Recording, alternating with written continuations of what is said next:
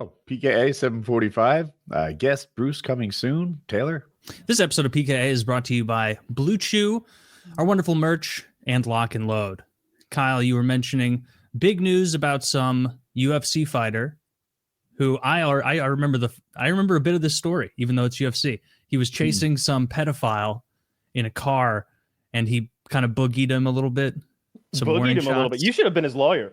You should have represented Cain Velasquez. He wouldn't have gotten the Was 5 years. that very charitable of me? Was that not? Oh my God. So yeah, a relative of former UFC heavyweight champ, right? Cain Velasquez. Yes. Badass. I think Woody holds him in higher regard than I do, but I think of him as one of the like Mount Rushmore heavyweights. Like that guy was a badass. If he was doing it today in his prime, like I don't know. He's a bad man. The other fighters respect him more than other champions. Scary guy too, like just to look at, just intimidating, big, enormous man. He's what you would think a UFC heavyweight would be. But I think it was his daughter or son or cousin, some relative of his got molested, and then he, in a fit of rage, took off after them in traffic and firing a handgun at them, I believe, and he hit the wrong person and hurt them pretty bad, I think. And we all make mistakes. That's fair. Yeah.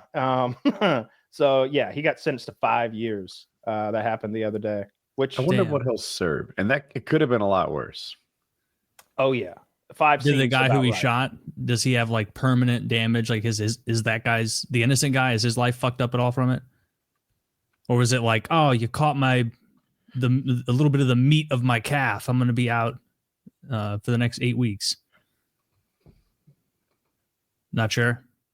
He hit him in the arm. Make a difference. He hit him in the arm and in the torso. He shot him twice. Could be one shot. Look, I mean, bullets do funny things. Who's to say? Maybe. Hey, if I were his lawyer, I would argue one of those bullets was already in him. That's coincidental that my client had to defend himself that day against Child Molestation.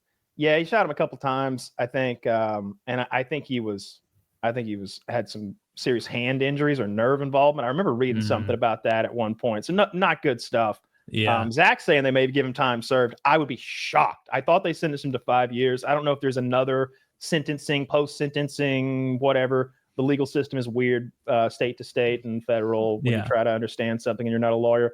But I mean, he deserved the 5 years. Let's be real. You can't.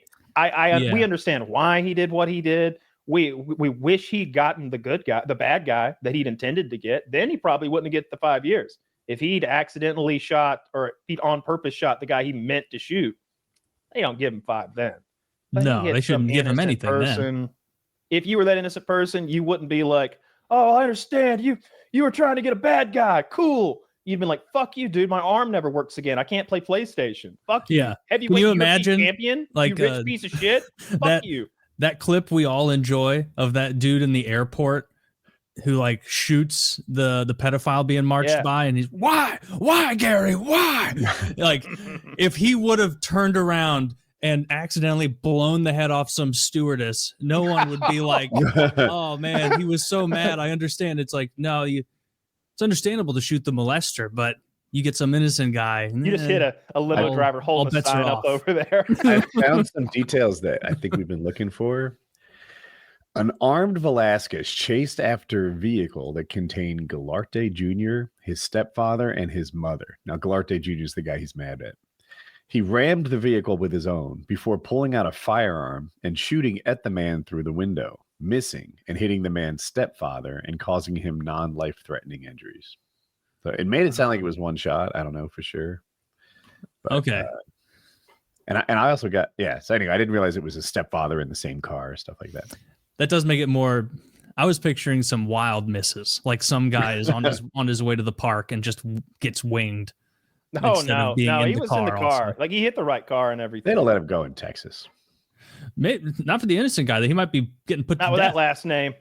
Might execute. Oh yeah, I didn't. Actually, no. They'd send him. He'd be the toughest guy in that El Salvadorian prison. In the US. No, you do not understand. I am Cain Velasquez. Whack!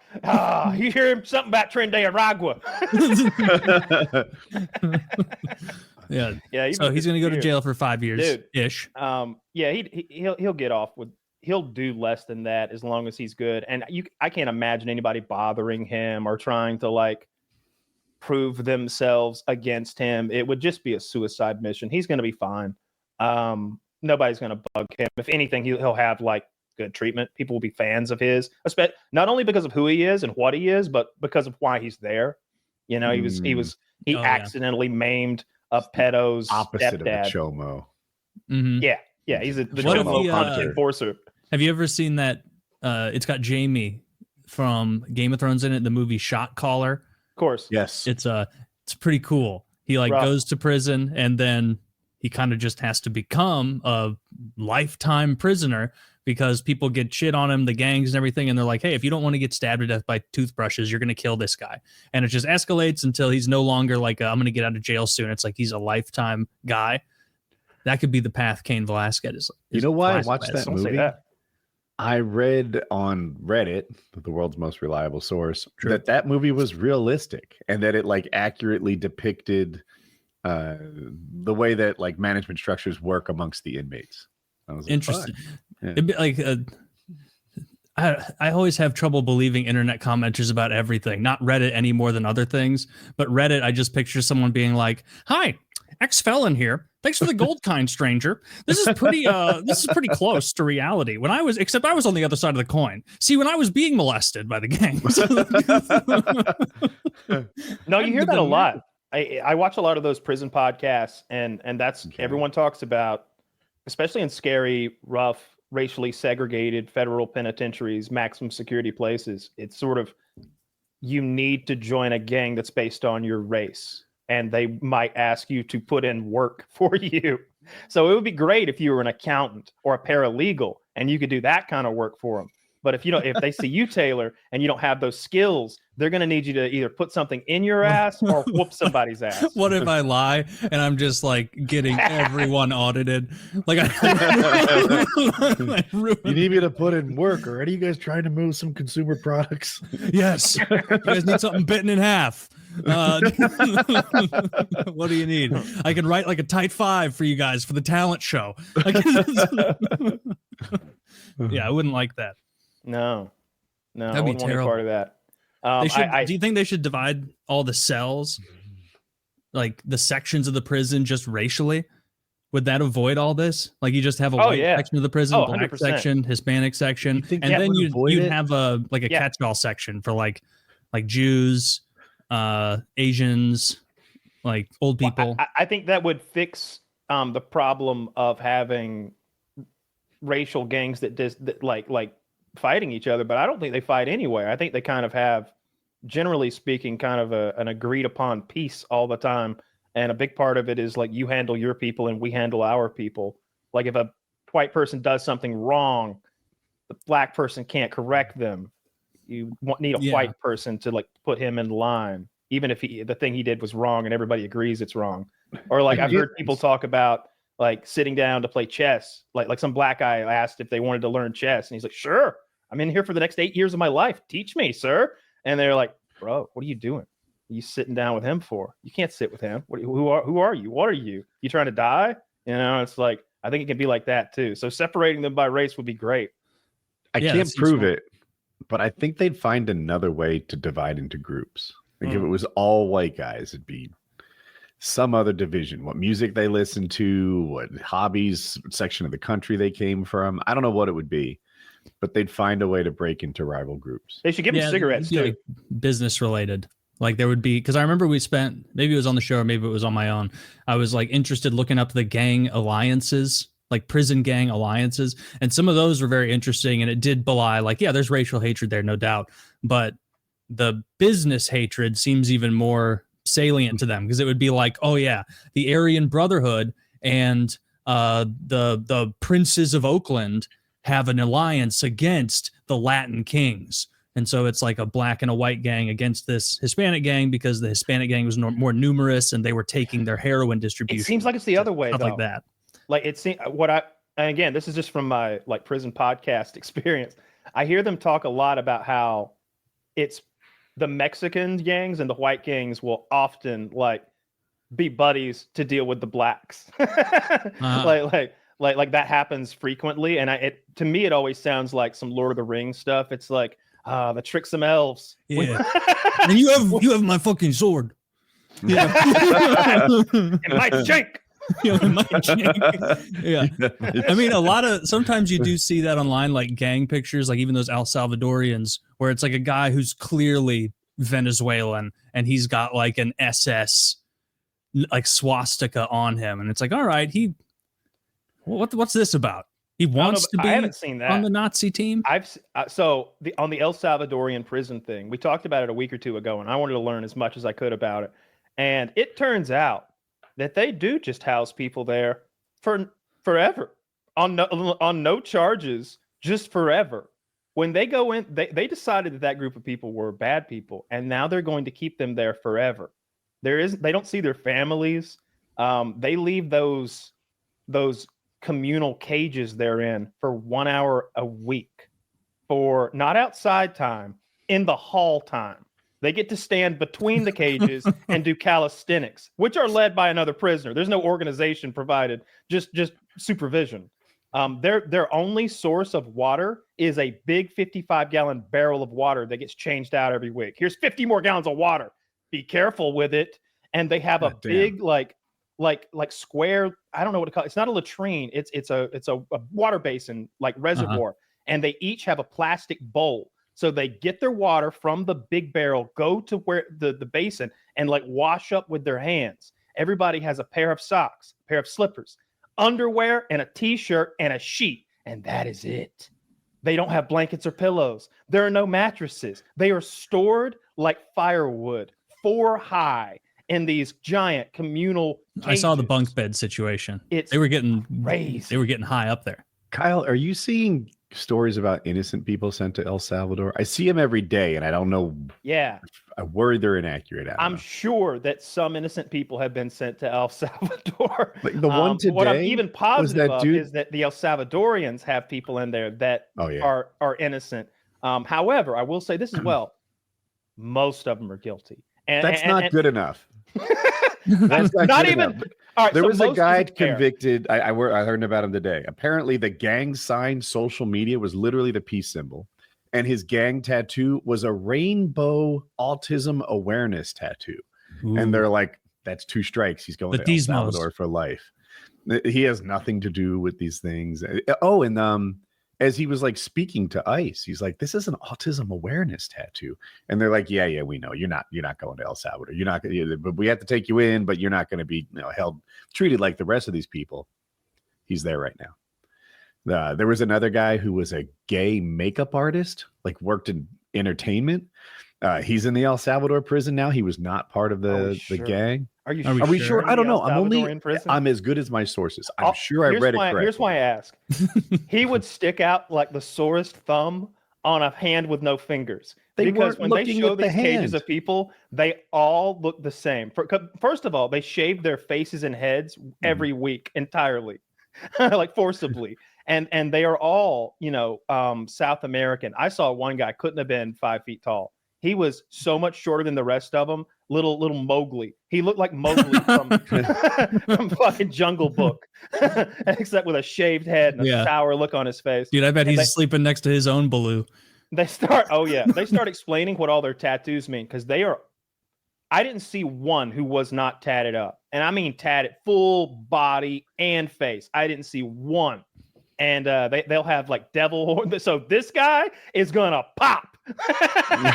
Okay, if he's in there, you're gonna notice. Dude, what's that dangerous snake tattoo? Oh, what is that dangerous snake tattoo? I don't know about this guy. They covered that up by the Chiron because it says MS-13 on it. They didn't even know some of these guys' name.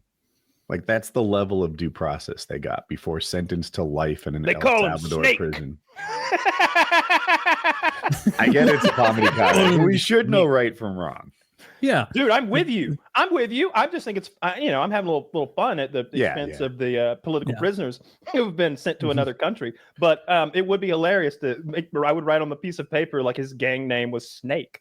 This is Snake Plissken right here. This is Snake.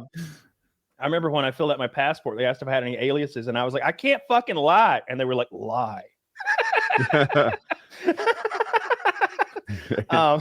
But that guy, that prison is pretty sketchy. It's pretty scary. I would not want to be sent there. And I'll tell you, I'd mind my P's and Q's if I were, the kind of person who might be sent there. That's all I'm saying. I wouldn't be speaking out too politically. I wouldn't be exercising your rights that might be in a tenuous state of flux these days.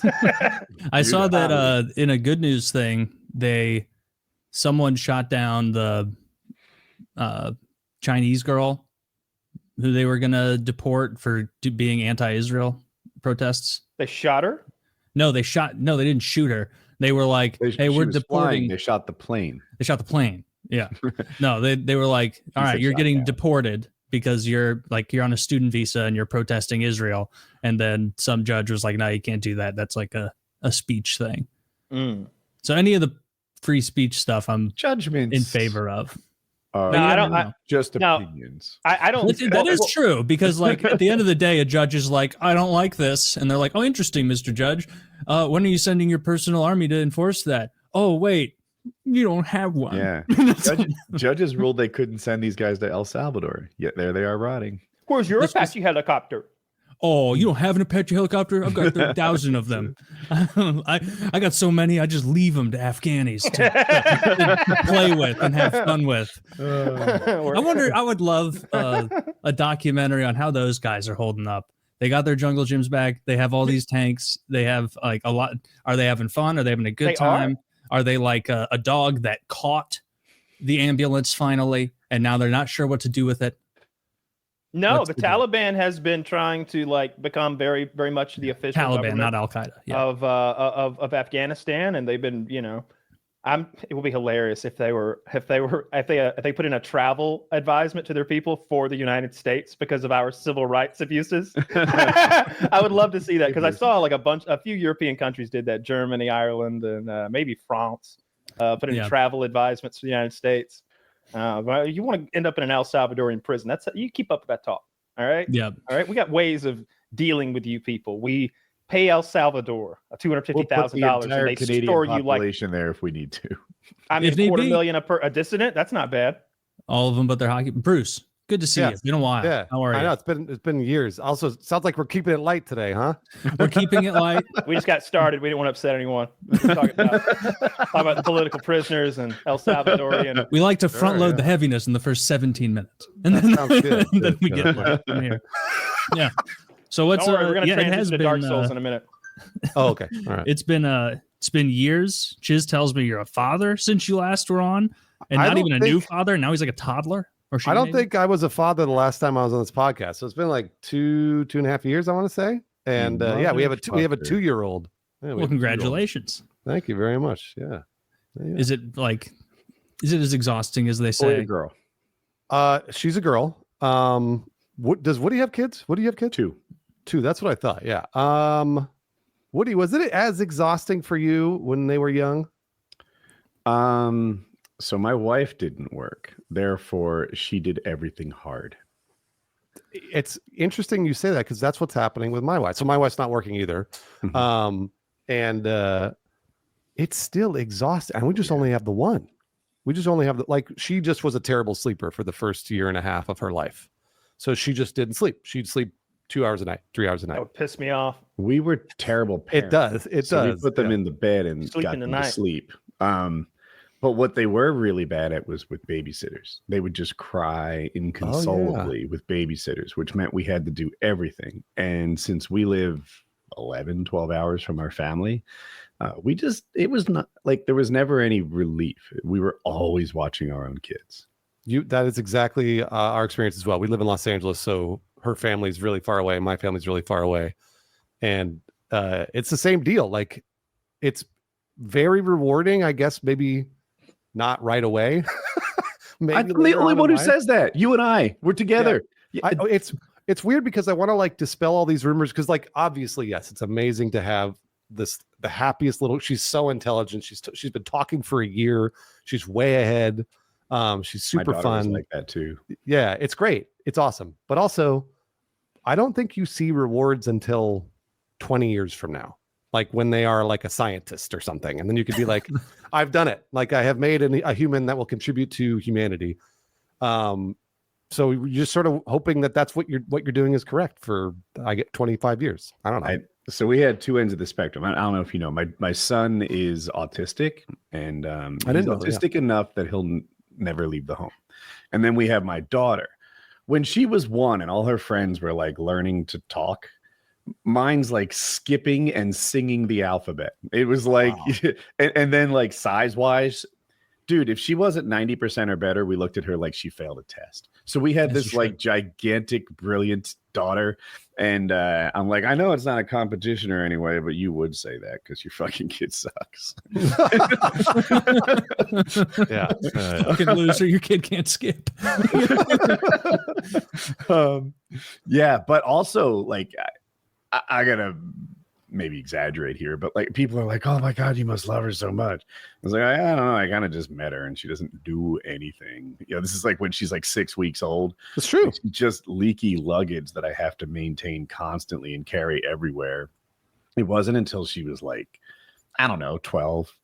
I was making 1 year, 2 years old, something like that, that I really started to like connect, and she's hitting it back on some level. And that's like, right. That's when I joined. But I didn't want a girl. And I was so confident that the universe or God or whatever loved me that he wouldn't possibly curse me with one. curse you with a girl. I love it. Dude, when she was born, I wasn't even worried she'd be a girl. And then like there was this moment where I had to like run home and let the dogs out shortly after her birth. And I'm like, this isn't like a car accident or something where a year and a half later it passes and it's just a memory. That's this correct. Is a permanent thing. That's it. She'll always be a girl. But then by the time we're trying for the next kid, I liked her so much. I'm like, I don't know if this one can live up to these expectations. This first kid is so fucking dope that I don't know, like, is there room in my heart for 2 kids? I'm not sure about that. Mm-hmm. So unfiltered feelings from me. No, we killed our dog today, so I'm fucking a little bit raw. Oh no, I'm so sorry. Oh my gosh, holy hell, jeez. Welcome to the comedy show. I know, seriously, what a nightmare, Woody. I'm so sorry. Fuck, that sucks. Yeah, that is terrible. About it for a while. We're the best. Mulling it over. You know, it is the best to get it over with and get that absolutely ripped off. And, we had to put our husky down like 6 months ago. It's rough. Oh. We woke up and she was covered with her own waste, both kinds. And that's not the first time that's happened. We live in an unsanitary environment from these elderly dogs. But what was different is she couldn't walk. And we didn't do it too soon. There's an argument that we waited too long. And but now she's, you know, I'm carrying her into we have this big shower. We carried her into the shower, cleaning her up and everything. Yeah. And it's like, I don't know if she'll ever walk again. Like she wasn't regaining the ability to walk. There was like massage or assistance that like her feet aren't even, if she was a folding chair or something, I'd just put her legs in the right position and she'd maintain that. But they kind of both wanted to be off to the side. So I called around until I found like an at-home euthanasia service that could make it today. And yeah. And then this dog was like if it was anyone, it was my daughter's, and she was able to call out work and get here like just a few minutes before they put her down. And that's it. So dog's head is on Hope's lap. First they give her some sort of sedative, the same thing we get before surgery, maybe propofol. I don't know my drugs very well. And she sort of falls asleep on Hope's lap. And then they give her, is it Kyle? Do you know this drug? I feel like you would. What drug do they give dogs? The second one, sodium pentothal. Is that it? Or is that for inmates? I think that's for people. That's true serum. Yeah. Well, I don't know my drugs that well, but I don't know. They overdose them on anesthetic. Is my understanding. And it's they give them a big jolt of it and it stops their heart cold. Basically, I still have no idea why they don't do that for prisoners. They go through that ridiculous series of chemicals that one by one shut down your body, and we don't even know what's going on in their brains if they're just laying there going ah. You know, we feel better watching them die, but with dogs, it's like they give them that first shot to before they gave them the death serum, whatever that is.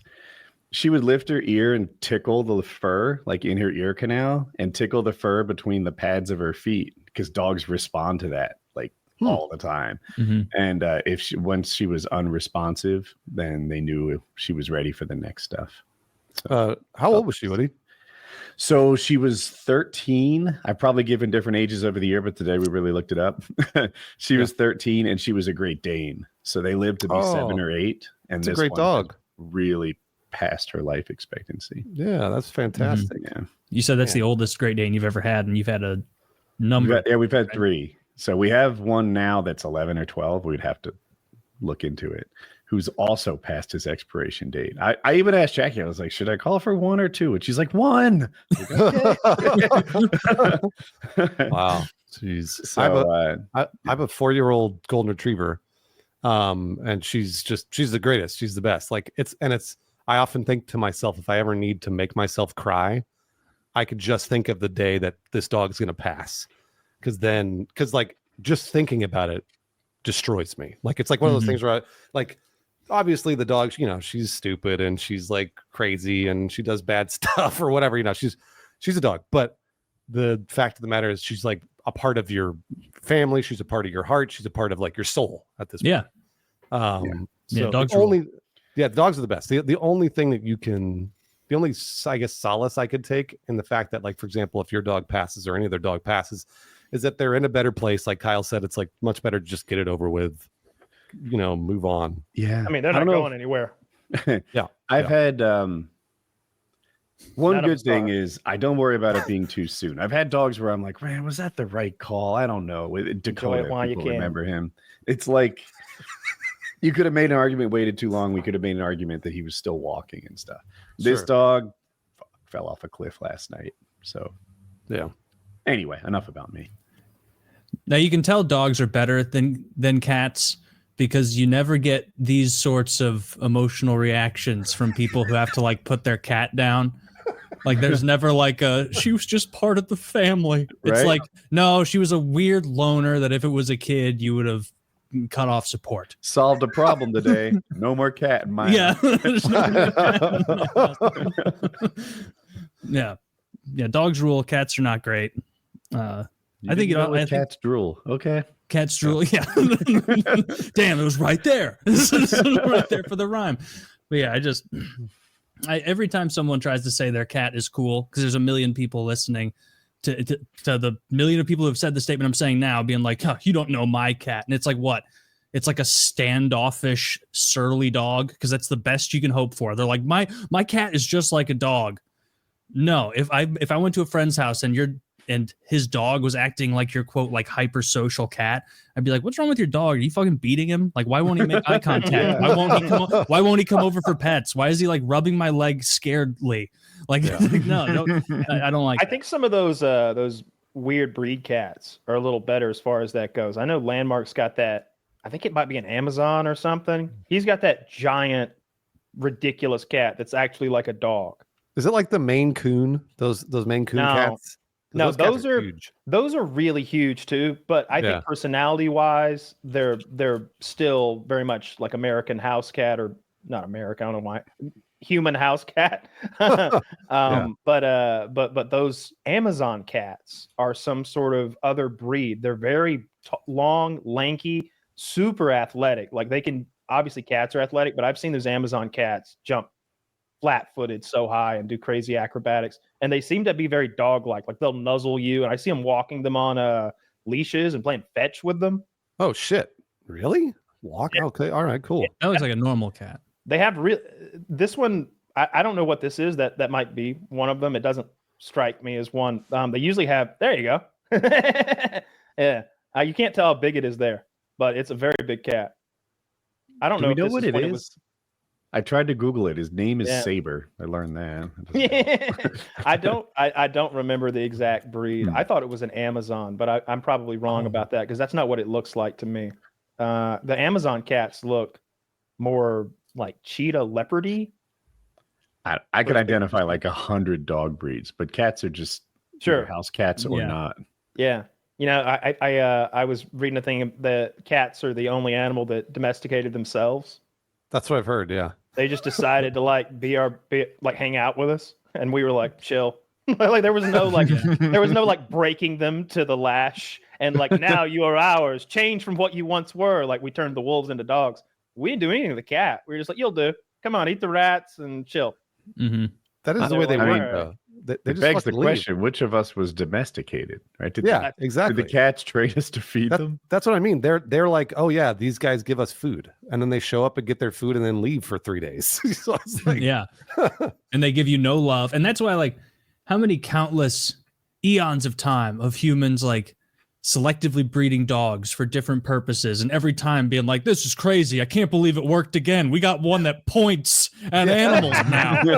We're gonna call it a pointer. It's unreal. What are the possibilities with this wonderful creature? And then like there's like 6 cats because every time some guy's like, maybe if we put this one with this one, it's like, it's still terrible. It's still not helpful. This one sheds more while it's mad at you. I was thinking about this the other day. Okay, so the thing that allows us to do that with dogs partially is because their generational time is so short. Like the time it takes to get a dog to sexual maturity, make a new litter of puppies, and combine the traits of 2 dogs that both have fluffy tails. So you get this litter of fluffy tails that, et cetera, until you get fluffy tailed dogs or whatever trait you're going for.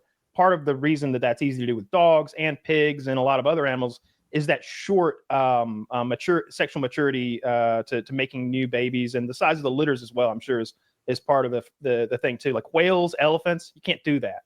Mm-hmm. It's like 2 years of gestation, I think. Like 2 years, and then like 5 or 8 years until that they're sexually mature for like males, and it's a whole fucking thing.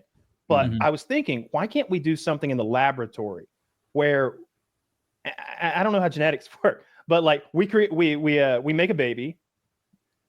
Mm-hmm. We just you don't know how that works, Kyle. We make the baby. All right, we got the fetus. All right, we make some fetuses. Can we take the fetuses and then make the fetuses have babies? Like, you know what I mean? Like, we're not going to let fetuses fuck. Don't imagine that. I mean, but I don't like, normally kink shame. I'm listening. Once we have the like what I'm trying to do is skip the part where the person has to become. No, I get what you're saying. Create the embryo or whatever. Yeah.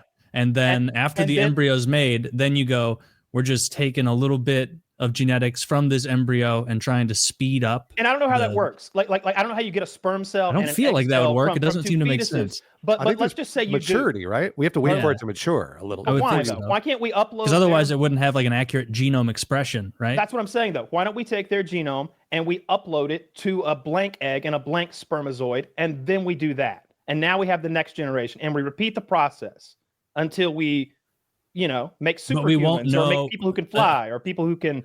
Until we got until we got the phenotypic expression of their genome as far as what traits we were going for, we wouldn't know we wouldn't be able to select for a trait because it hadn't been expressed yet. So we wouldn't be able to be like, hey, we want elephants with the biggest tusks, because we don't know if that elephant's going to have big tusks or not. So we're just like shooting in the dark. But we could figure it out, right? If we understood, we mapped the human genome, don't we know the part that makes hands bigger, for example, or like I don't think we even know the whole gay thing yet. Well, we know the gay thing, Taylor. You need to drop by the Discord. We sorted that out the other night. Do I need to check it out? Did they figure it out? Yeah, we got to the bottom of it. You guys figured it out. You scientists figured it out. I knew the Discord. Do our own research. We take it seriously. Yeah. These guys figured out gay. I don't know why they started. It looks like an algebraic equation, but it's got a lot of slurs instead of algebraic letters. Yeah. Well, what's the result then? I want to hear what you figured out. They're turning the frogs gay. I think that's where it started. When you've got all these hormones. He was right about that. Yeah, they accumulate in the system and they express themselves as homosexuality. You've never even heard of gay people until like 18 years ago or so. I don't know. Like maybe 5 years ago. Nobody had ever been Donald gay Trump before. told me that. He said when he was growing up, there wasn't a one. That would be funny. Just saying. I didn't know Donald Trump spoke directly to you either, Kyle. I didn't know. We text. He's on Signal though.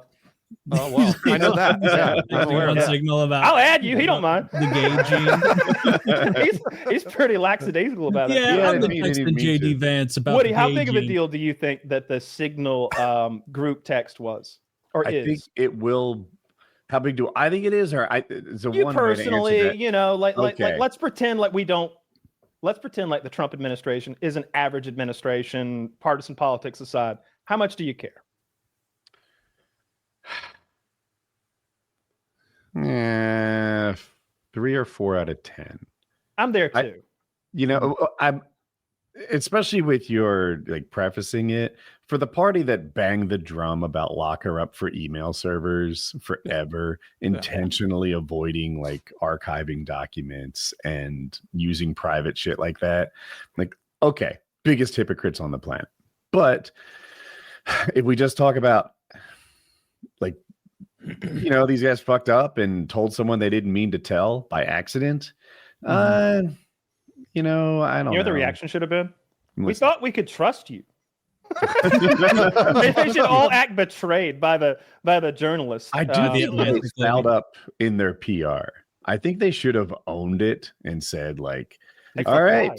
Yeah. I wish I had looked at the participants list a little more closely. We made a mistake, etc. Instead, they lie. Then the next day they get caught in the lie when everything's released. Yep. Tulsi Gabbard is in the middle of testifying to Congress, lying her heart out, plagiarizing herself, really. And then the next day she gets busted for that plagiarizing because the texts come out. And perjury. Yeah.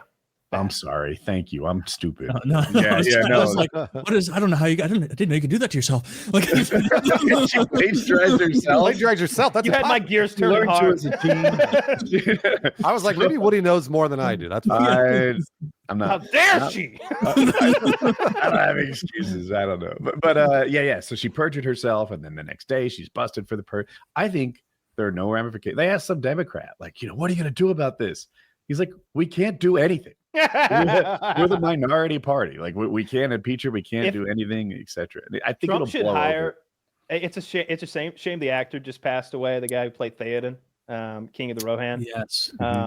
Because I would love. He needs to be brought out in that makeup to say, "You have no power." Oh. Yeah. I think that every time I see a news story where they're all, "Aha, we got him! Everyone come around, we got him!" And it's like, did you? No, but we got you to click, dumbass. Yeah, exactly. There is no getting them because they won so fantastically. So adding someone like the other day, today actually, I had this realization because it feels like we're in the last days of the administration. There's been so much, and it's so much craziness, and the whole like attitude of everyone, and the way like globally and at home and abroad, everything. It feels like we've been through 3.5 years of this, but it's only been 3 months. That's a fucking nightmare. Yeah, right. Like that's bad. 2 months. I feel like I could see like it's easy to add the wrong person to a chat. I would have liked to believe that they're a little more stringent with it at that level of government. Like it is disconcerting to be like, oh, they just added someone to a text and it like said there in the signal, like so-and-so has been added. And everyone's like, sick. Anyway, this one, and it's like no one checked. But the thing I dislike much more is that my understanding is that Signal, like, and you touched on this, Woody, like nothing's getting recorded. And so like nothing for posterity, nothing's going down. And so like they should have some kind of, you don't think that's reasonable, Kyle? There's a Project 2025 training video that says use Signal to avoid document retention. Nice. That's smart. You know what? It also surprised me. Like illegal. Signal, it's not smart. It's crooked. All of these like consume, because like any of us could make a Signal if we wanted and like share stuff. Like in my head, I guess I always had this thing of like, oh, Telegram, Signal, these like supposedly secure sites.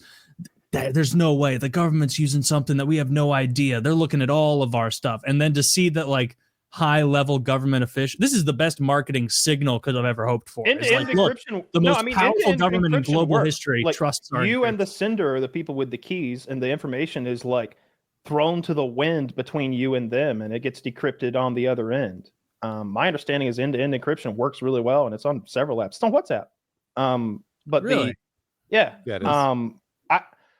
I agree with you, Woody, that the Pentagon said not to use Signal because it can be hacked to its staff. They issued an OPSEC special bulletin. I don't know anything about Signal.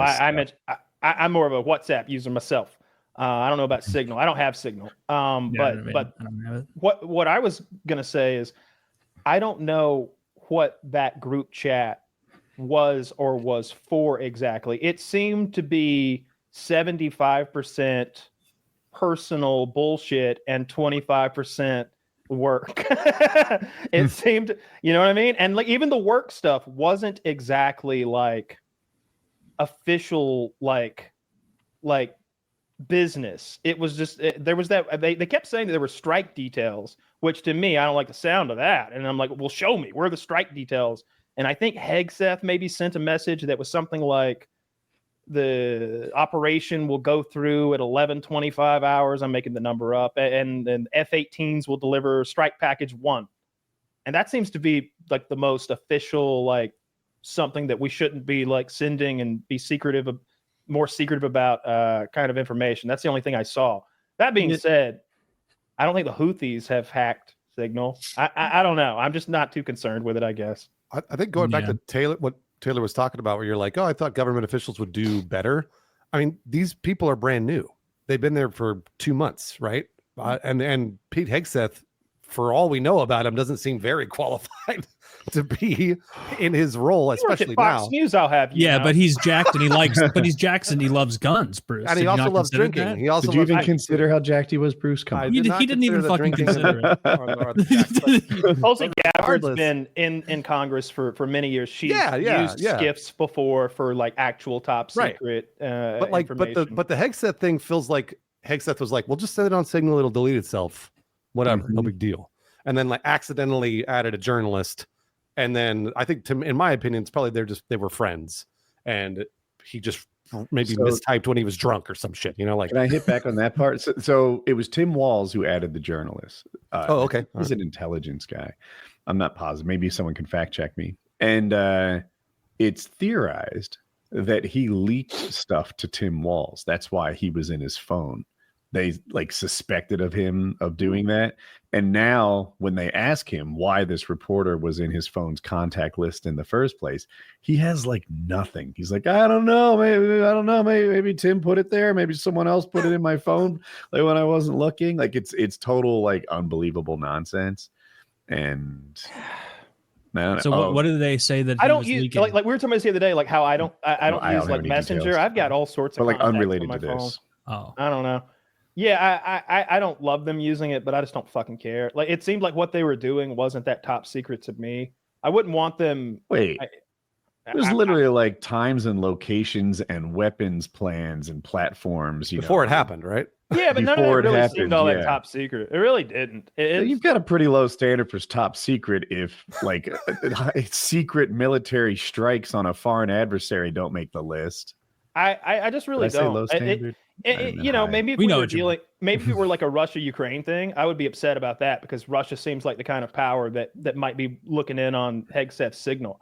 That would bother me. If it was Chinese something or the other, that would bother me.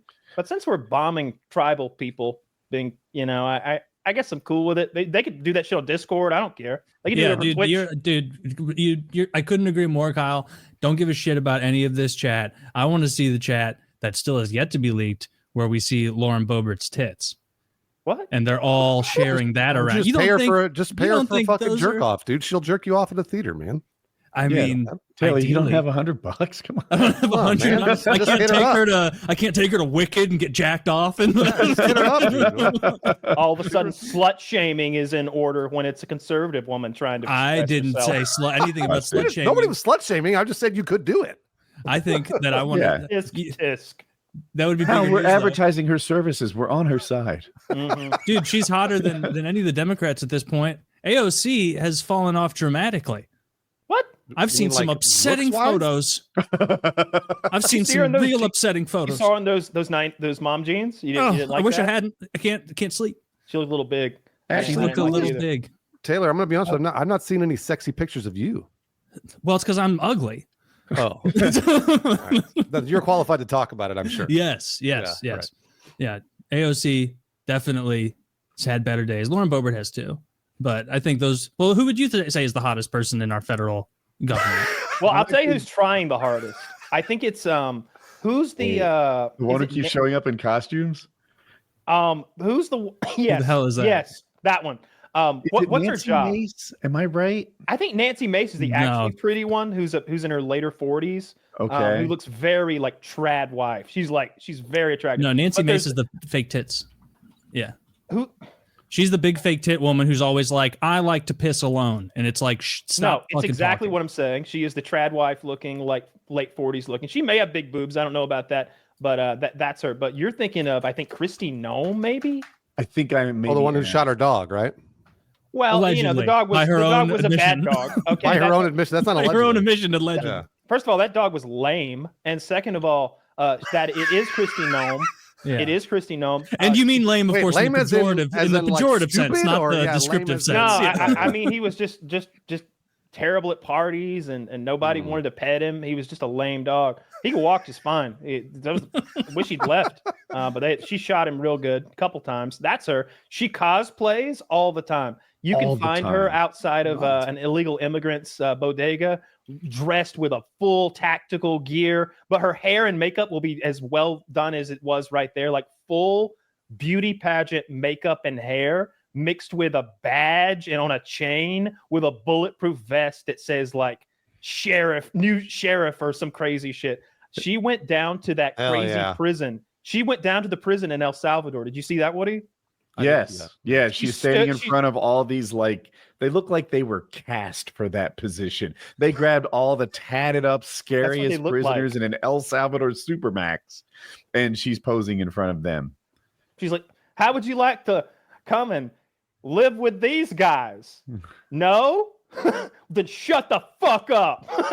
Oh, dude, I hate when politicians do that LARPy shit so much. There's this one lady here in Missouri who this Hispanic lady who's trying to be popular for right. Republicans, and she'll like just be in some Missouri field somewhere with a gun, and there's like a mannequin tied up like a criminal or like some rapist, and she's like, this is what I want done to the rapists in America. And she just like shoots this mannequin in the back of the head while it's tied to a chair. And she's like, I'm so-and-so Vasquez fighting for you in Missouri. And it's like, what the Dude, fuck are you talking about? Like, what does this have to do with anything? Oh, So so firefighter. That's Dude, Kirsty she's Noem like, again. keep going and on. that's clearly I got her as putting a out. cowboy. I got her as like the Statue of Liberty. Like she dresses up in costume all the time. Dude, this is how I would Look be a at that. politician. Look, she's in the Coast Guard boat or some shit doing some drug interdiction. She's got a whole like helmet on and the look, she has earrings on. Dude, this is just an Instagram girl that snuck into elected office because she's just coming up with stuff. Like if Don't I say were that. governor, She I'd be decides like, she I need to goes go the get El Salvadorian secret prison. Dude, I need to go get photos taken at Disney World for my campaign, and I need to spend all day there, and I need the fast pass. We should And invite her on the podcast. We'll just be like, yeah, we're all dressing up as Bennett. Say less. Yeah, Oh, hang on. They she got can her be behind sorry. the controls of a military plane here. It's on the ground, so they let her It might fool around be. with it.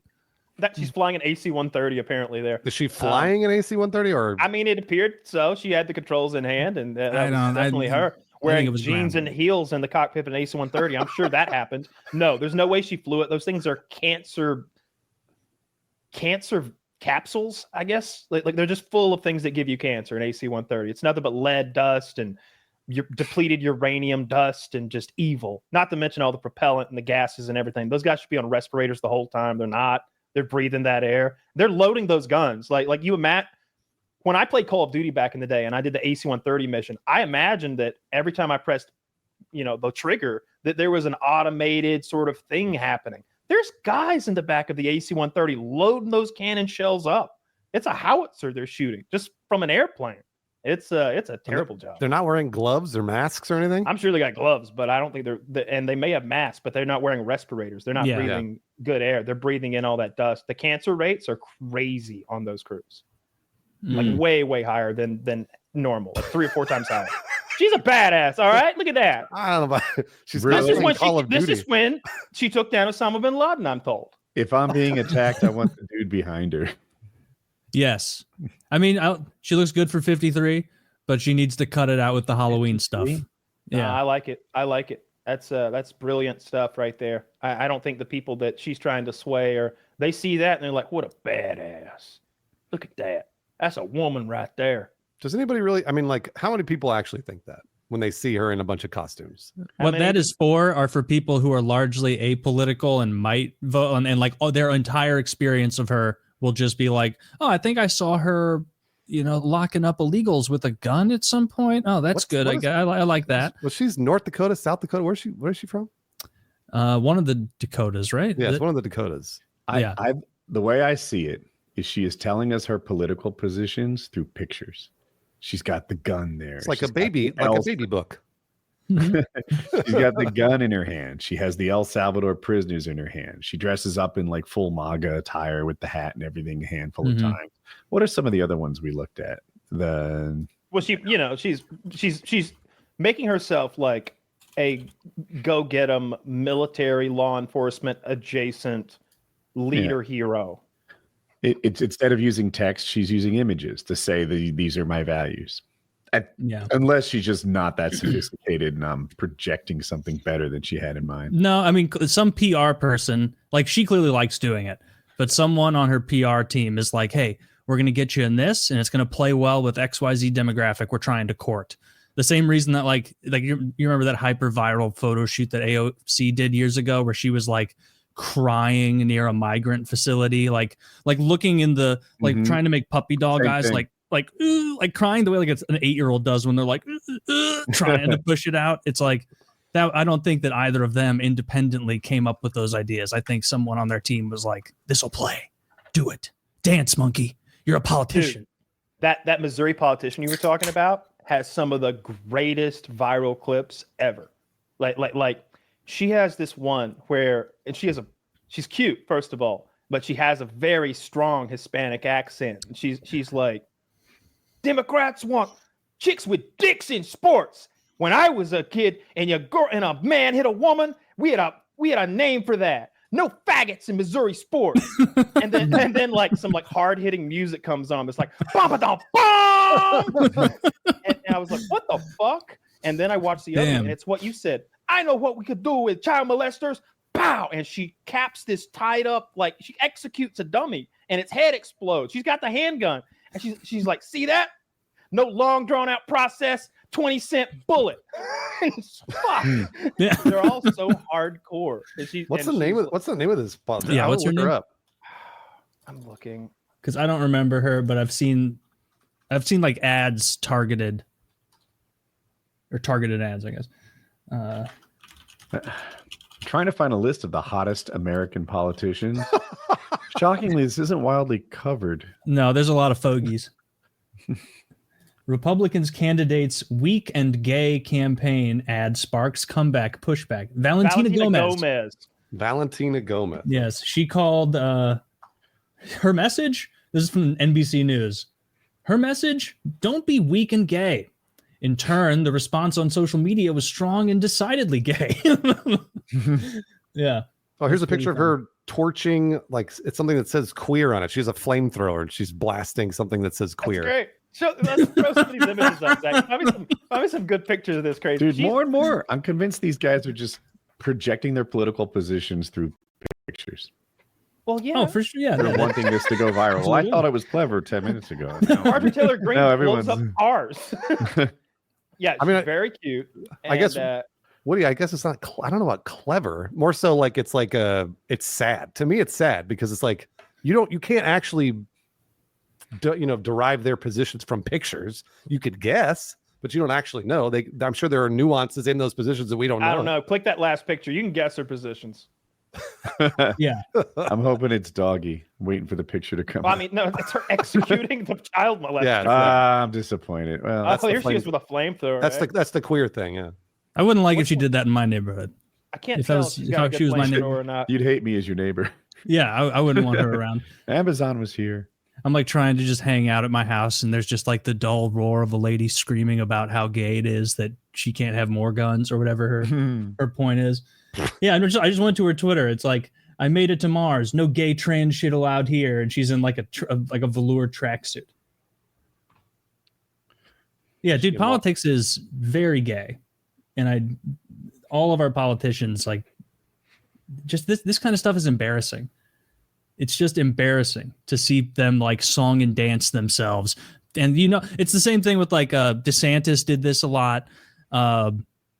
Fucking Tim Walz did this a lot when he was doing his like, come on, are you gonna help me make some tacos? I'm a stupid white guy. I put mozzarella on it sometimes. I just don't get it. And it's like, can you guys just be adults? Can you cut it out? No, we're wacky and politics relatable, is just gay. like your dad. Taylor says politics is gay, but I disagree. Not my boy Pete Buttigieg. Oh, beauty cake. Woody, you're gonna want to sit down for this. I missed all It's your like PKAs. sorry. Oh, I'm sorry. I was gonna say I missed all your PKAs about George Santos. Do you guys talk about George Santos at all? Who's that? Remember George Santos was the He was the cross-dressing crooked guy. the Yes, crooked cross-dress, yeah. the liar that like lied about literally everything, got into Congress, and then he was expelled from Congress. He was. Here's what I'll say about. Is he the gay guy pretending not to be gay? The Republicans expelled him, but was A he a real Lindsey Republican or a Graham. Democrat? Republican, I think. I thought he was. He got voted out, I think, in the long run, didn't he? They removed his committee position or something, and then they just let him finish his term because it was a tight majority. Now He he's voted leaving with because they always had trouble getting the House Majority Leader. They kept him around. I just love the story of this dude because he was literally a liar, like from the very beginning, and everyone knew he was a liar, and he just kept going, like somehow kept getting elected. Yeah. No, don't what? Yeah. Yes. He's having gay sex on OnlyFans? I don't know if gay sex. Yeah. It was What a leap! What a leap! Oh, I thought you said he was gay. I thought he was the guy on that was OnlyFans. Sure. But if you're gay, you're going to do gay stuff on OnlyFans. It only follows that you would do that. Right? I thought he was like a Lindsey Graham where he's out there being like, we need to return to traditional values, which do not include me having sex in 40 minutes at Capitol Hill with a staffer fucking me in my ass. It doesn't include that, for example. I'm not hard thinking about it right now. And it's like that's I think Lindsey Graham wants to watch. Yeah. No, Lindsey Graham, didn't we all heard about that leak of his text where he's like, I want him to fuck me in my ass with my little ladybugs. No, it was a male prostitute.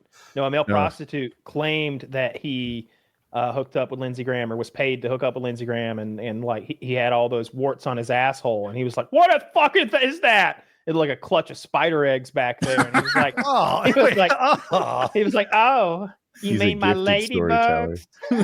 Wait, what? Wait, hold on. How he called? You don't know this story? No, I've never heard the story. The warts on his asshole, ladybugs. Who did he tell this? Ladybugs, like a To the male prostitute who was. We supposed to broke the bang story. him. Yeah, right here. No, we did it. I was the male prostitute. I'm revealing I'm glad. now. Good. Can we finally talk about this? So is this the male prostitute saying that's what he said? Is that what? Yeah, it's a. Are you he looking said, for a more reliable source than that? In fairness, it is a he said. It's a he said situation involving a prostitute. So you do need to take a little grain of salt. That's a great story, regardless. It is so funny, dude. Just to have such egregious genital warts all over your asshole that it's like visible to the just by someone who showed up there to fuck your ass, and that person's like, oh, and then to have that confidence. I would love Lindsey Graham confidence. Yeah, just an asshole full of warts, and you're just like, I'm the man. I'm gonna go get that clean. I was gonna. That's a bidet user. Probably right not there. at all. Oh, he's got to be a bidet guy. Yeah, Mhm. you can't wipe a warty asshole clean. You never could. It's better smooth. Yeah, or he goes to like a really good dermatologist. In the spring when the ladybugs all hatch out and there's that whole clutch of them like kind of hub together for warmth. At the edge. And they have like an two odor. pieces of wood. Yeah, they do. Yeah, they have a smell. They do. Is that what you're imagining? His butthole? Well, are you talking about the butthole has an odor or the ladybugs? The lady both. Clutch of ladybugs. Different smell for each, but both have a distinguishable odor. Lindsey Graham is a great American leader. I won't have you besmirch his name here on these public airwaves. All right, he served his country with honor, dignity, and he's a true patriot. Well, I've served my country so vociferously in most rooms here. Now that I think of it, that I never had time for women or children or families. Right, it's a sacrifice he made for the American people. Good for him. Sacrifice I made. Hero. I Has worked nothing so hard. to do with the fact that vaginas are icky. It's not because vaginas are icky, and I wear these diapers not because I'm incontinent. It's because I need time to work for the American public. That's right. That's He never has time to go to the dermatologist to get those frozen off. Never. Do y'all remember that NASA assassin who was going to go kill the new girlfriend of her beau, and so she drove from Texas to Florida without stopping, wearing a diaper the whole way? Yes. She was so intent on murdering these people, she didn't have time for bathroom breaks. Not even one. That's how you know someone's serious about some shit. Because I've heard this question before. If your wife's been kidnapped and you know where she is and you've got to drive there right now, you're going to save your wife from the kidnappers. Radio on or off? Because you want to get hyped up about this. Yeah. We got to kick in some doors and cut some You're like, throats. all right, I need to be ready to die, but I'm still standing is on, so I'm gonna we're gonna listen to this for a bit, and then before I know it, some good pump up. I'm gonna listen to Jock Jams.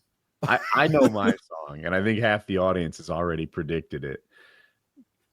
It's "I Need a Hero" by Bonnie Tyler. Okay, yeah. I like that one too. That's a good one. Are you singing that? It sounds like you need a hero. Yeah. Or are you? No, you're the hero. Call in this mind. Because if you sing "I Need a Hero," it sounds like you're saying you need a hero to save I see you. where you're coming from. The woman needs the hero. She's singing to me. I'm aware, but you guys are singing "I Need a Hero." You're saying the words "I Need a Hero," so you're not the song hero. I want on my radio. It's my hype song. Yeah. All right, then it's Creed. I'm listening to "Hero" by Creed. That's Spider-Man's. And they say that. Chad Kroger. Yes. I'm not gonna stand in the way. That's a terrible "On Your Way to Kill Someone" song. Sorry, you guys aren't thinking same band. No. It should be any song from Limp Bizkit. So "Break Stuff," "Rollin'," the Mission Impossible song that they wrote. Dude, you know what a douchebag they're gonna think I am if I pull up and they hear keep rolling. Rolling.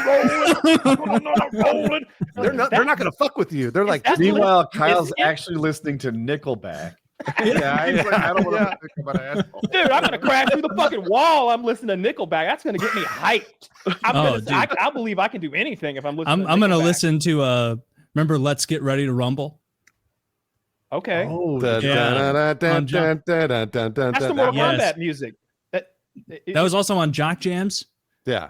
And Jock Jams was played on repeat at the roller rink, the hockey rink growing up. And so I would play something from that. Mortal Kombat's a good one. Y'all ready for this? Another great one. That's a good one. Dude, these are good ass murdering songs. Like, yeah, but I think I turned the radio on at least for like the first 3/4 of the drive. Maybe right when I get close, we're gonna get focused up. But for the drive over there, I'm gonna be so upset. I need to get my mind somewhere else. I think I'm get hyped up. A little easy listening though. I want some Elton John. I want some Tiny Dancer. Okay, dude, Elton John. You can listen to that on the way to a funeral, from a funeral, on the way to an assassination, way home from an assassination. Yeah, there's no bad time for Elton John. It's true. It's true. He's a songbird of the UK. He's absolutely masterful. Absolutely, he's a genius. Remember when he rewrote the song that did "Candles in the Wind" for Princess Diana after she died? Of course. Oh, it's beautiful. Yeah, I've heard that version, but I didn't know he did it for life Diana. like a candle in the wind, never knowing who to cling to when the rains came in. Did you know that actually he's gay? No. I was going to say, speaking of people that might know about Lindsey Graham's ladybugs. As if Elton John would spare even a sideways glance to a Lindsey Graham tier guy. Okay, all right. I didn't realize you hated Lindsey Show me Graham. Elton John's husband. Show me Elton John's husband. Elton John probably doesn't have a husband. He's wheeling and dealing. I don't think he had does. a husband for many years, or has he really? I didn't know that. Maybe they're not married, but it's his full-time partner for many years. I think they got married, and then Eminem sent him gold cock rings for their wedding. Yeah. So that's how I know he's married. Okay, so David Furnish. Something like that. Yeah. David Furnish is his husband. Look at that. Yeah, there See you what go. I'm talking about? Mm-hmm. He began a relationship in 1993. John That's it. Has a in chiseled jawline while turning his head towards you. Dude, he wrote Rocket Man about that guy. He probably did. Yeah. Dude, he's 78. He's dating a spry 62-year-old Guy looks great That's for 62. He looks fantastic. He looks He fantastic. looks 52. Yeah. He And looks then Elton John's over there, just like, look at me, look at my piece of ass. Anna Nicole Smith vibes to it. Yeah, but I respect this. Like, but Anna Nicole Smith was like 60-year age difference, right? Yeah, that's only that guy 10, I think. That guy was in his this is a 80s, 16 and Anna Nicole was difference. 20, 21. She was so hot when she was 20 or 21 or whatever she was. 60 But like year in the age later difference. years, I found So her my to be next so wife disgusting. isn't even born yet. Yeah. That's I'm just that's kidding. I don't have something. that much money. Yeah, and then she ended up dying not long after him. Not Of for a white one. drugs, probably. Is that what Anna Nicole Smith I got? thought it was an overdose. Yeah. I think it was an Yeah. overdose. She was like fat and a drug addict in her later years. She would be on Howard Stern being like fat and druggy. And she had a brief reality show about being like fat Anna Nicole Smith. And I think that she let Benji eat her pussy on the show. I think she went in the bathroom and like Benji ate her pussy like during an episode of Howard Stern's show. That was a hell of a radio show back in the day. It's, Benji's fucking Benji is. Benji's like a member of the Oh, dog. no, like It was they were easy. like- They put some peanut butter on there. Yeah. They were doing something awful. I think that they wanted to weigh her. In exchange, they would give her son, who was there, a brand new Xbox 360. Oh my god. and like something awful like that. She's like, I don't want to be weighed. And I was like, why not? It's not a big deal. Just I don't want to be weighed. And they're like, when's the last time you had sex? Oh, it's been years. And Benji's like, I would eat that snapper right now, or whatever he said. Like, they like went into the side room and he ate her pussy. Apparently, So the kid did get the 360. I don't remember if he got the 360. I think Benji got the 360. Wow, what a day for Benji. I say got to eat her pussy. I bet it wasn't great. It was probably Dude, he a was rough thrilled experience about it. if I she think was they a asked him drug when he addict came back and in not the taking room, care of and he was. herself. I think he came back and he gave it 2 thumbs up. I think he was very excited to go down on Anna Nicole Smith. She was a big celebrity for a moment. She's one of the worst Yeah. actresses you can She imagine. had an MTV show, didn't she? Yeah, that's when she was still fat. Yeah, she was fat on MTV too. Yeah. Yeah. Damn shame. R.I.P. to all involved. Yeah. And everybody's Nicole- dead. Is Benji dead too? Kyle's Benji dead? I don't know. Probably not. He was like 40 then. It's only been 15 years. Yeah, I'm sure he's fine. Yeah, I'm sure he's fine. Yeah. We've been playing Baldur's Gate, and we're almost done. Scum and I, we're doing this dual playthrough where he controls half the characters and I control half the characters. I think we're about 120 hours in, something like that. And we're already arranging our next playthrough. We're going to do a 4-person playthrough this time, where one human will be in charge of each of the characters. It is going to be tedious, but I think we're going to try to start that soon. What a great video game. Baldur's Gate is just, it's like it's like one of the, maybe a once in a generation video game, you know? I've been interested in playing Divinity 2. I think that's the other one from Larian that came out in 2017 or so. Yeah. But the graphics look pretty shit, and I'm sure the story's there, but I need the graphics too. And it's that full package that Baldur's Gate gives you that I think I like so much. I really like the turn-based combat and the chess-like nature of approaching each fight, and how it can be different every time. But playing it in multiplayer has really breathed new life into it. And I'm sure like we're going to play with Dirty this time, and I'm going to make it. Dirty's a friend of ours and a friend of the show. He's about 5'5", short little guy, and so I'm going to force him to play a halfling. Let him be a big boy. Let him live his dream. No, he has to be a halfling. I won't have it any other way. I'm playing this new Souls-like game called The First Berserker. It is so hard. I got up to this boss named Viper, and I couldn't beat him. Okay, whatever. The next day on stream, can't beat him. Okay, fuck. Yesterday, my day off, I devote to beating this guy. Maybe 75 or 100 tries in. I have like 1 HP and a dream, and the boss still has half his health bar. For whatever reason, I summoned the super me and defeated half this boss without taking a single shot. My wife is next to me and she's so happy. I'm so happy. It was like, oh my God, I finally beat him. Now I can get to the next area, farm a little bit, level up my character. I wake up this morning and they're like, the devs, we released a patch to nerf this boss. It turns out everyone's quitting this game when they get to Viper. And I'm like, fuck, why did I try so hard? But you beat it pre-patch, which is a huge badge of honor, by the way. That happened to me with... Put that in your profile. That should give you like a little, like a reward. You know, those little achievements they give you in video games? Love having t-shirts made. A t-shirt made. I beat Viper pre-patch, yeah. Then everybody can see it when you don't go to the grocery store. You can Jackie, did you see my shirt? Yes. Sat next to you when you beat him. Yes, Wait, me and Colin and Hope all see the fucking shirt. What he doesn't go to the grocery store? No, these guys aren't grocery store boys. I haven't been to the grocery store in a coon's age. I get Instacart. I have like an Instacart credit card, so like after a while I get points, and it doesn't make sense to go. You know, you're the minimum order is $10, and they deliver it for free basically. And you know, it's like I always order my groceries. I just get a big order every week, every 10 days. I bet you're paying more for the items though, right? Yeah. Some stores have in-store pricing on there, so you pay the exact same amount. So I'm pretty careful with it. I enjoy working the system and finding deals on there. Mm-hmm. So there's been times where I've taken screenshots of my shopping list and almost sent it to you guys and been like, guess how much this was? Because I'm so proud of like, I'll have like 8 steaks and like, I'll have what looks like $200 worth of groceries and it'll be like $80.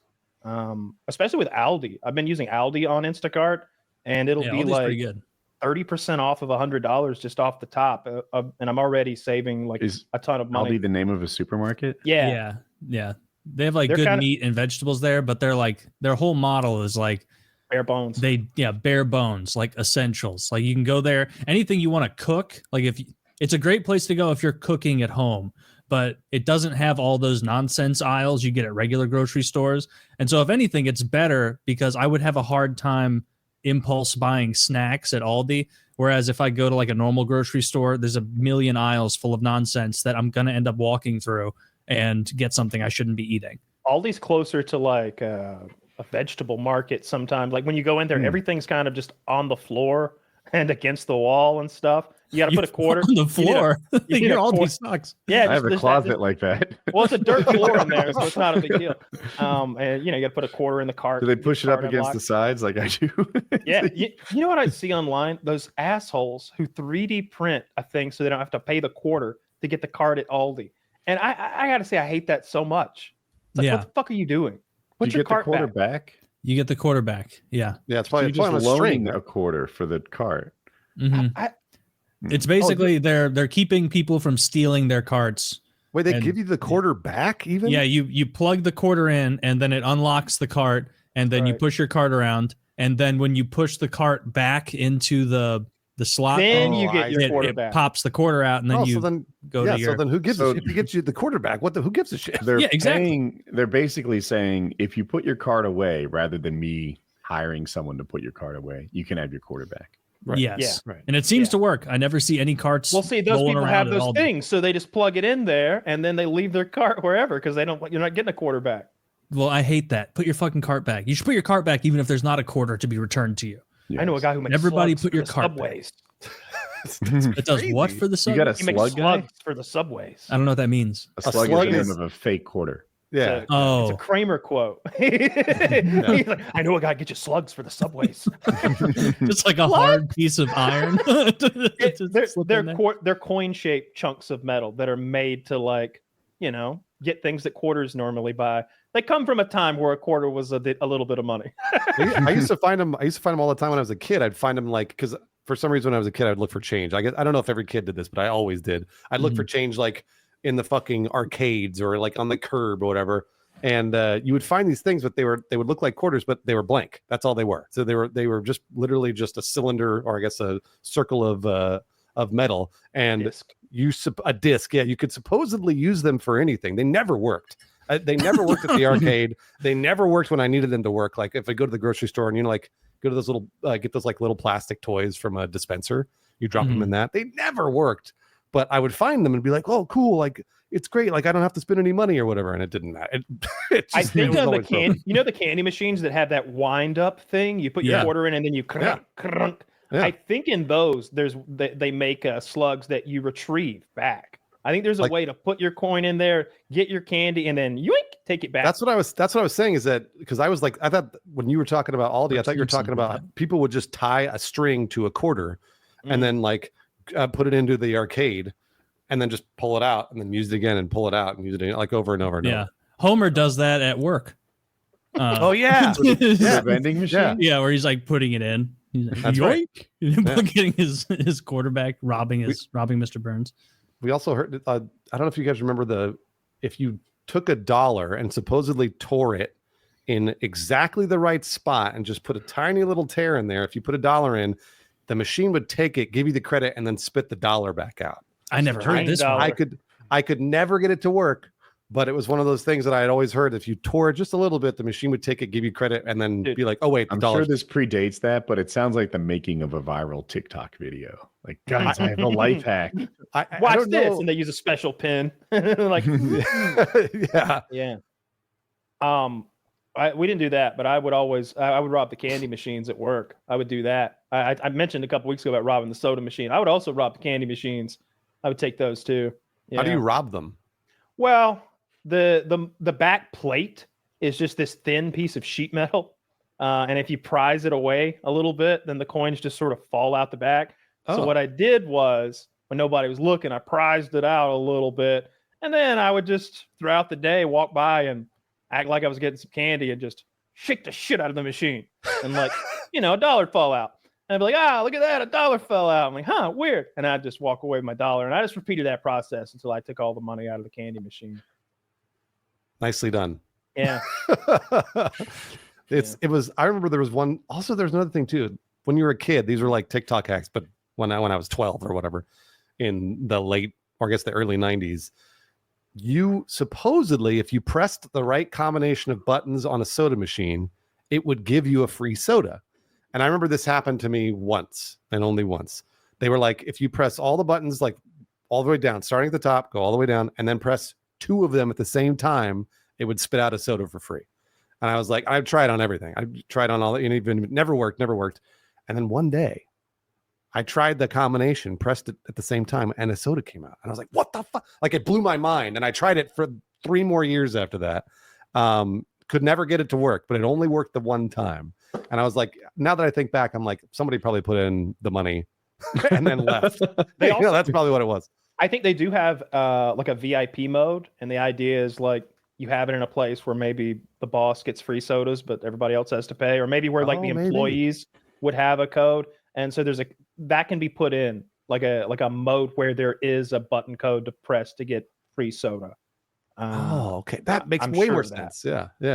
Okay. But I've never known it to be a thing though. You know what I mean? Yeah. Like I've never been anywhere where they gave us free soda. Even at work, they charge us for fucking soda. Yeah. No, of course. Yeah. No, this was, I think I just tried it once at like, I don't think it was my high school. I think it was like some random school I was at that wasn't the school I went to. And it worked. And I was like, I watched Moneyball the other day, and I can't remember who they traded for. They got some new player to come to Oakland, and he's like, "There's no free soda in the locker rooms. Like, I get paid $6 million a year, and I got to pay you $1 for every Pepsi." It's like, yeah, Oakland's a different kind of team. And then I heard David Justice, maybe. It was David Justice, former Atlanta catcher. He'd made the rounds. He'd been in Baltimore, I think, for a while. His knees were gone. It was David Justice. Yeah, he was one of the more high paid players on their whole roster, I think. Probably 6. They didn't pay it though, right? Why didn't they pay it? Oh, because the way the trade worked. The New York was paying half the of other team was paying like 2/3 of his salary, and Oakland got him by paying the remaining third. And and there was a big thing. Brad Pitt's character was like, they're paying 2/3 of your salary for you to leave the team. That's what they think of you. Yeah. Let's just be straight here with each other and honest. You're really here to teach the other players how to be winners. Something like that. That was a good scene with Brad Pitt and the David Justice character. Yeah. Because that was the situation. New York, I think it was, needed probably roster space. They can only have so many players, so they paid him to leave or paid part of his contract off to get him out. But yeah, they didn't have free soda. And then I heard just yesterday that the Oakland A's, you may not know this, last season was rough for the A's. There's a lot of rumors they're going to be sold and go to Vegas. And I think the ownership is the trend now. Is pro that. And like the fans are out there, wearing their Oakland A's shit in the stands and the tickets they paid for, booing and just shitting on them. like, what are you doing? Well, they can't get the Vegas thing popping, I guess, yet. Maybe they're still getting that funding rolling or whatever. They're playing in Sacramento in a AAA field. That's the Giants AAA field. Can they fill it? Humiliating. That's pretty. I'm sure they can fill that one. I'm not sure. Yeah, I don't know. I was talking to Chiz about that yesterday. Historically, not a great franchise, or is that wrong? They've had good years and bad years. They're a smaller franchise. They don't have nearly the money everybody else does. They haven't. Not for the American League, especially, or at least traditionally. Did you ever watch that movie Moneyball about them? I have. That's why I thought that's all that I know. I was like, oh, they're like kind of a loser franchise historically. And so they made a whole movie about them not winning the championship. Well, they made a movie about them going from dead last place to first place while winning over 20 games in a row, which is still the American League record, I believe, using a completely new way of visualizing the games as runs and hits versus big names and stars and stuff. Like money balling became a phrase. They coined a thing. Like money balling went to everything after that. I wonder who deserves the credit. And I don't know the actual names, but like, was it Jonah Hill's character, Brad Pitt's character? Did real life have a direct mapping of those characters? I don't know. Definitely a mix. Jonah Hill was the impetus of it, but then you also needed, because if Jonah Hill's character would have went to the GM of the Yankees and been like, I've got an idea, he would have been like, fuck you, I'm going to buy all the best players and you can take your little rinky-dink horse shit elsewhere. So he needed a struggling GM that was with an open mind, who was willing to risk his job and career, which is who also could persuade the president to follow his idea. Yeah. The president of the club. The end of that movie is a bummer. You may not remember, but at the end of that movie, the Boston Red Sox invite Brad Pitt's character, Brad Pitt's GM of the A's, who just went on the crazy run, but not won it all or anything. And he offers Brad Pitt to be the highest paid general manager in all of baseball. He says, here at the Boston Red Sox, we're going somewhere, and we want you to be the one that takes us there. And he decides to not take the money and to stay with the A's. The Red Sox, that was 2003. You may not know this, but 2004, well, 2004 was why I love baseball. 2004's playoffs, I think it was that year. It was when the Red Sox came back against the Yankees. They beat the Yankees that year, right? Yeah. It was incredible. It was incredible when they came back and beat the Yankees. They were down multiple games. The moral games. of your story that the Red Sox dodged a bullet by nearly hiring Billy Mays or whatever his name was? I mean, Billy Mays here to revolutionize the way we do baseball. It was just that Billy Mays fumbled the bag so hard. His name wasn't Billy Mays. Billy Mays was the fucking... I know, he was the OxyClean guy. But Billy Mays here with a brand new TV offer. Yeah. That's Billy Bean. Billy Mays was also somebody. I think he was Billy the OxyClean guy. Awesome baseball name. We have Billy Bean is the baseball guy. Yeah, no, he fumbled the bag. They offered him tens of millions of dollars to come GM for a premier baseball team in the Red Sox. What a dream job. Out of his small market team to a major market team, going right up against the Yankees. Oh, that would have been a dream job. And it's the year before they began their success. That was that Johnny Damon, David Ortiz year. That was the year that they did the thing. That was the bloody sock. That was the year. It was crazy. What amazing playoffs. I wonder how much, at what point does more money stop helping you? So you say he fumbled the bag, right? I'm like, did this guy finish his career with 75 million and it could have been 250 million? Because if that's the case, he might be like, you know what? I think I live a better life at 75 million than in Boston. I don't think he ended up in the poorhouse or anything, but he was going from the smallest market team Budget, to the biggest. And they even said, like, this will make you the highest paid general manager in all of Major League Baseball. So it's some real fuck you kind of money that they're offering him. And he turned it down because, when he was a kid, he chose to try to be a pro because he was promised, the sky by a scout rather than finish college, where he had a lot of potential there as well. So Woody, you bring up an interesting point though, because like with I understand what Kyle's saying, but you were like, it's interesting that he didn't make that move.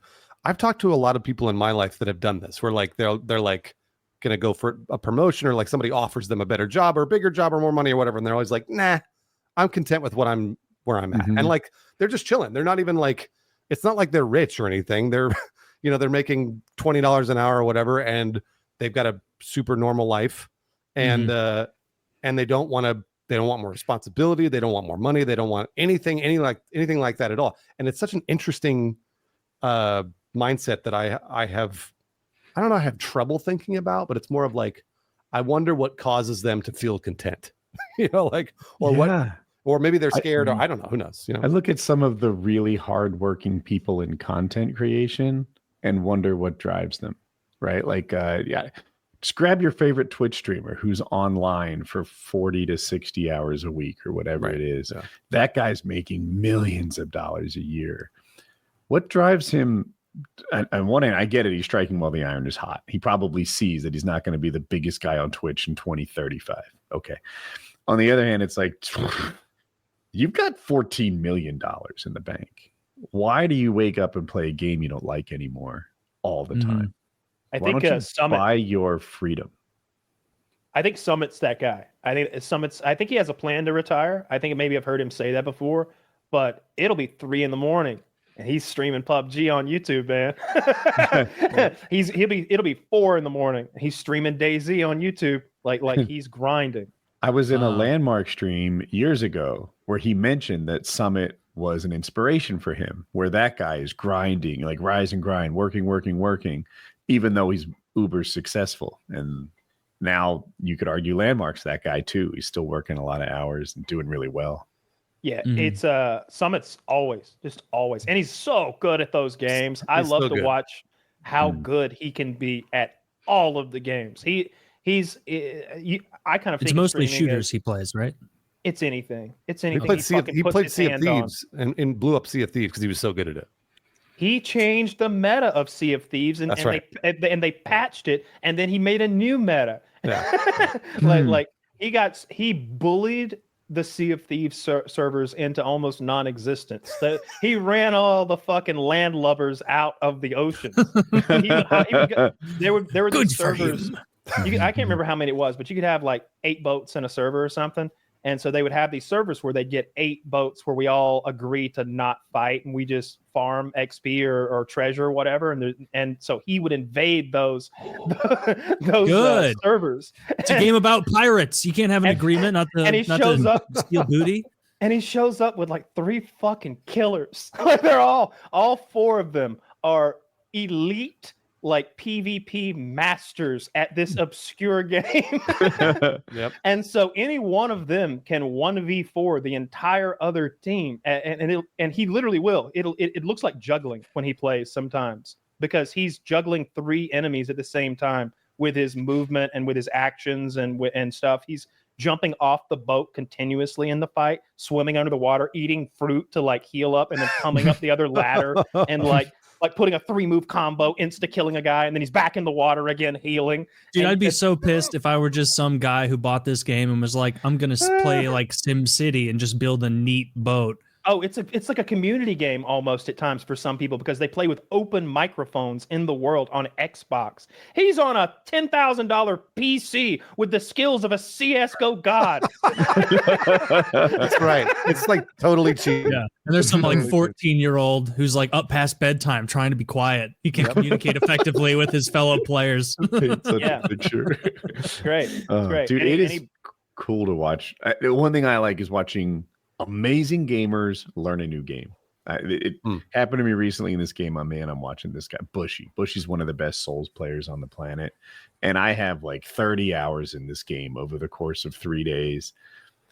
He's already past where I am. But more impressively than that, like he's figured out the meta faster than I did. Like in his 4 hours in, he knew more than I did. About when you watch him play, is it like so different from the way you play that it looks like a different game? Because I find that sometimes I like to play games blind and then go to the pros sometimes and kind of learn in reverse a little bit, because I've already got some stuff I build on the bones that I've learned already with their information, and I'll be like, oh shit, I don't even know how to play this fucking game. It's like I've been wearing a glove at the basketball game this whole time.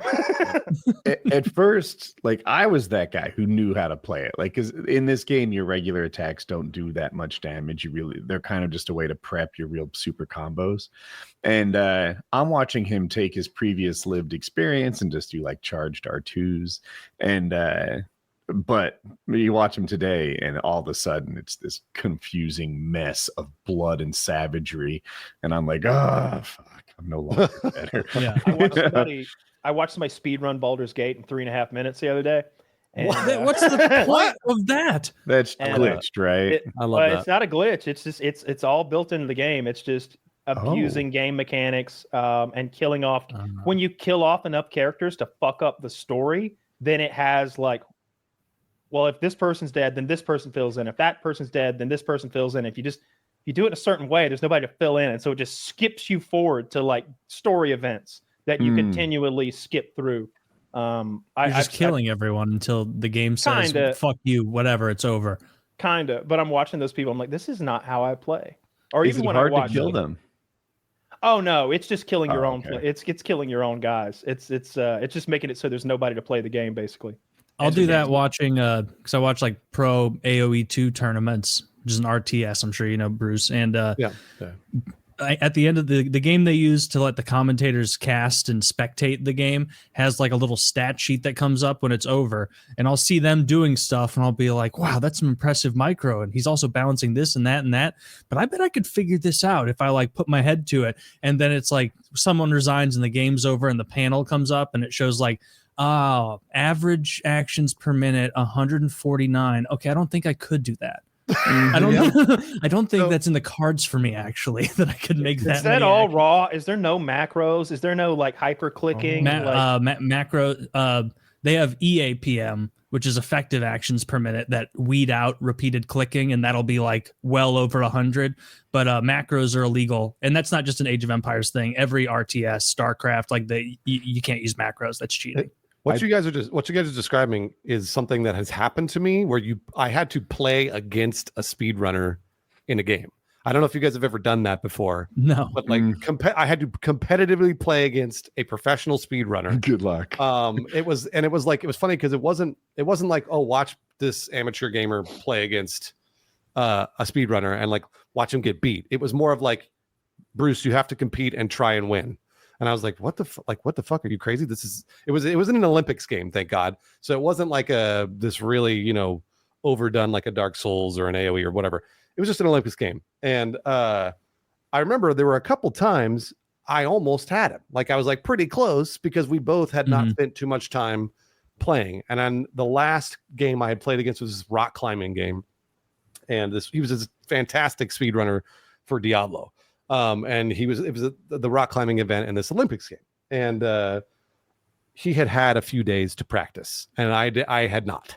And it was like, cause I practiced, I sat down, I was like, oh, I got to give it a few hours. And I gave it like 2 or 3 hours. We start the rock climbing and it's like side by side. And it's like, basically your little character grabs these things and you sort of see where each other's progress is as you're going up. I think he quadrupled, maybe 5 or 6 times my time. He like shot up the wall and I was like, I didn't even know how I did it. I was like, I was like, this is, and I remember the next, because they were like, okay, Bruce, well, in order to beat him, like to win the tournament, because it was literally for the tournament. And he was like, in order to beat him, you got to get this time. And I was like, I just gave up. I was just like, I put the controller down. I was like, I can't beat him. He's a professional. I was like, there's no point in me even trying to do this. It'll only be humiliation because this guy has he knows what he's doing and he's been doing it for years. Yeah. We used I to am do, not a speedrunner. You're like thinking it through, and he's That like in a PKA muscle Plays- memory loop. Yeah, exactly. He's Woody, does this sound familiar to you? This scenario he's describing is this is PKA Plays in a nutshell. we would Chiz would pick a new game for us to play every week, and then like he might say that he didn't, but it really seemed like he'd been sharpening up. Like I mean, we were playing That's speedrunners. because he had Remember that game been. Speedrunners, where there's like everybody's Yeah. it's a multiplayer platformer where everyone's on the screen at the same time, and we're all trying to like run through the same platform together. I remember that one in particular. He just beat our shit in. Yeah. And then It could be he practiced. He's also really good at games. He is He's really like good at one of games. them. Yeah. he's did the he's one of most those people that 200 cares about IQ gaming achievements. move He's of got my like a career. million. What's that? I did the most 200 IQ gaming move of my career. It's not impressive. It's just genius. My hands from live streaming are exhausted. I'm always massaging them. I had this 10.5-hour stream that particularly wore me down. So I broke out the foot pedals and mapped one to W so I could fucking casually run forward. Just putting my foot on the pedal. I'm That's a so good proud idea. of myself. Now you can just lean back, have Oh, some yeah. Coke, and you're still jogging. Yeah. I tell everybody, foot pedals are a must-have PC gaming accessory. You map it to something. Like get two pedals down there and map them to something. Like get it off your keyboard, I don't like especially for that. Tarkov. Can I have to have my feet in the same position the whole time I'm gaming? No, you don't. They wiggle around everywhere. You can put them anywhere. It slides easily, but Each one is its own pedal with a wire that goes to the PC. There's software to make it any key you want. Yeah, but I got your the game Jimmy is legs. really engaging. Then move it But where you if want you to played go. a game that didn't take so much attention grab it with my toes. 100% of the time, Uh-huh. then you might think like, oh yeah. Well, all right, I need to lock in right now, and then your feet are in position, and then the other 80% of the time you're not so locked in. You're just So I use it for gathering Tarkov for items. for Makes sense. leaning. Normally you'd use what, Q and E, right? yes. I can't do that while WASD jiggling and like doing some of the other techniques in Tarkov to bait shots. I don't think anyone can. I know the most of like the really good players, Landmark and people like that, they've remapped their whole keyboard in funky ways to make that happen. I just put lean on foot pedals. Foot pedal. Mine's right foot pedal leans right, left. We have the same mouse, but the scroll wheel you can tip it sideways. And that's my lean. Yeah, that's right. Well, Kyle, you also make fat PC finger that. game. Like, don't you use your hand on like the home row? Yeah. Like just the like you were typing. This goes on F. ASDF. That's that's so fucked up. I would hate It's that. no different. It's no different than what you're doing. It's just shifting everything to a little bit to the right. Yeah, it's That's more. weird to me. I understand Like a the fundamentals baseball of the player hand who holds the placement. bat in his mouth. I'm Yeah, like, I mean, it's the same principle. No, it's so It's different. weird to me that you would have two different hand positions for the two things that a keyboard does. It types and it games. Those are its two functions. And you're like, oh no, when you hit somebody with a guitar, you hold it like this. It's like, no bullshit. This is how you play a guitar. So when I learned to type with this on, no, that's with it on my different. home You rows- wouldn't hit someone with a guitar like this. Dude, that's exactly how are you going to play while you hit them then, Taylor? I know that's a bad I don't know. example. Did you even think of that, Taylor? But I do know, Kyle, that I am a faster typist than you, and apparently the whole Discord. No. Oh, the whole Discord. Yeah. We play a game that involves typing fast, and Taylor is the best at it. So we used to play a game that involved typing, but Taylor was the best at it. So now we don't play that game anymore. Now we don't play that fucking game anymore. Ever again. Dude, No, there's like 25 people in the Discord, and the same person won every game. It's kind of horseshit. It's he's fair. just like, he types 140 words a minute or something stupid. I'm over here It proud also of. involves I type spelling like and 80. vocabulary. Like Yeah. spelling, vocabulary, and typing. Jesus Christ! Why don't we make a game about paramotoring and swimming and something? Just bite Yes. force. Or a bite we're all gonna strength game. Bite force training. It was nonsense. But no, that's how I hold my hand when I game. Nobody taught me any other way. And it doesn't get in the way of anything. I don't I'm like not- how your position is so ring finger dominant. I like Big having time. my middle finger kind of as the in charge finger on W and S.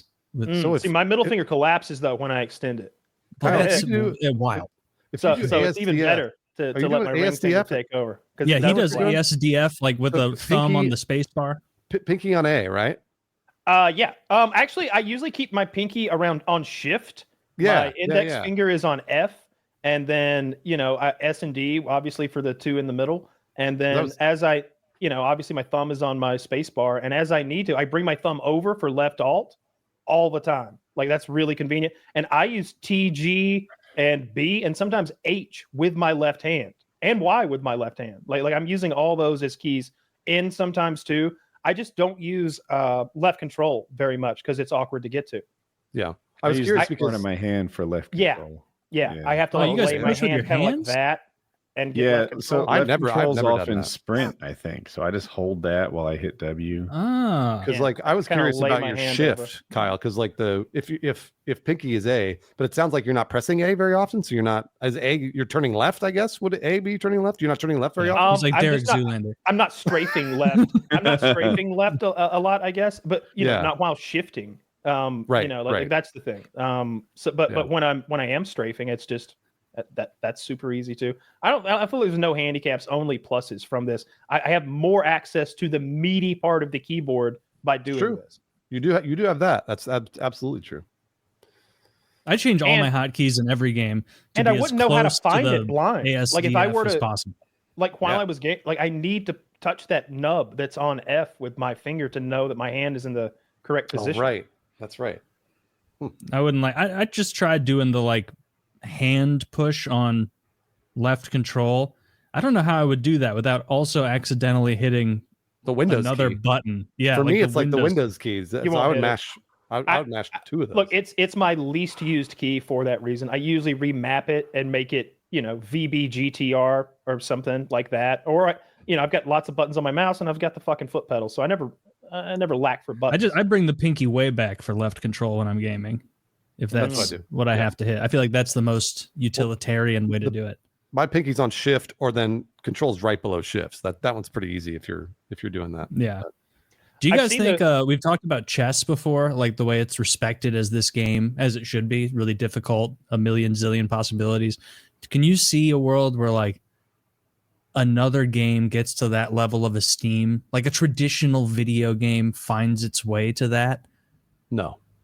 I don't either, but No. it seems like a cool imagining. I don't know what it would be. It would probably also be some hyper strategic turn-based game, but It would have to More be. It would have to be like a game that wasn't Civ? owned by a corporation.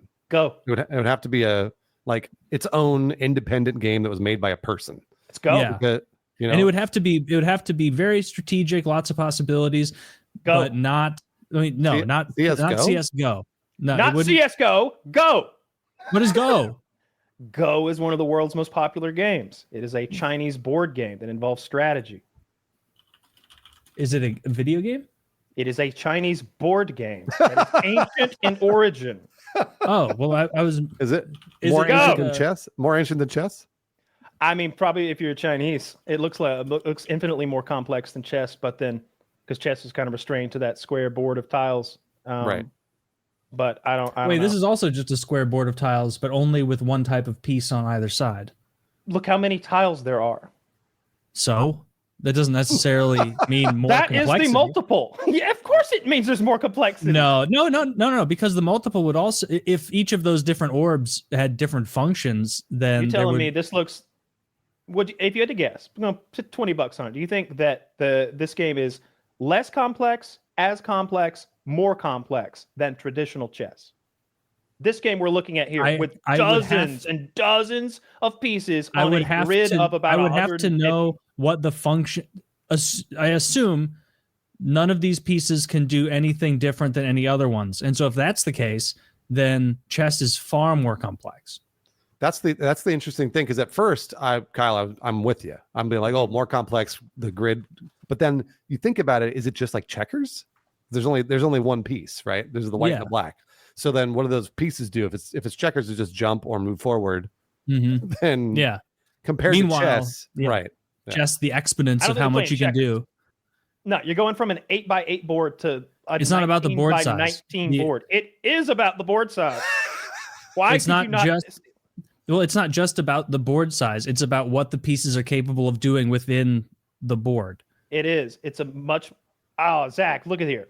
Yes, Go is generally considered much more complex than chess due to its larger board and its more possible positions, as well as a greater emphasis on strategic nuance and territory control. Written by than the direct company AI? that makes Go. Yeah, wait. Zach, is this that AI? AI? Did you ask a leading question? Because I can get it to tell me anything right now if I ask a leading question. Ah, okay. No, then If no this is- information can be fact checked now, ladies and gentlemen. You asked it. Okay, well there you go. No, but do you not see what I mean in that? Oh, Like, yeah. Google AI. There it is. Yeah. like I knew it was AI, okay. yeah. So it was an AI answer. It was obvious because it was so specific in like you can ask it anything. You can ask it anything and it'll Interesting elucidate that whatever Kyle's you want to answer and Google's AI were the same. say. Yes, both retarded. Yeah. Dude, think about it. Like every piece on the chessboard. Why don't you read Can move what differently. chess.com says about Go? You read it. Aloud. No. No, is that from chess.com? Go, according to chess.com, is infinitely more complex than chess and entirely unsolvable. Computers cannot really beat human players in Go, and it's unlikely that they ever will. It's computers get it and they're like, this is gay, will not play. Yeah, That's that why sounds like computers to me. that is what we believe. That homo Kyle on the PKA podcast likes it. No, this game is stupid. I don't like it, and it's not and it's not and it's literally not because I just found out it existed right now. It's not because of that. Why? It's not because watch the it's not documentary I because it watched ruins the whole point I was making. You didn't, Then why do you watch hate the it? documentary I watched last year? No, I Shucks. didn't watch it. Yeah. Go, a video 4,000 years in the making, and this guy looks stressed out trying to learn to play Go. Yeah. Well, I don't When like you watch them play, it's very interesting. They're like grabbing the stones and they play very fast, or at least the I've seen people play very fast. I'm probably like chess in that there are different formats. I think it's I really mean, cool that Could Go be really can't be. complicated in that like be Scrabble is wildly Poker can't be complicated. solved either. We had is it Greg Polk? Doug Polk. We had Doug Polk, the poker pro, on last week, and he was telling us that poker is also an unsolvable game. That's so mathematically. cool. Yeah. I just love that computers can't solve it, because like people think nowadays that computers can do everything. They're wrong, but it's one of those things that I like, that just right away we can come up with a couple examples that are unsolvable and that computers can't beat humans at. It's going to ruin it when they can solve it in 3 years. Dude, it's gonna ruin it. We'll see. I'm more afraid of the machines going to war against us. We were talking about that politician and her flamethrower video earlier, and I was like, what flamethrower is that? I was looking at my old flamethrower contacts websites and such. They've expanded. They don't just sell flamethrowers now. They'll sell you that dog robot with one on it. They'll sell you a flamethrower that goes onto your drone. And this is all just over the internet to your house. This isn't DOD.org. This isn't some like Somali weapons bazaar. This is go to their website and order a flamethrower drone, like a robotic flamethrower. That's pretty drone. sick. What's the website? Hold on. What's the website? Yeah. Oh, I want to go check it out. Flame. I want to see how much they are. Is it just like prohibitively expensive where it's like you can get this too for $12,800? Is it go Throw to Throw- Flame? Yeah. I've worked with both companies, but these guys have the best shit. These guys have really good shit. So the first thing they say, there's a little waiver that you immediately click if you're going to buy this that says, I understand that this purchase did not give me the right to operate a drone or unmanned aircraft system with the TF-19 wasp. Yeah, right. Yeah, exactly. Exactly. It's not for terrorism. It's just for looking at. It's for the only person who can stop you is another guy with a dog flamethrower. And I don't think there's many of them out there yet. Dude. So I think I'm going to be a first adopter. Those flamethrowers are great. I tell you every year when you're shoveling the snow in your driveway, you need to get one of these bad boys. Oh, that's so cool. Yeah. No, Great idea. it takes I watched some science video where they were like, wouldn't it be great to have a flamethrower to fix your driveway? And I was like, yes. And they're like, it's actually retarded because it takes so much energy to melt the water that you'd be out there all day, even longer than shoveling. And I'm like, if it's not workable, don't even make the video, man. Like, if there's no way to do it. I'd be more worried about like the residue that was getting on your driveway from the fuel. Like not all of it burns up, especially if you're aiming down and close. So you'd be spraying diesel fuel all over the ground, and that'd be on your asphalt or your concrete, and that'd be leaching into the sewers and stuff. It'd be bad for all that. But I mean, I get the thermodynamics behind the idea, but it still seems like a flamethrower would melt a good bit of driveway snow. I still say it took too long. It took too long to do it. And hey, if you have the dog out there, then who cares, right? You're inside, chill, watching TV. You got your dog flamethrower drone out there clearing the drive for you. Now So, that's an idea. Who cares if it takes a little longer? Kyle already knows the answer to this, but can you guys guess how much the robot dog flamethrower is? Woody, this is a website where you can buy one, by the way. Yeah. I'm gonna guess the dog is 12,500. Okay. I'm going to say 9,999. They're trying to sell. It's $9,420. Oh, I busted. No way. Just under 10,000, which honestly is not that bad, I guess. 420, blaze it. Yeah, I guess it's not that bad.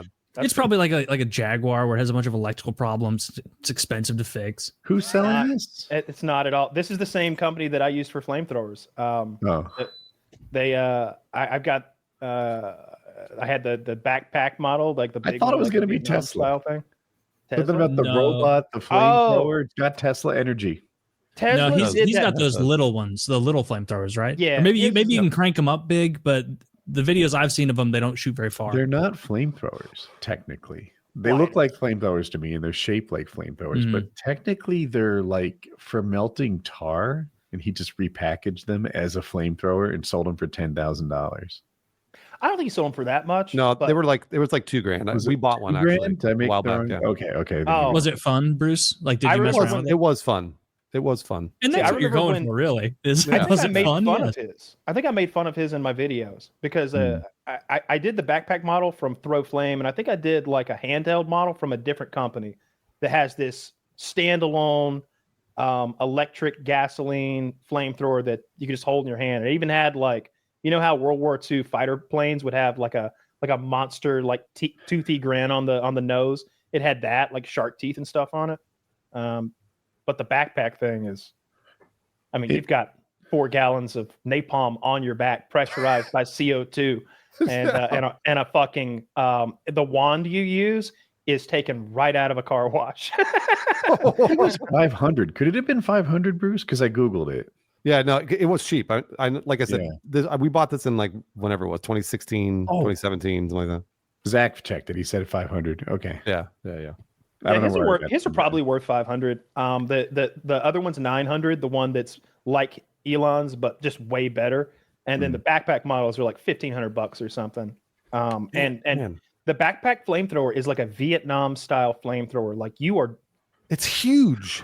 It's fucking massive. I'm looking at pictures right now. Does it push backwards when you shoot it, Kyle? Yes.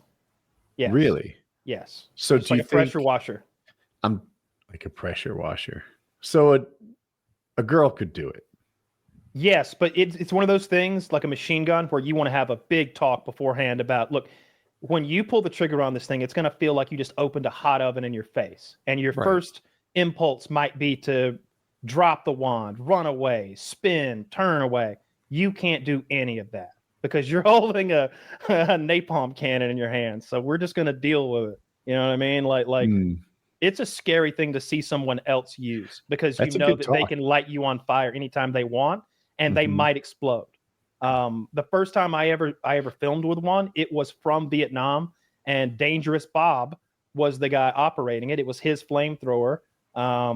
He's notorious in kind of the firearms explosives community. He's called Dangerous Bob for a reason. He's missing fingers and just the tips.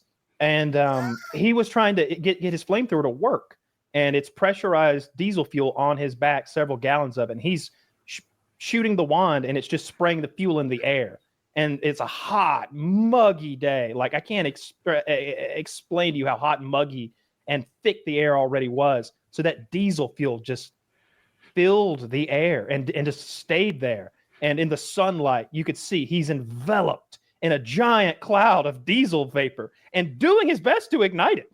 Like click, click, click, click, it won't light. And I was like, Scott, film this. He's about to die. I believed he was about to die, but then I strapped it on my back and filmed with it. That's the one that burnt me. That's the one that set me on fire. It dripped napalm on me because the wand was defective. The one I used later on was from that company. That's on video, right? Didn't you like shake it off? Yeah. I can recall. The ones from that company don't drip though. And you use pressurized diesel, so they burn pretty fucking clean. And they're cheap as shit to use because they use a 20-ounce CO2 like paintball guns do to fuel the thing. So it's a cheap weapon of mass destruction that you can have delivered to your house. And also, no registration. Mass destruction.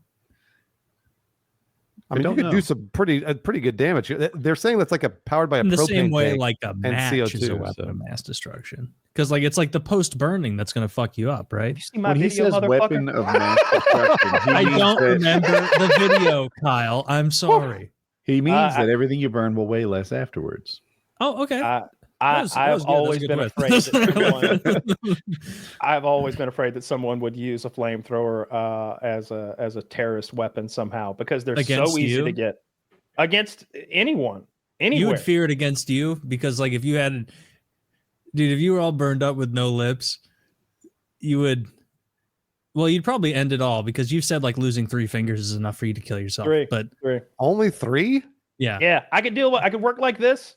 But you take any more than that, I can't game. He's shockingly vain. So you can't wait. Hold on. You can't play a game so then you kill yourself? Yeah, Mm-hmm. yeah. I won't go on then, right? I gotta get my Baldur's Gate on. I'm sorry. I'm surprised he's lived through his inability to grow a beard. Mm. He could grow a beard. He just doesn't have the stick-to-itiveness to get through the awkward phase. I want no part of that. I don't want one anyway if they're itchy.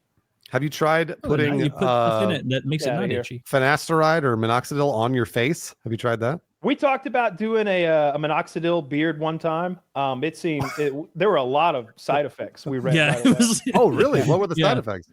It was like you get it could be carcinogenic or like the thing I remember is it could cause like severe red blotching, severe dry skin, like cracking and bleeding, and then some hormonal issues because I mean it is like doing some hormonal thing to your body, and so it could make it so you don't get erections anymore. So like it throws something out of whack. And so like I remember reading it. I spent like $80 on Amazon to get like an 8-month supply, and then I texted Kyle afterward, and I was like, these are pretty trouble. The back of this container is pretty troubling. I don't know if we should do this. I don't think the juice is worth the squeeze for this bit. So I also have $80 worth of minoxidil in my bathroom. I still have it. It's in my bathroom. I feel weird throwing it away. It's just like this is a brand new in the box product. It feels so shitty to throw. It's like I can't think of anything more American. Like if you were to show some third world Indonesian peasant that like the product that they made in his country and the thing that keeps their town probably running that I just threw it away, and then you explain the cost of it is probably like 3 weeks of his pay. I feel bad throwing it away. I think you should give it to someone who denies needing it. there's a you give it as a gift. That would be so funny. Craig Robinson has a bit on I think you should leave that sketch show where he has the cure for baldness. And like he's approaching this guy they're at a party, and he's like, "Hey, I see you're thinning out up there." He's like, "Yeah. What can you do? I'll tell you what you can do. Need a little glue mock. Glue mock? Yeah. Keep it down. See this? I was completely bald 6 months ago. Glue mock. Talk to your doctor." He's like, "Wow, great." And another bald guy approaches. He's like, "Are you guys talking about it? Are you talking about it?" He's like, "Nothing. Don't ever tell him. I don't want him to know. That's why I want him to be bald." It's just weird and he's like, "Yeah, but I already told him the name was glucol." See, that's the thing. It's not called glucol. That was a test. He just got this top secret cure to baldness, and he's keeping it away from the guy spitefully. That's what would happen if there was an actual cure for baldness. There is another cure for baldness that they like started. I think it's like these. They said it was a specific sugar they had found. It's like a sugar gel that they had been putting on mice to see if it would improve. And they were saying maybe it's better than minoxidil or finasteride if you wanted to try it on your beard. I don't think it's retail yet. I don't think they're selling it retail yet, but they're getting close to that.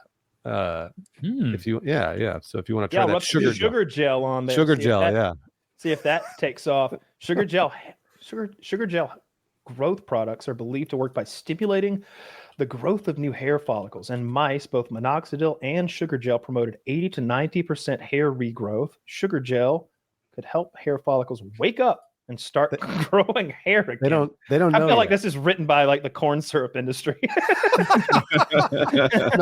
They don't know yet. I just been reading we call it sugar gel. It's made of 100% corn syrup. Just massage the follicles. All these sticky-headed men getting chased by wasps. Yeah, but they look great running.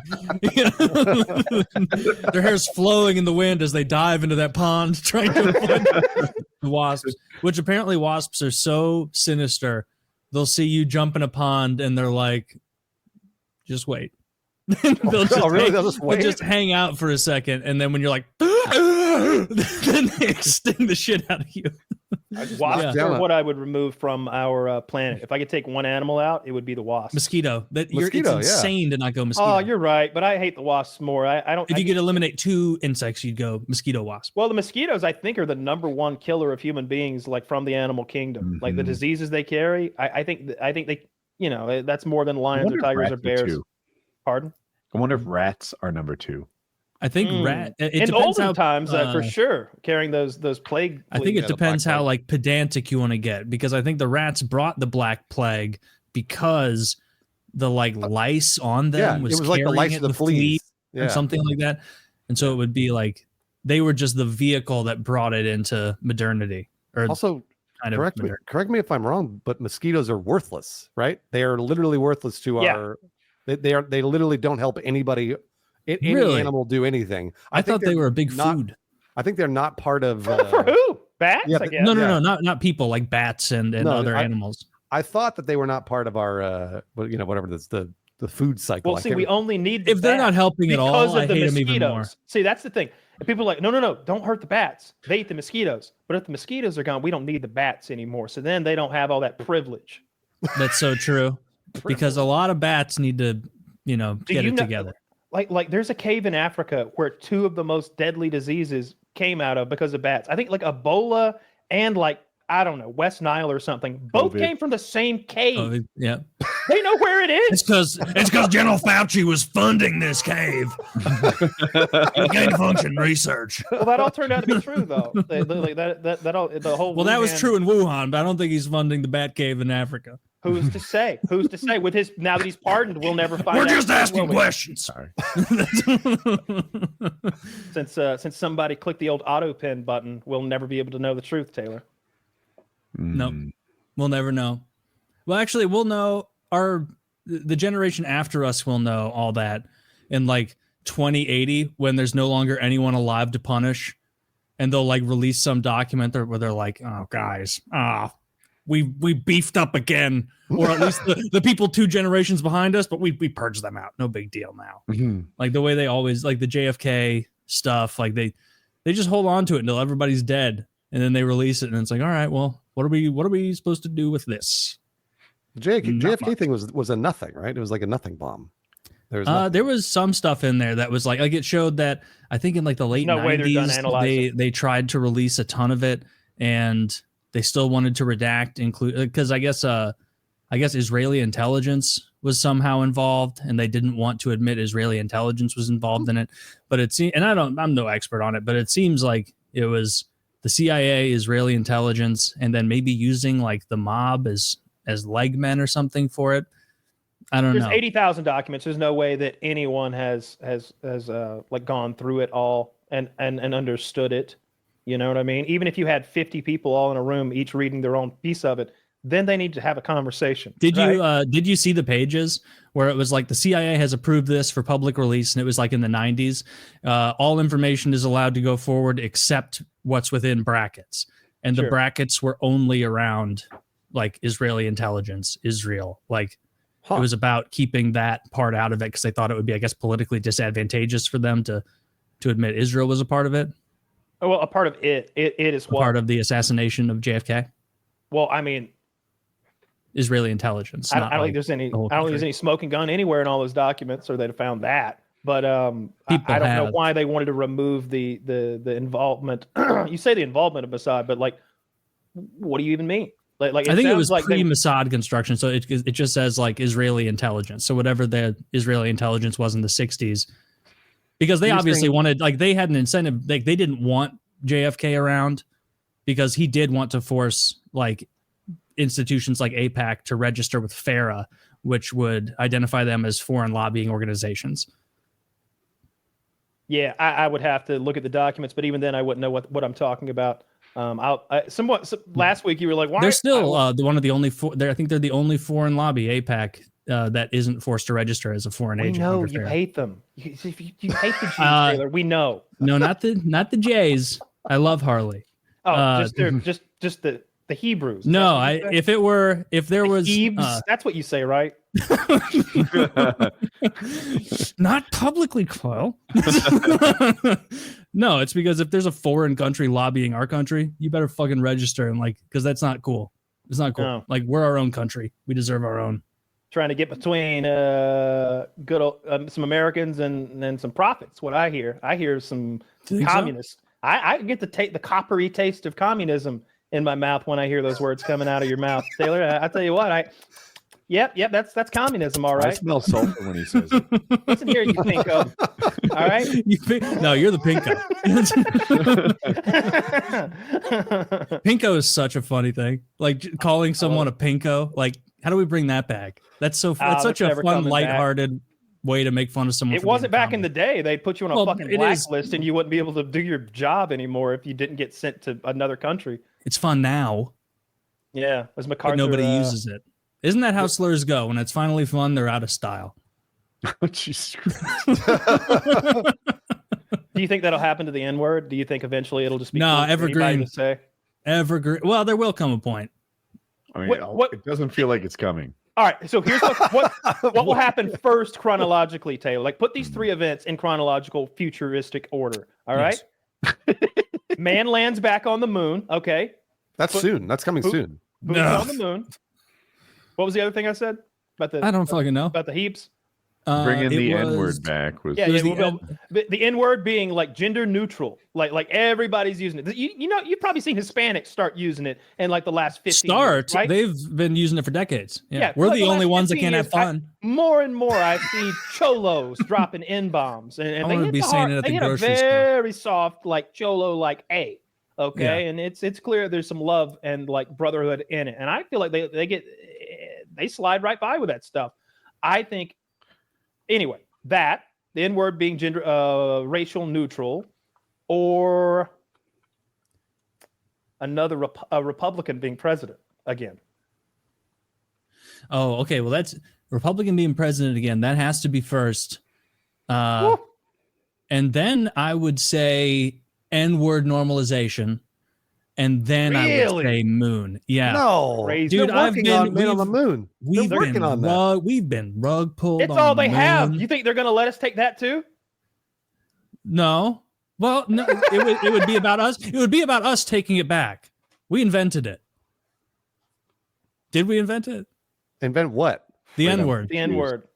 Yeah. Oh. Did we come up with it? I would think, yeah. Because really, that's a form of cultural appropriation on their behalf. Zach, maybe we probably need Google to do some research real quick for me. Yeah. No, don't do any research. We're just, just free.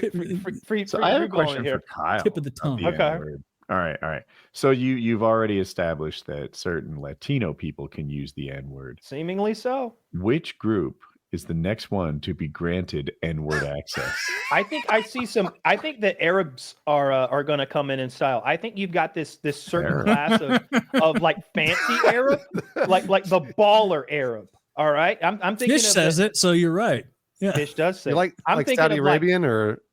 I'm talking about Arabs with like product in their hair and nice shirts. Yeah, who have a little bit of oil money, or at least they know somebody who does. They drop that shit all the time. Mm-hmm. Yeah, they sound like me in traffic.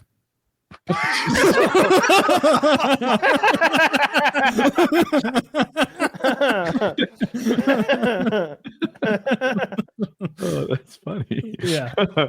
I should have never let you people drive. No, I'm the true forging of the frontier. There's no one who can't be called it in traffic. It's totally racially ambiguous. I'm a different kind of bad person. I like, all right, that person's a terrible driver. Let's guess gender and nationality. Gonna be Asian. Yeah, yeah, right. This kind of bad driving that comes from Asian women, I bet. Yeah. It's always a woman. It's always a woman. If it's aggressive driving, it's almost always a man. Like it could be bad driving, but it's aggressive bad. Kyle but knows this game. If it's just drifting into the wrong fucking lane over and over because they're on the phone, or if it's stopping short, or if it's like you see their whole car rock. They don't know how to do, they don't know how to do the limo stop where you hit that brake so smoothly that your passengers don't even know, it just whoop, whoop.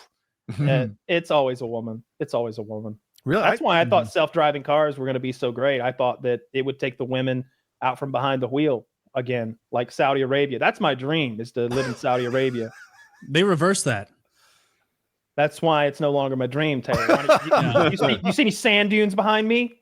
you live there just for the free road access. You guys have completely forgotten about. Man, everybody's signaling. About old people on the road. Old people are the worst possible drivers. That's true. It really has not in Los Angeles, because I drive in Los Angeles. I think the most problems I've ever seen are always someone who's like 75 years old and can't see. They're always they're barely looking around. They're clearly very slow, clearly very old. Probably limited by a lot of movement or anything like that. It's usually old people. Yeah. It's so interesting because I'm like, oh, it's a woman or it's an aggressive man or whatever. It's always an old person. And they're in big cars. Always, every time. They're in some giant Cadillac or like some huge Suburban and they can barely see. It's just, they should have to retake those tests at 80 or whatever the rule is. They need to retake the test. This is a law that people have been trying to pass for a while. Retake the test once a year when you pass the age of 70 or something. So my group. Do you know who votes? I think young women more they do on their phone than any other group. That's true. I think is bad. I see that a lot. Yeah. That's true too. Yeah. Or you occasionally see a young woman with her foot out the window. Oh yeah, while she's driving, and it's this is absurd. Where's an officer of the law to be get both feet in the because they're. When did you become such a spoil sport? Spoil sport? God, I just imagine a bunch of kids having a good time leaving school, and like some cute girl's got her ankle bracelet flying in the wind, and here comes Officer Taylor. Oh, how much airing out does that coochie need, miss? Listen here, ma'am. You can't tell drive Sarah that way Jean around. Rottencrotch to put her leg inside that vehicle. That's what I'd call her. Yeah, Gina Rottencrotch. That's funny. Sarah, I think that's what Rosie Arlie Ermy said in Full Metal Jacket. He's like, "Well, you're writing your letters back to Mary Jane Rottencrotch." Or whatever he said, something awful. I got to talk to that guy on the phone one time. He sounded like that on the phone too. Nice. He didn't yell at me or anything, but wasn't immersion that's breaking. His voice. Some people I think do a voice, they have a character they do constantly. Who's the dude who does the fucking the parrot from Aladdin? That guy. Oh, Gilbert Godfrey. Gilbert Godfrey. He's doing a character, right? That's not what he fucking sounds like. Right. So I was wondering. I was like, does Arlie Ermy sound like a drill sergeant all the time? He does. R.I.P. to Arlie Ermy, an American hero. Arlie. Yeah. Couldn't wrap his head around the fact that I wasn't Russian. On the whole conversation. R.I.P. to Arlie Ermy, and in honor of him, we're gonna do a little ad from Blue Chew. He would have liked that. he would have loved was a straight shooter. Kyle knew him, and so he can speak from knowledge. Yeah. This episode is sponsored by Blue Chew. Let's talk about sex. Guys, shouldn't you always be at your best? 2025 is the year to maximize your performance in the bedroom. Listen up, BlueChew.com. Blue Chew is a unique online service that delivers the same active ingredients as Viagra, Cialis, and Levitra, but in chewable tablets and at a fraction of the cost. You can take them anytime, day or night, so you can plan ahead or be ready whenever an opportunity arises. The process is simple. Sign up at BlueChew.com, consult with one of their licensed medical providers, and once you're approved, you'll receive your prescription within days. The best part, it's all done online, so no visit to the doctor's office, no awkward conversation, no waiting in line at the pharmacy. Blue Chew's tablets are made in the USA and prepared and shipped direct to your door in a discreet package. Blue Chew wants to help you have better sex. Discover your options at BlueChew.com. Chew it and do it. And we've got a special deal for our listeners. Try Blue Chew for free when you use our promo code PKA at checkout. Just pay the $5 in shipping. That's BlueChew.com, promo code PKA to receive your first month free. Visit BlueChew.com for more details and important safety information. And thanks to Blue Chew for sponsoring the show. Again, BlueChew.com, promo code PKA to receive your first month free. BlueChew.com, code PKA at checkout. Just pay the $5 in shipping. All the rest is free. Just the $5 in shipping. And I believe you'll get 3 tablets from them as a result of this deal. You pay the $5 in shipping, and they'll ship you the 3 tablets of your choice. And as always, Kyle recommended the Tadalafil, which is the Cialis version. And I would take Kyle's advice on this. He's the only one of the 3 of us that have tried any of the other ones. Woody and I have only tried the Cialis, the Tadalafil version, and it works great. And so you don't fix what's not broken, so I recommend that one as well. It's shocking when you use it. If you've never used it before, get it just as the gag gift that it could be. But, to yourself. It's only like $5. You pay for the shipping. You get 3 pills. Each pill's good for like 48 hours of just the hardest penis you can imagine. Whenever I hear somebody be like, oh, I don't need that. It's like, you're a fucking loser. You're a fucking loser. I bet you put 87 octane in your fucking Challenger. I got a high compression racing engine between my legs, God damn it. And I'll tell you what, I want only the best. Only the best. Okay. And you know what I want to do when I nut, Taylor? I want to drown people. Okay. You want to drown people. I want it to look like they got haunted by a ghost or a goblin. And like you're covered in ectoplasm. Yeah, if you've got that nice hard dick from Blue Chew, what better way to cap off the night than to have a big creamy load for your loved one using Lock and Load, the premium ejaculation increasing supplement that's taken the world by storm, efficaciously dosed. You can tell because you have to take 6 of these fucking horse pills every day if you want it to work. You can't take 5. You take 6. You take it as directed. And you're going to notice a difference. It's a month supply in here. It'll start working, or you'll start to really notice results at around the 2-week mark, as long as you're taking it as directed. And so by the end of that first bottle, your fact finding, is this a ridiculous scam bottle? You're going to go, oh, this isn't. I can see why the reviews are high, and this product wasn't a one-off meme horseshit thing this retarded podcast made, and it actually ended up becoming kind of popular. It does what we say it does. You're going to come hard. You're going to come big comes. You're going to like it. Your loved one's going to like it. And you can get it 10% off with code PKA or code JIZ. And does it stop there, Kyle? Is that where the discounts stop? Nay! No, it doesn't. You can get pre-workouts, supplements for anything and everything you need over on GorillaMind.com, Derek's wonderful website. High quality, efficacious dosages for whatever your goal is. If you're trying to gain muscle, you get your protein powder, your protein bars. You can get your dream supplements, which Kyle really enjoys, your weight loss supplements. The pre-workout with no stimulant in it is, I know, a huge seller. I like that too. It doesn't have that shit in it that makes you itchy. Beta-alanine. None of his stuff. Get that the hell out of here. Just to be clear, there's no beta-alanine in the stem version either. Yeah. It's a worthless product. It makes you feel itchy, and people use that in their products so that you think something's happening. You're like, it must work. I feel something. That's all is going on there. It has no improvement to your physical output or like anything. It's not doing anything that you expect a performance enhancer to do for you. It sucks. And there's none of that in here. Great tasting, good to use. Check out all his products there and use code PKA or code JIZ to get 10% off your entire order there. And also our merchandise. Use code PKA10 to get 10% off your hoodies, t-shirts, hats, mugs, stickers, whatever you want. Use code PKA10 to get 10% off that. All of those are linked below. So check it out. And this was this entire ad read was dedicated to R. Lee Ermey. In the arms of the angel.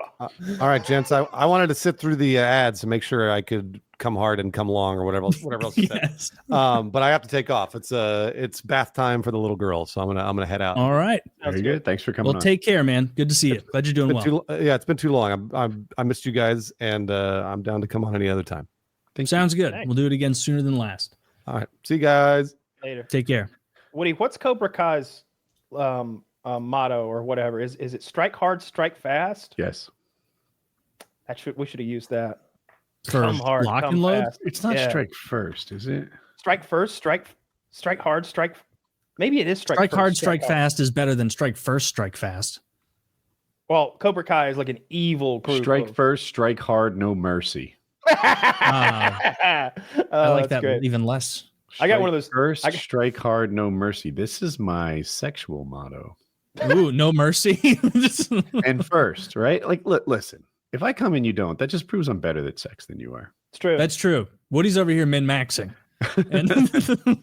And Jackie just can't keep up with how much prowess you have.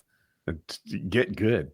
That's what I Yeah. tell her. Have you ever seen? You're over there farming XP and sex, and she's Have you ever she can't seen level up? You ever seen Spanglish with Adam Sandler?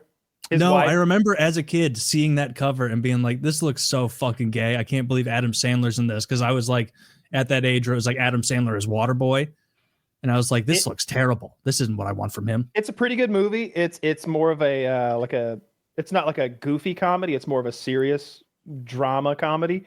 And he's got that beautiful Spanish maid that he ends up falling for. But the issue is at the beginning he's having sex with his wife, and she's a premature comer. So she right away she comes like super hard, and then she's just like, "Whew, that was great," and like hops off of him, and he's just like, "What the fuck?"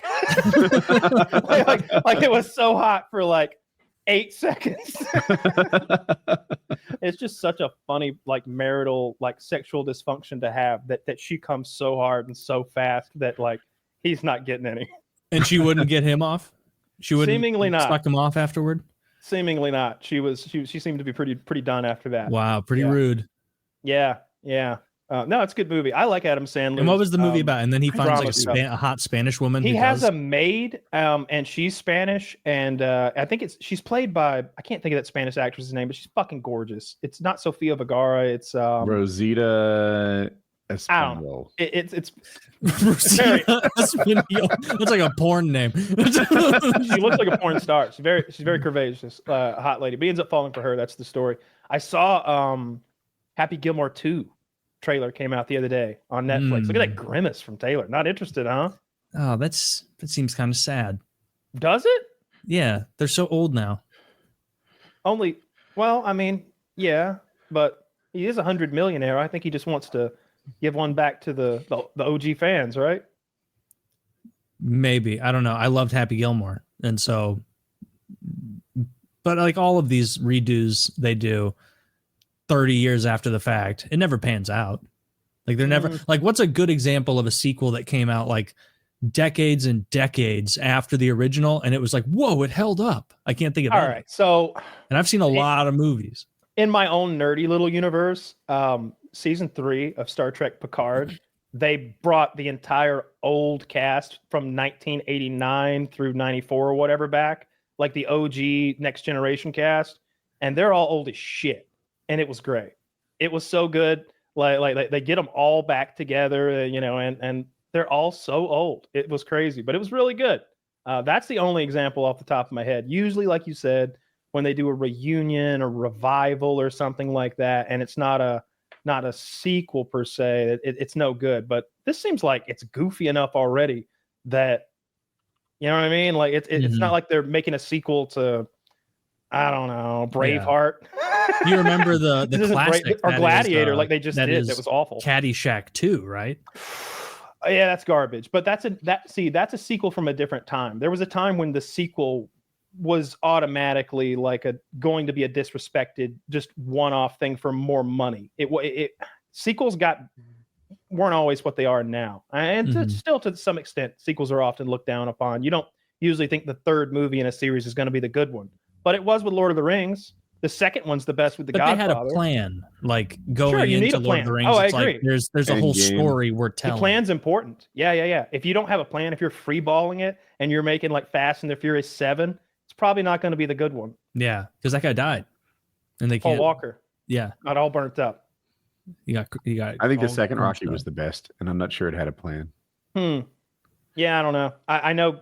I wonder if Stallone wrote the second one. You would imagine he did. He held on to that first script for years because he wanted to play Rocky Balboa. I think he might have turned down $1 million or something when he was broke in the 70s because he wanted to play Rocky Balboa so bad. And eventually, he got it and did it. It panned out. He got a lot more than $1 million. Yeah, for sure. Just the Rocky universe of films is probably $1 billion thing. Speaking of like TV and movies, Woody, I watched some of Shoresy, and the way that Hulu works is like I just scrolled past it and I was like, oh, you know what? I'm looking for something to watch. Woody's been pushing Shoresy on me. Maybe I'll like it. I just hit the icon for Shoresy, and it starts playing this episode where he's like in the office with the lady. They're doing like the fast talking, humor, and she's like pushing him like, you got to get off this. You have to coach. You're too old to play. Just get it together and coach. And like I watched maybe half of this 20-minute episode, and I'm like, man, they really just throw you into this. I'm having trouble knowing who the characters are. And I hit back to like go pee or get a snack or something. I see season 4 episode. It was the most recent episode. Dude. And so I had a 4-year arc of Shoresy for himself. I went back and I watched the first 2 seasons, maybe half of the third. Oh, okay. Yeah. Okay. And so I liked it. What I enjoyed that maybe you mentioned, but I thought of it also watching, is a lot of the time they do hockey shows. They pick the actor, but they don't pick someone who can skate. And you can immediately tell if someone actually knows how to skate or not, if you know what you're doing. And I appreciated that, like during the hockey sequences, it was like, okay, these guys all played for the most part. Most of the team don't have speaking lines. Like all of the gyms rarely say more than one word at a time. One of the star players literally can't speak the language. He only speaks in some other one. No one knows it. The other one, I don't think talks. Like there are like 3 speaking hockey players in the game. Yeah, there's not a lot. I bet they kind of hamstrung themselves by being like, we're only going to get actors who can actually skate and not appear foolish on the ice. And then after like a month, they're like, ugh, going to be a lot of non-speaking roles on this team. But I did check and like so banged up as this one. A Steve couple Carell of can them. skate. The guy who plays the gym that, because the 3 gyms, there's 2 gyms who only ever say yes, and there's the 3rd gym who always says slightly too much. In response to an answer. He's my favorite. Yeah, and that guy, the one who says slightly too much, played like 400 games in the NHL. What? Oh, I didn't know that. Like something Nolan, I think his name is. Okay. Brandon Nolan, maybe. But I thought that was kind of cool because you could see out there. And that dude who speaks in like the Newfie accent, I guess he was drafted high in the NHL, but then only played a few games, couldn't quite hack it, but then played pro in a lot of other leagues. And so I really did like that part of it where you could tell. And some of even the hockey scenes they shot, I'm like, this looks like the way a real play might unfold. It didn't have that Mighty Ducks horse shit where it's like someone gets a pass and then stands there for a pregnant pause and then lines up for a clapper. I didn't like that in those. A slap shot, Kyle. Something that I didn't like as much that I noticed is almost every speaking character is written the same.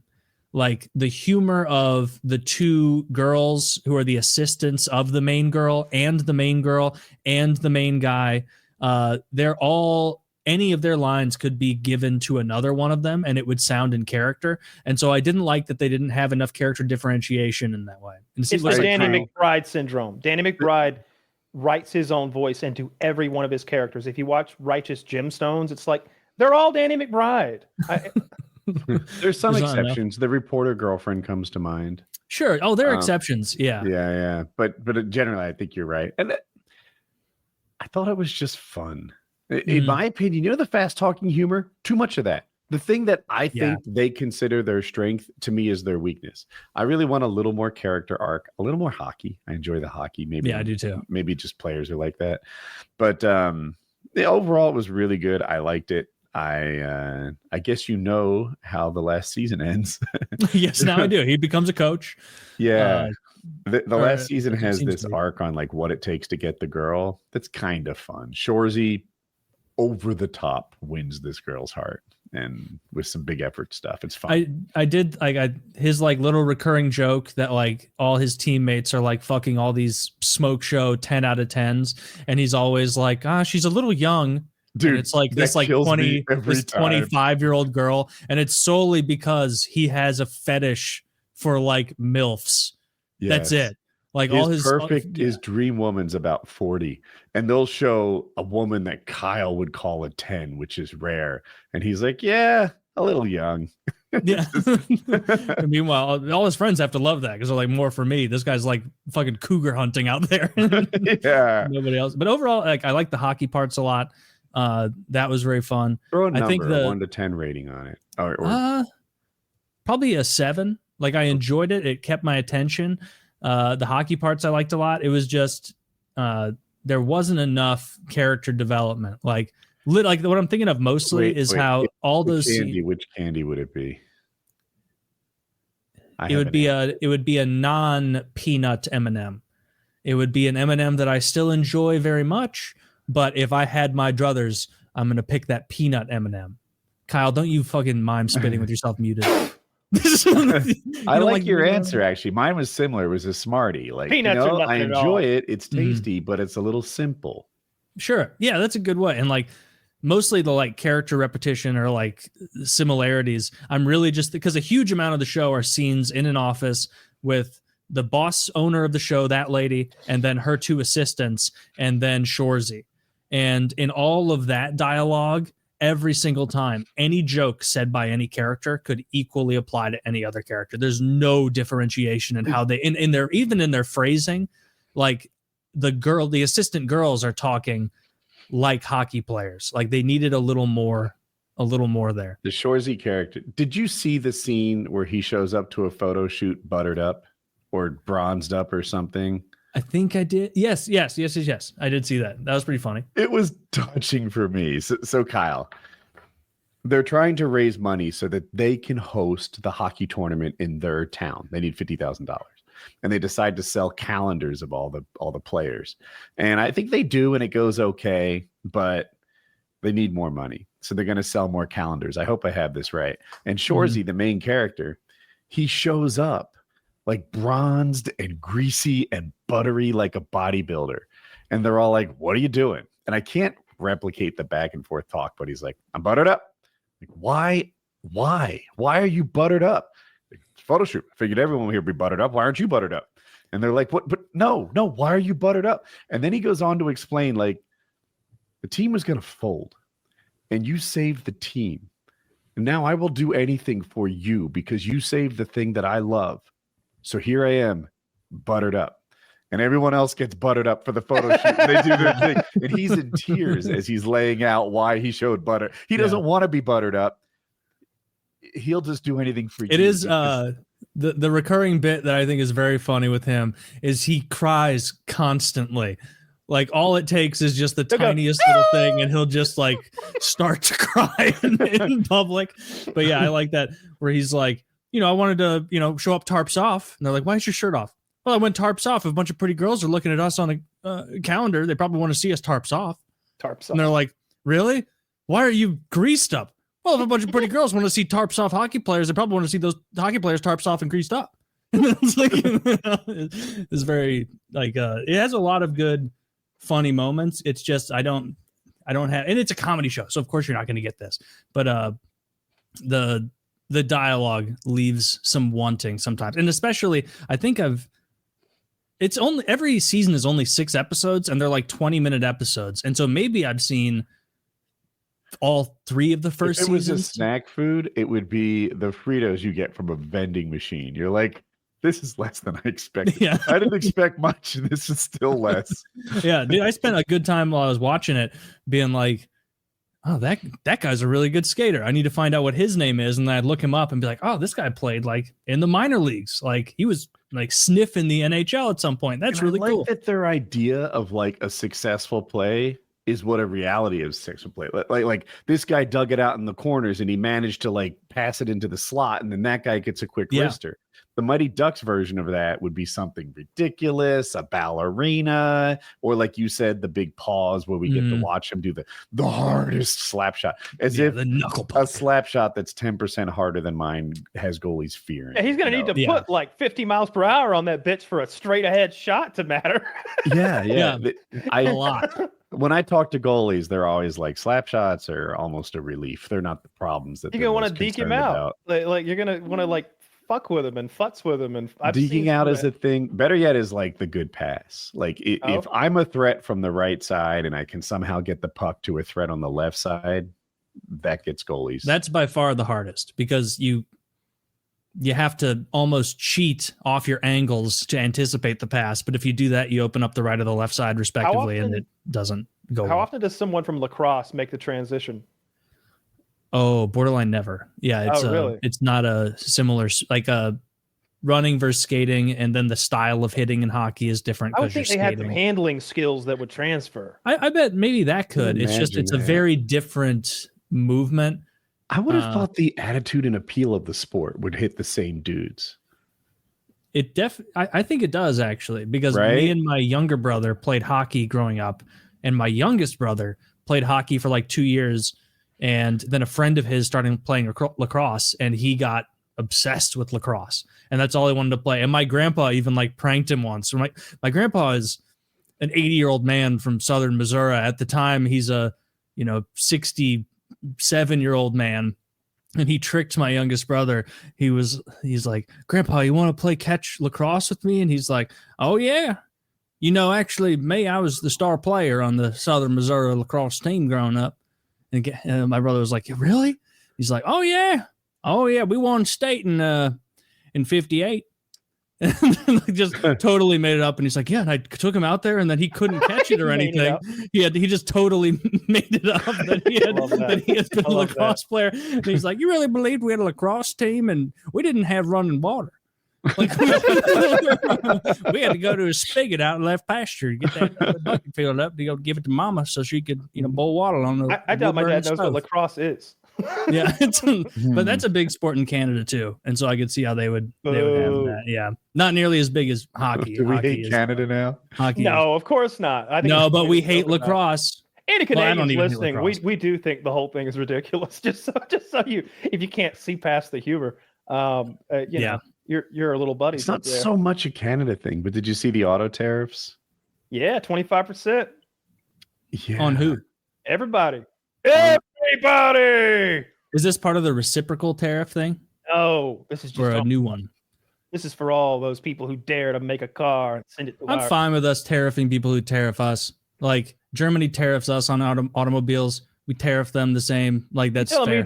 You tell me there's not a room for the Ford Taurus in the German Autobahn? Please. They no, there's right tons. Up. There's tons of Ford Tauruses. If the German consumer laid their eyes on the beauty of American automobiles, I tell you, there'd be F-150s bumper to bumper up and down that Autobahn. If you want to sell an F-150, every Germany, Heinrich it and has Deere to be made from in here Germany. to Hamburg would have him one. Maybe. Well, they should have gone Heinrich drive and all Himmler, those. Because then I got all those H's. Damn it. No, I don't think that they would buy our cars. I think our cars are shit, and I think they're never going to not be shit until we stop with the tariffs. The only cars here that aren't shit are like the luxury brands where they actually spend some money on R&D. Like if you look at the horsepower output, like of our engines, like just do horsepower and displacement ratio versus everybody else. It's humiliating. It's humiliating. Like the way the Japanese get all that horsepower out of those tiny little engines, and then we balk about fuel. Sure, but how reliable can a high-powered small motor be from Japan? Well, they got two. That's got dual overhead cams. Something's gonna break down in them Hondas. I promise you. 50 years later. Is Honda Japanese or Korean? Yeah, Japanese. I thought Honda was Japanese. Honda. Yeah, definitely. Yeah. Street Fighter character from Japan. You should know this. Hyundai. No, that's Korean. Yeah. Yeah, I don't put as much faith in the Koreans, but yeah, most of our cars are crap. I really do think that. I don't think our trucks are crap, but I almost think they might fall in that. Well, like if you're Ford and you've got the number one selling vehicle in America, I think that's still true. They are. It is. And that's probably one where you put a lot of time and effort into, and you let your Pintos, suffer. They still make. I don't know. What does it do though? What does it even do? Like nobody uses those as trucks. I don't know if you. What does it do? It does everything. They're hybrid now. The alternators are so powerful. They run your camper trailer off it because it's a built-in generator. A generator, right? Everyone's had AC in their car for some time now, but you plug an angle grinder into it and you realize all it can do is charge a laptop. Not so on a Ford truck. That shit has 220 output that runs your RV that you're towing around at this point. 220? Yeah. You could have a hot tub. You charge a Tesla with your F-150. That's sick. I didn't know. So yours has that, Woody? No, this is the hybrid ones. They're a little newer than mine. And because you can imagine how a hybrid truck would have a really powerful alternator beyond that you'd see, in a regular car. And I don't know. They're just dope as fuck. They've got lane centering, which is fucking a heartbeat from self-driving. And I'm just talking about like the quality of the ingredients. I like the tailgate wars. I'm sure you're probably on top of the tailgates back when my day just folded down, right? And then Ford puts a step into the tailgate. And when I first saw the step, I thought, dude, I'm far too athletic for a step on a tailgate. I don't need that shit. I could leap into this.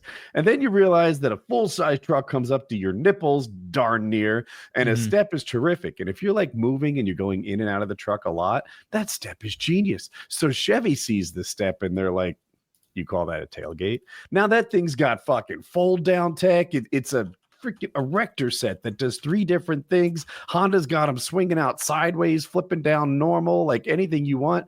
And I'm like, shit, tailgates all of a sudden became this like piece of engineering tech that's pretty dope. This is a good idea. I'm just now looking at pictures of this.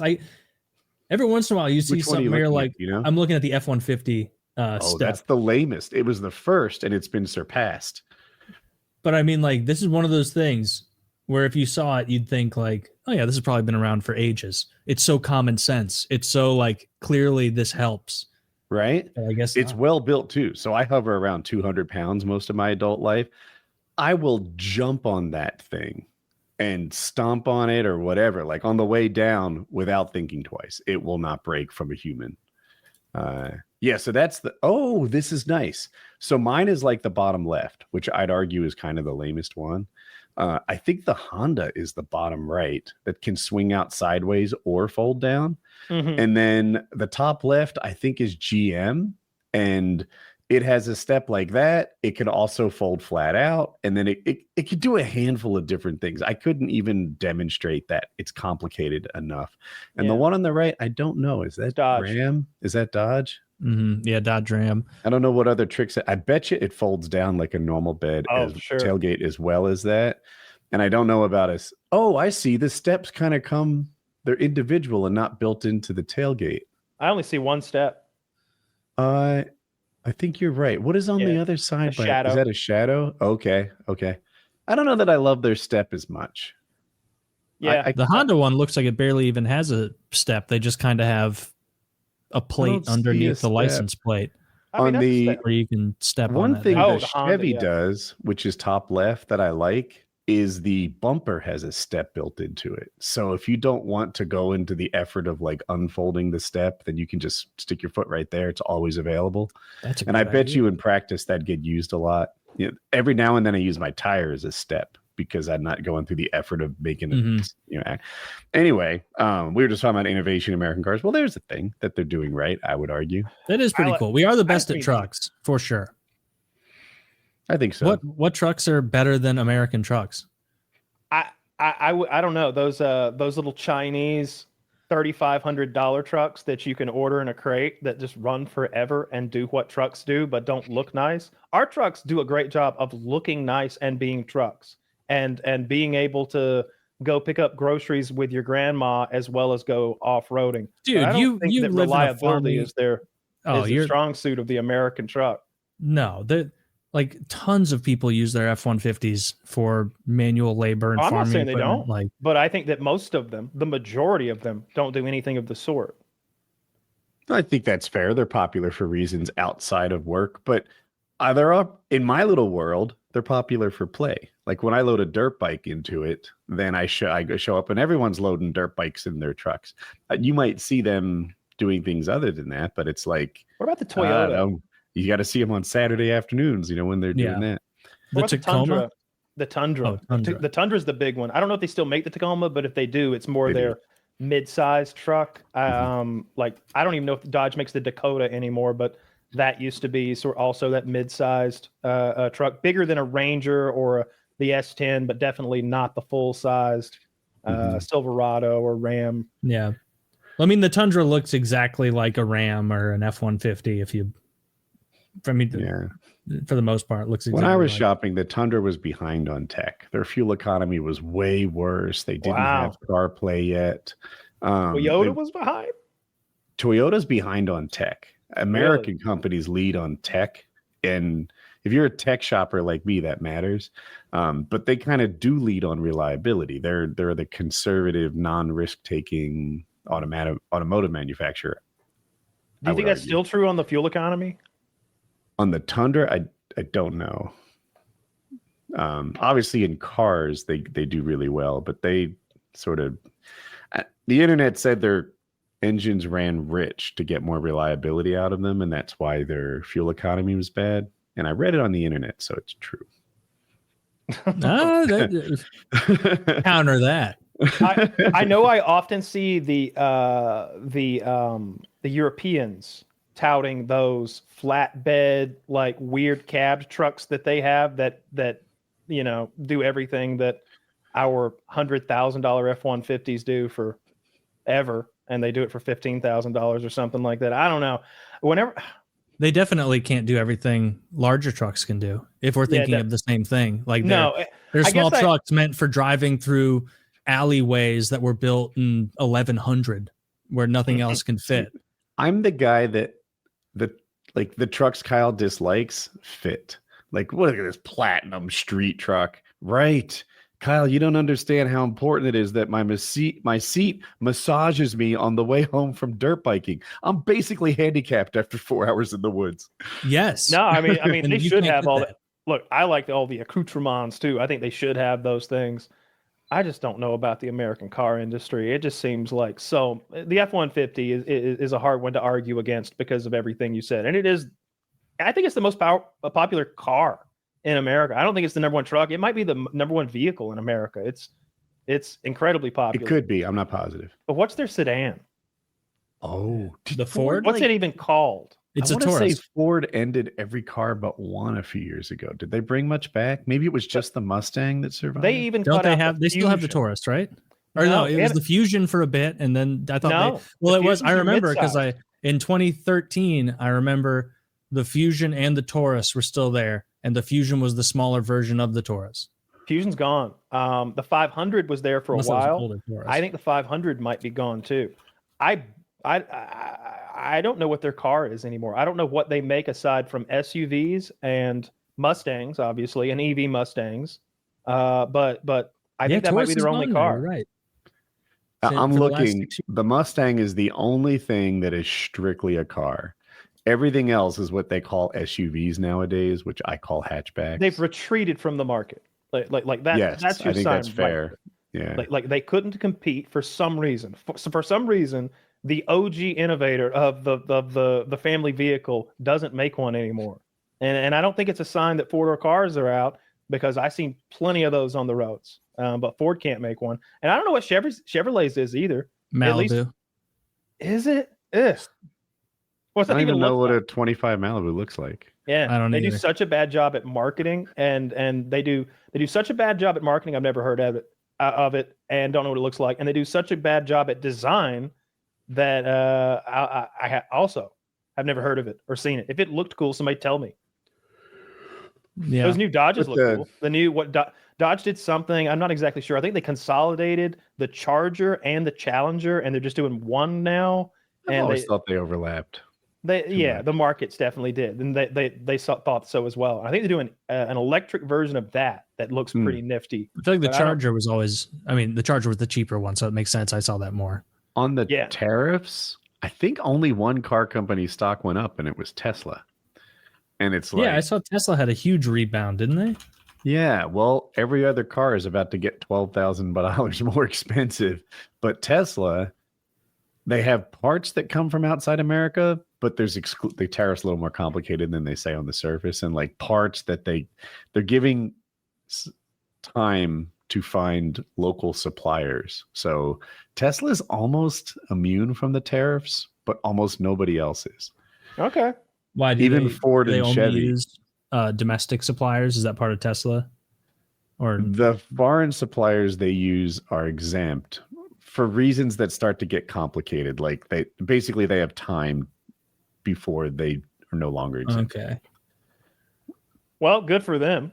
He needed a little bit of a rebound. I don't know if you watch SNL, but they That's got Mike insane. Myers Sorry doing to him, interrupt. and he's great. They're up 51% year over year right now. So what the fuck were they up at that bananas total in December? like up 150%. There was a big bump 300%. when Trump won. There was this idea that his association with Trump would be very good for his cars, like the government would help them in some way. But I think it kind of went the other way for a while, that his reputation sank amongst EV buyers because of his association with Trump. And now Trump's tariffed all his competitors, and Tesla's the only stock that went up. The Tesla shit is crazy. I've seen like 100 videos of fucking lunatics like attacking Teslas online, Yes. like keying them, spray painting them. Like, Okay. What do you think about Trump saying that those people look like terrorists to him? He said, I see those cars burning. Not one or two, but 7, 8 cars burning. That's terrorism. And are they committing violence in the furtherance of a political position? Indeed, they are, Taylor. Then yes. But that seems like a very gay version of terrorism. That's I mean, that's terrorism. I mean, well, I mean, like, yeah, if you're, is it violence if it's property damage? Yes.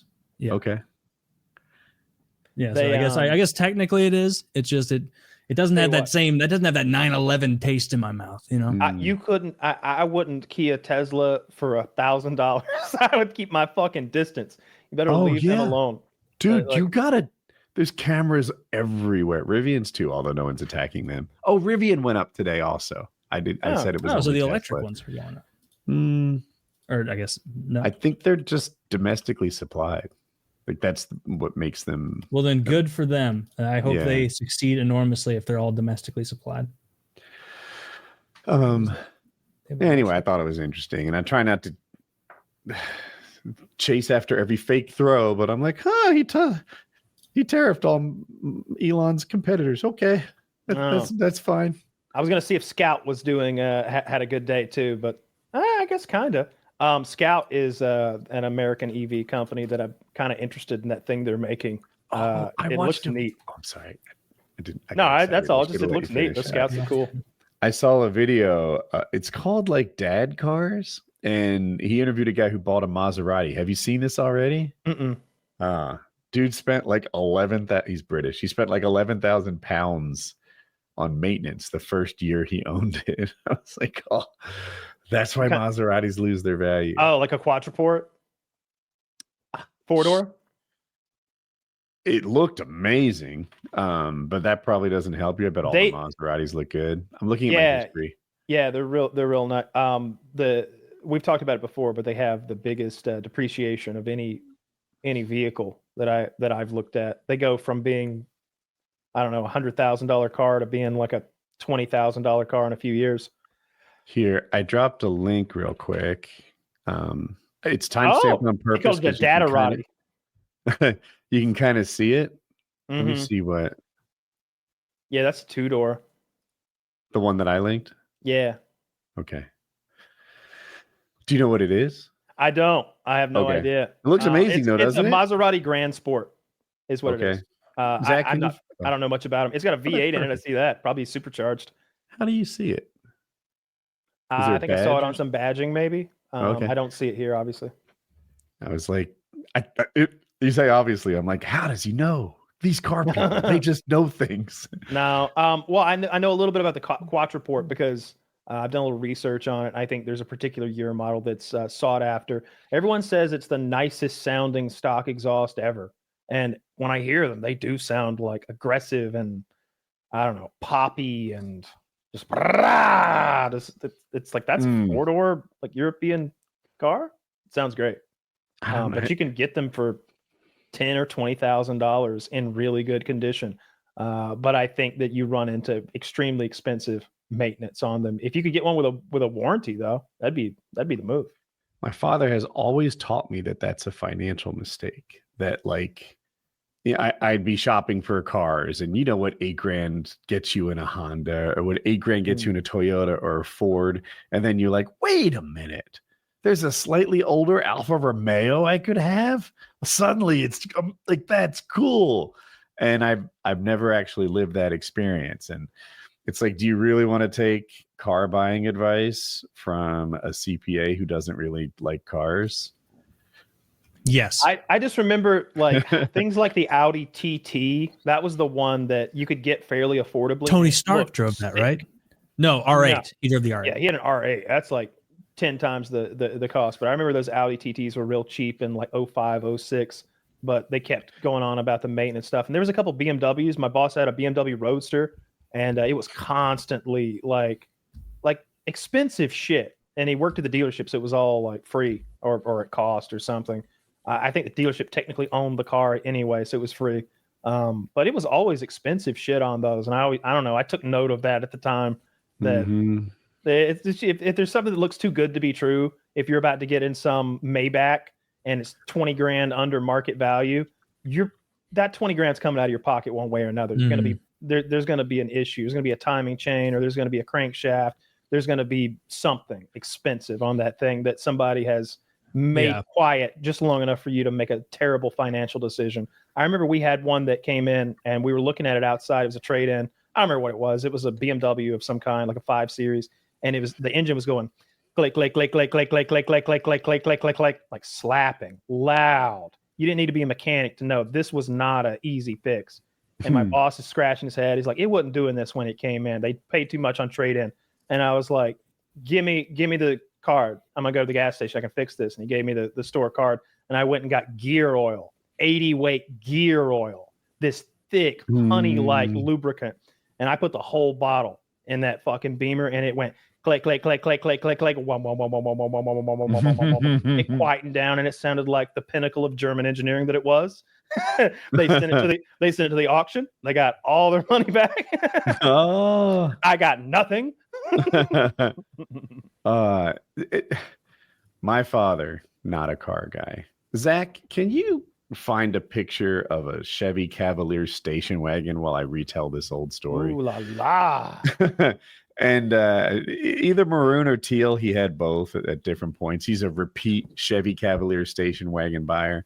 And I worked at his firm, right? My father's accounting firm, and all his coworkers, employees, whatever, would tease him because he's a financially successful man who drove the car of someone who's not thriving in life. And he loved it, though. Did you want to say something? There's a scene in The Sopranos where Christopher's thinking about turning on the family, going with Adriana on the run, witness protection, and he's at the gas station trying to decide if he should do it or not. And he sees a guy pull up in one of these whose life is run down. He's got kids in the car pulling his hair. His wife's ugly and fat. They're drinking a whole 2 liter of Mountain Dew. It's white trash central. The car's full of trash. I'm almost positive it's that car. It was that car, and the lifestyle that it provided was what made him have his girlfriend murdered. So my father loved this car. He always thought that this was the best car money could buy, while everyone else was like, you're just dead wrong. Nobody would desire a car like this. But to him, it was reliable and it met all his needs, and he never thought twice when he turned the key. And then one day he comes into work and he's just beaming with pride. He's been proven right that this is truly the best car.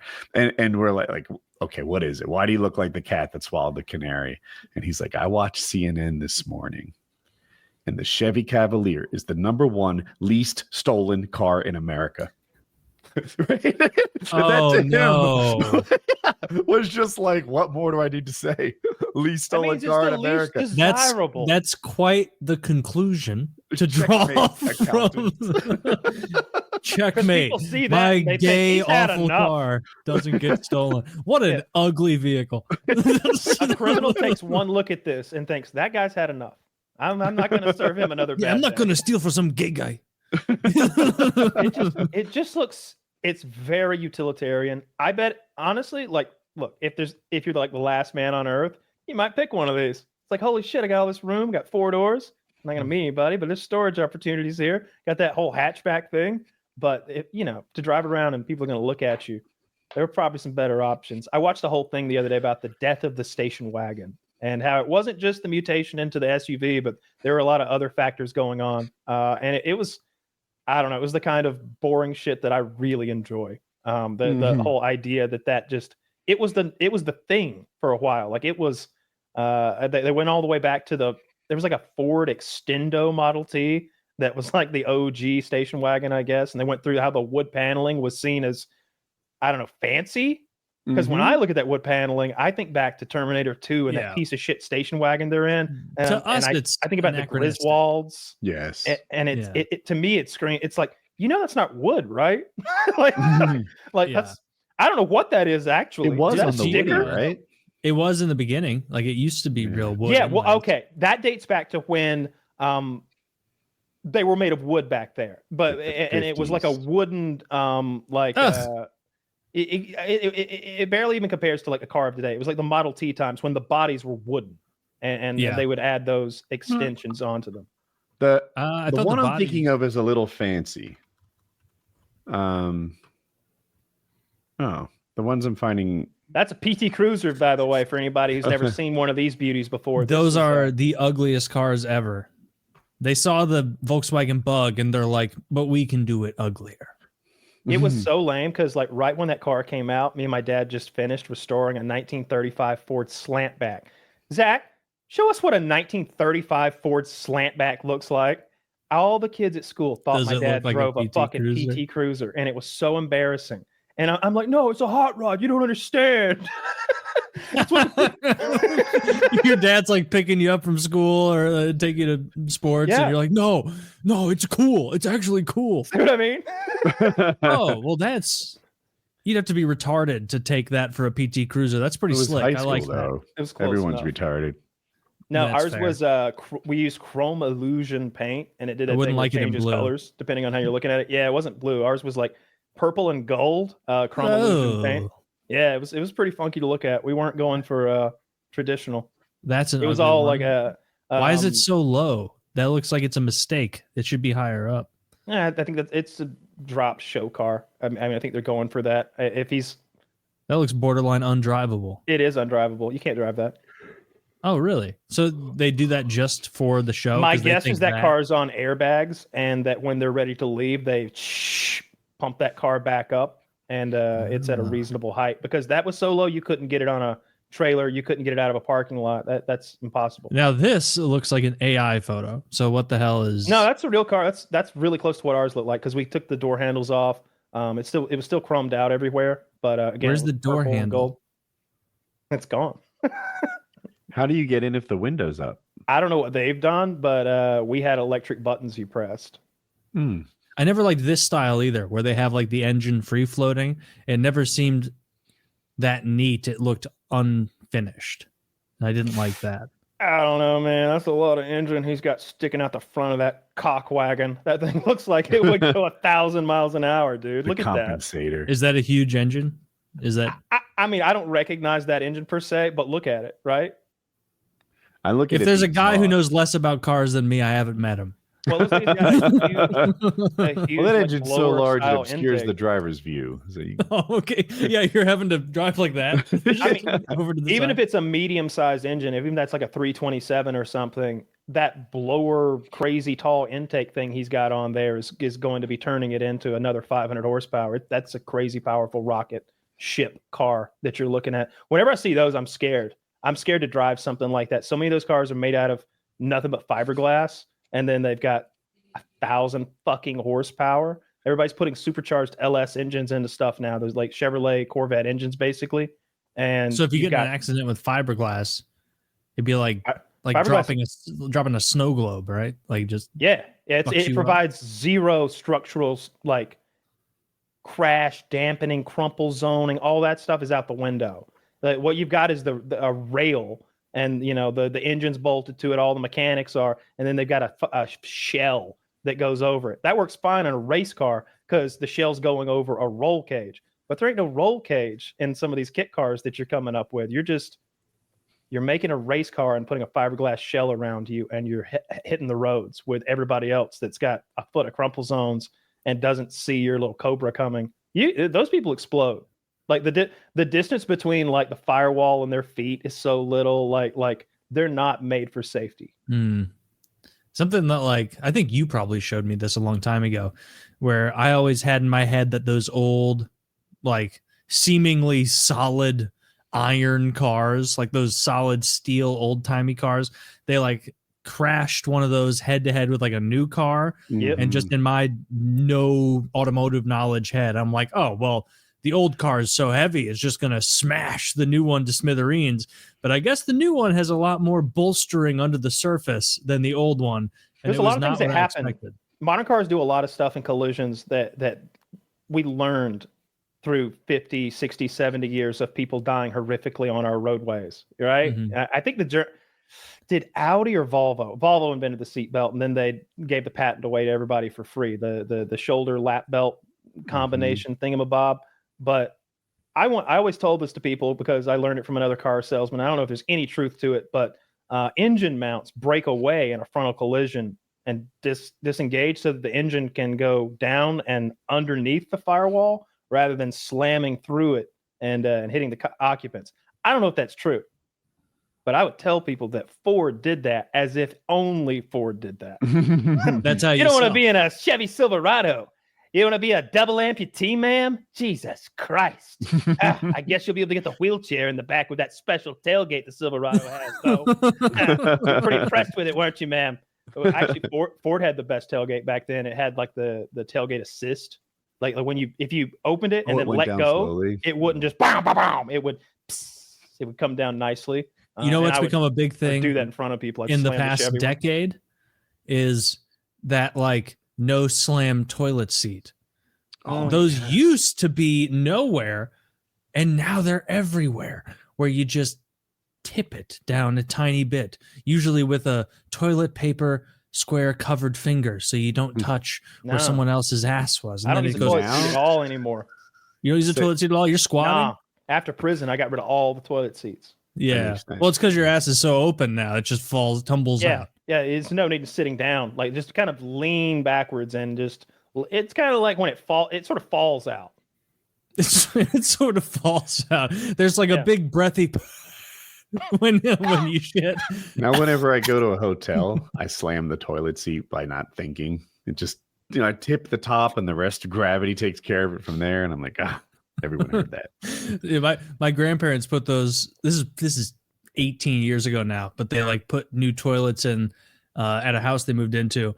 And like, I remember like putting that seat down and being like, whoa, this is like fucking like a rich person's toilet seat. Like you don't even slam, it gently comes to a rest, which is something we should have had. It wasn't, I mean, it was a lot, but not that, but like 1,500. Yeah. That's like standard nice toilet price. When you got it, were there like other models that were more expensive or less expensive? Did you shop around and like compare like the ninjutsu versus the shitsatsu? Jackie handled everything. I don't know, but it's pretty dope. It has a nightlight in it, so if you approach it from like in the dark, the toilet, which cleans itself really well, has a blue light, and you can pee in the dark and sort of see what's going on without losing your night vision. Nice. I've got a glow-in-the-dark cock ring that assists with that as well. That makes sense. Yeah, I have a flashlight cock ring, of course. Yeah, it's part of my everyday carry. Because when I'm peeing in the middle of the night, I want enough light that I can pee and hit the side of the bowl, because I don't want the aggressive, loud water sound in the middle of the night, because it's just a very loud sound. I run the sink in your sleep. You run the sink when you're peeing in the middle of the night? Yeah. That's insane. Why? Nope. You just told me that you secret piddle pee against the side in the middle of the night, and I'm the goofball for running the It's sink not a a little? secret piddle pee. You just aim to the side of No, where the water is, you and then used those words. You said I secret piddle pee. I against secret the side piddle of pee. the wall. That's what you said. Look, I hate to use your own words against you. You're Piddle when pee. you're right. But like, you don't want a super loud piss in the middle of the night. But he said it in a baby voice. Like, Do you ever make a clearly- bullseye with toilet paper? No, and it's also because in the middle of the night, I usually don't put my glasses back on. Like I don't want to deal with reacclimating to glasses, and so like it can be tough to see the border versus the water. And so usually it starts with a very loud normal pee, and then you have to aim appropriately to get to the side of it. Because I don't want that. I don't want that volume. That you're a, being that pees on the show. So why do you keep it a secret in real life? Because it's loud, and it's like the same reason that I don't want to turn the light on in my bathroom when I'm peeing in the middle of the night, because then it's going to snap my eyes back to awake mode. I want to stay as close to sleep as possible while I'm peeing. I want to be able to pee and then just go right back. Have you tried diapers? Is that ludicrous? Is that crazy? Do people not do this? Is this not what people do? You guys turn the lights on in the bathroom when you're peeing at night? I use the toilet's nightlight. We covered this. Okay, well you do, money bags. Honestly, I just piss with the door open, and there's enough like light coming from like outside the bathroom to illuminate the toilet well enough for me to see. But where's the light coming from? Because it's a door, it's a bathroom in your bedroom. Down, like street lamps down the street, shining through my like front blinds just a little bit on the wall and reflecting around in my house. I don't have any of that. I piss by moonlight. Oh, the moonlight sometimes will shine through my skylight in my bathroom, and I can see a little more. But if it's if it's a no moon, I'm risking it. Night lights. Well, I haven't bought. You need a nightlight for your piddle pissing? I need a nightlight for my stealth pissing at night. Stealth pissing. Okay, Jason Bourne, you're piddle pissing, and we all heard it. All right. Why don't you just throw in the tactical goggles? I'm gonna throw in the tactical goggles and piss. He goes to the bathroom. No, that wouldn't work, because then that would equally wake my eyes up. 50,000 people used to piss. Break one of those booger sticks and throw it in the bathroom so the night vision goggles work. No. Yeah, I'm not with it. No, I just go. I would like to have one of those fancy toilets though. I will make that purchase at some point. I saw the episode of South Park. You'd like this one where Randy, he goes to get a new toilet because Old Blue, that's the name of his toilet. He's like Randy, the toilet's broken. Old Blue, what's wrong with her? What's wrong, girl? And like the seat's been repaired with a hammer and nails, and like there's a crack in the bowl, and there's like duct tape around the tank and stuff, and it's all chipped up. And he buries Old Blue, the toilet, in the yard like it's a dog. And then he goes to the Lowe's to get a new toilet, and he's like, yeah, these are the top of the line, for the American toilets anyway. What do you mean? Well, we keep the Japanese toilets in the back. Well, could I see one of those? Well, I don't know about that. I'm fancy. Come on. and the Japanese toilet is like shitting in heaven. Like there's music playing and lights turning on and the seats all warmed up. They know and how he to becomes a full toilet snob. Like he's just inviting people over to his house so they can shit on his fancy toilet and be jelly of him. It talks to them. It's great.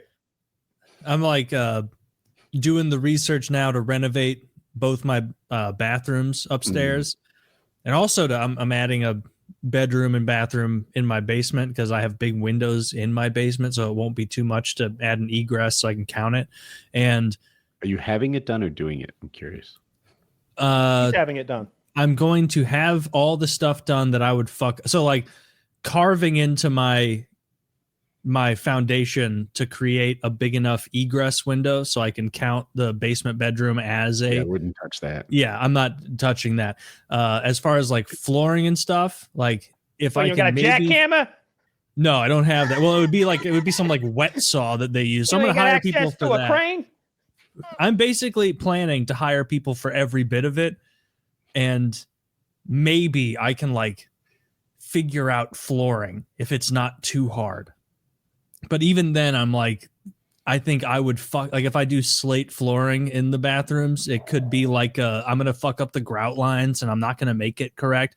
And so I think I'm just gonna bite the bullet and pay for the people to do it. I think that I was recently the did move. some drywall repair. I mean, I learned a lot. I think the next time will be better. All right. So see, I want to I'm avoid good that. at. I don't want to have my foray into, like, I don't want to pay a bunch to have the bathrooms redone and like the other bathroom added. Well, let me pitch this to you. Okay. If it was like the mudroom and you were doing a drywall repair behind the washer and dryer, you might make the same decision I did, where like this is the place you learn. Yes, 100%. If I were doing it in my laundry room where it's very hidden from guests, that is the place to learn.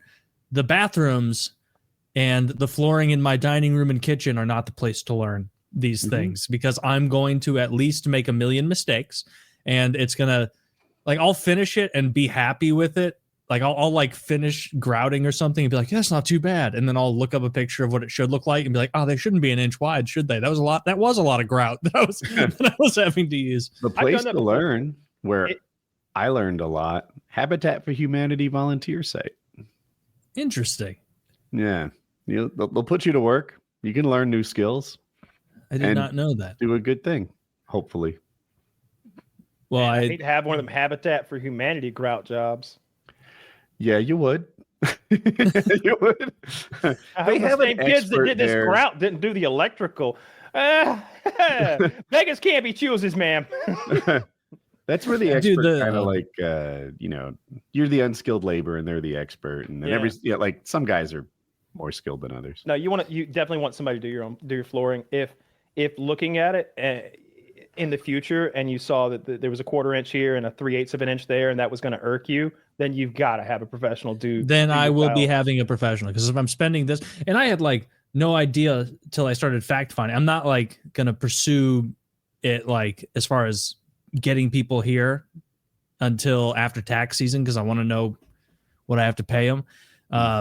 But holy fuck, it's so expensive. Like, I get that it's going to be like minimum 50 grand to add an additional bedroom, bathroom, because they have to build the egress, they have to build the bedroom, they have to add the bathroom in the basement.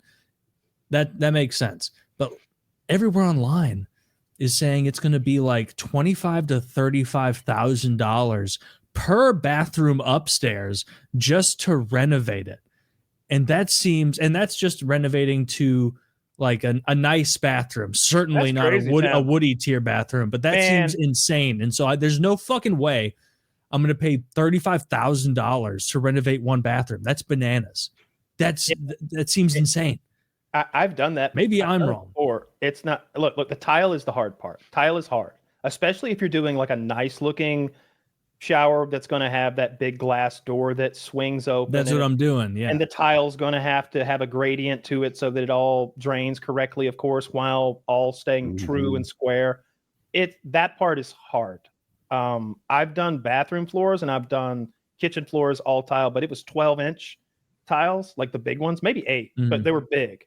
Now, in a bathroom, you're probably going to be doing smaller tiles. In my bathroom that I had done like years and years back, there's these little like 1-inch tiles. There's like tons of those. And I watched that guy doing it. I don't like that look. So I wouldn't do that. God.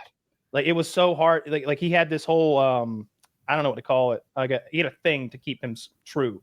Like, he wasn't just being an artist placing. You buy 1-inch tiles in like a 1-foot grid, and then you smear the grout in between it. And it looks like 1-inch tiles if that's the look you're targeting, but it works like bigger tiles. It's got like a webbing under it. Yeah. These were squares that were like, I don't know, like that big each, like lots of those. But then they changed shape.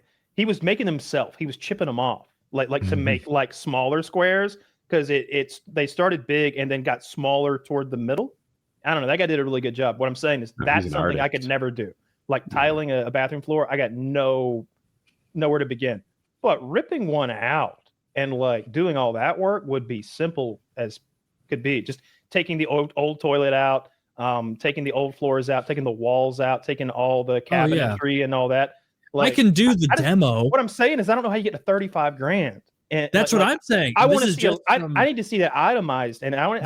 That's what I'm thinking. Is like I looked up the toilet. Like an excellent toilet is like $1,000.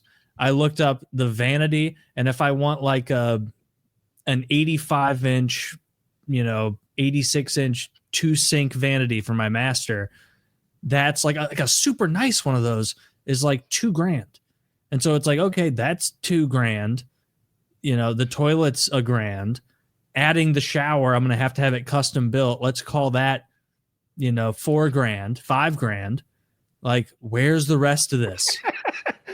Like, where's the rest? Is it all labor? Is it $28,000 of labor to do this? The stuff like his basement sounds. I'm not sure what you even mean when you talk about altering the foundation, but that sounds like some real deal. So the basement windows that you get in like ranch style houses. That's what I live in, where there's usually there's sometimes a window in the basement. When the kid that's kidnapped and he's trying to crawl through that little window that's horizontally. So wide. the thing is, it's the windows down there now are pretty big. They're like 18 inches tall and then probably 5 feet wide. And there's a few of those windows. But the coding, if I want to count it as a bedroom, says that the bottom of the window cannot be less than 44 inches from the finished floor. And so I would have to hire someone to cut out below that until it gets down to like 43 inches or whatever. And then I would replace that. And then, those basements where you see like an egress is cut out and so I would have to do that. And that's only like $7,000 at the absolute most. Why don't you raise the floor? Home, it would be listed with more bedrooms and resale. Yes, exactly. Yeah. Why don't you raise the floor? Well, I will have to add a subfloor to make sure it's 100% even. So but why lower the window when you could raise the floors? Because I still want it to be a reasonably high ceiling. Because the rule also is that you cannot count it as a bedroom unless the ceilings are a minimum of 7 feet high, and I've only got like 8 feet ish of clearance, and so I can't just add. How much crawl space is there? What I'm saying is it's a lot easier to raise a floor than lower a window, especially when you're already going to do your floors. But the floor would have to be raised like 3 feet, 4 feet. Yeah, put it on stilts. Yeah, just like the foundation. It's like a 16-inch. I measured the other day. It's like a 16 to 18-inch reduction I would have to get just to make the egress window count and get a big window. And so there's no fucking way I'm going to raise my floors 18 inches because then it wouldn't be a 7-foot ceiling. That I would. And I couldn't count it either way. Ceilings and raising the floor and leaving the window the same. I can't raise the ceilings. That's where the rest of my house is. There's a crawl space in between. I'd want to know how much. I'm just saying lowering a window sounds like a big job. But that bathroom thing, that's wild because I would need to see that itemized to really understand what was going on. Maybe then it makes sense. But I'm going to tell you, every time I would show somebody like the itemized cost of a car, I was in my head, I'm thinking like, this is such bullshit. They don't call me on all this horse shit. I have 2 pieces of advice. Yes. It's not polite to give advice that wasn't asked for, but I've made some mistakes. One, get more than one quote. You probably do that. You're probably going to do it anyway, but get more than one quote. 2, and this is a mistake I've made repeatedly, don't pay until they're 100% done. I don't think I've ever had a contractor who didn't come to me with his palm out when he was 95% done. Hey, Woody, this is almost wrapped up. Why don't you just pay me now and I'll do the last 5% after you pay me? And it's like, because I'll never see you again. Yep. If this last 5% is that easy, go earn the payment. Remember at the beginning when I paid half up front? Did that check bounce? Was that check late? Well, here's the part at the end where you do the work. Yeah. Now you need to be as reliable as I've been at writing checks and get the entire job done. I didn't write you a check that mostly finished. It was all the way finished. That's what your job needs to be. And anyway, I could rant harder. Good advice. Like I will follow both of those because I have heard not just you, but many people tell horror stories about, oh, I got bullied into paying too early, and then he just was out like a demon's whisper, just never to be seen again. And it's like, okay, well, I guess now I have to grout the tiles that still have those weird spacings in them. I have a recommendation. So you ever use the Thumbtack app? I don't know what that is.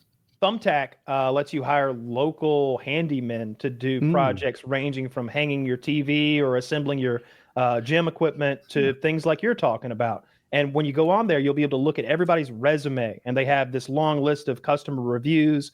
And it's for specific jobs. A lot of guys really specialize in what I just mentioned, assembling equipment and hanging televisions and hiding wires and drywall and stuff like that. And they'll have like 150 reviews, everybody praising them and stuff. I guarantee there's some guy on there who does bathrooms too. And they're listed, and you can arrange them or sort them in order by hourly pay. So like I found a guy to put my last elliptical together because it was a bitch for like, took him 2 hours. I think I paid him $12 an hour or something. And I tipped him, but like he got paid, but like it was cheap, and it was going to take me 2 hours. If it took him 2 hours and he's taking you 4 hours. Yeah. That's what he does for a living, is put them bitches together. And he was out there just fucking this little reading the instructions and shit. That was the best $100 I ever spent, whatever it was. Interesting. I'm sorry. So the site that competes with that one that I use, it might be worse. I'm not. Angie's List. You probably know of Angie's I've heard of List, that. right? Yeah. Yeah, that's it's like Yellow Pages, but just for contractors, electricians, and stuff. And it also has a lot of reviews, and you can see if like some guy has 455 reviews, he's hardcore. This is what he does. If some other guy has like 6 reviews, you're like, okay, is this the kind of guy I'm looking for? I mean, like, what are you looking for? Yeah. I think Angie's List is going to be more like easy to find, like a super reputable guy, and probably more official.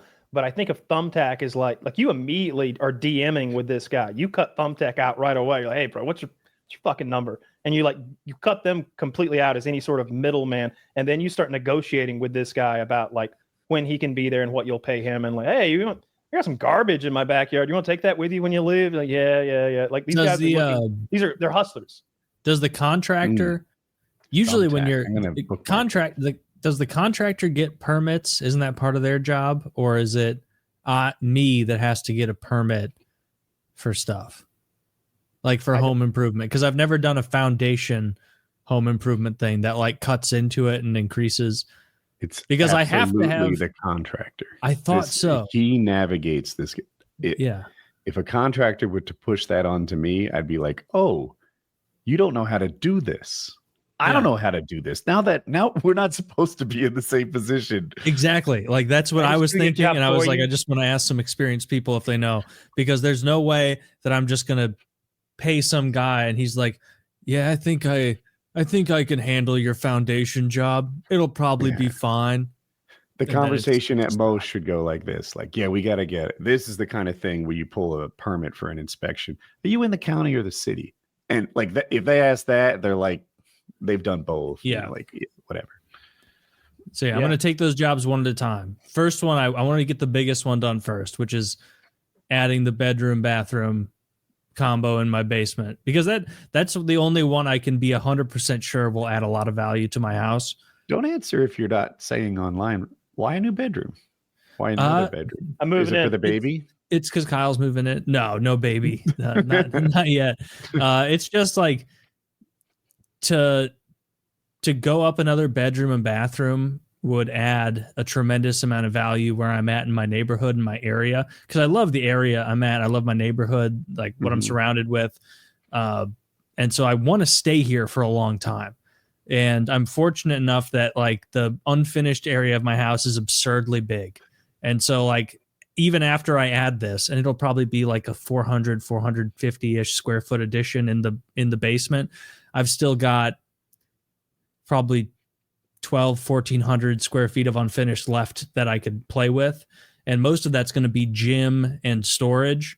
But I just want to have that so that if I have to sell, or if down the road I need an additional bedroom, it would help. And also, I would like when I'm working out to have a bathroom downstairs. That would be nice. I can just like be lifting and then be like, I gotta pee. I gotta fill up my water again. Just pop into the bathroom. Boom, I'm there. I don't have to walk up those cumbersome stairs. Maybe that's not like a $50,000-$60,000 problem, but it's going. It will be another problem solved by diapers. I just see it as like this is the one that's most obviously an investment in my house. And that makes the most sense. And so I don't want to start with a bathroom upstairs, get totally disillusioned with how long and arduous these processes are, and then go, I don't want to deal with the basement thing. That's going to be a nightmare. Now you see why my gym's so small. It's like, what do you want? You get a leg machine. I recognize a leg machine's like $1,500, but the extension to the room is 80 grand. That's why my gym's so small. That's why. And you have everything you need in there. You have an excellent gym setup, like very, very utilitarian. I liked when you sent us the videos of it. Yeah, it would make more sense to get a steel building outside and just start all over than to expand on your current gym. That's what 80 grand Might would be do. right. Yeah. You know what I mean? Oh, Like, yeah. you can get, Yeah, you're get one of right. those steel buildings, air conditioned and insulated and AC'd up for 80 grand. Mm-hmm. Yeah. That's I exciting. think dad just built a shop. He just built a car shop closer to his house. So he's got his lift and all of his equipment in there. He sent me some videos the other day. 70. Hang on, I'll do the math in my hand. 72?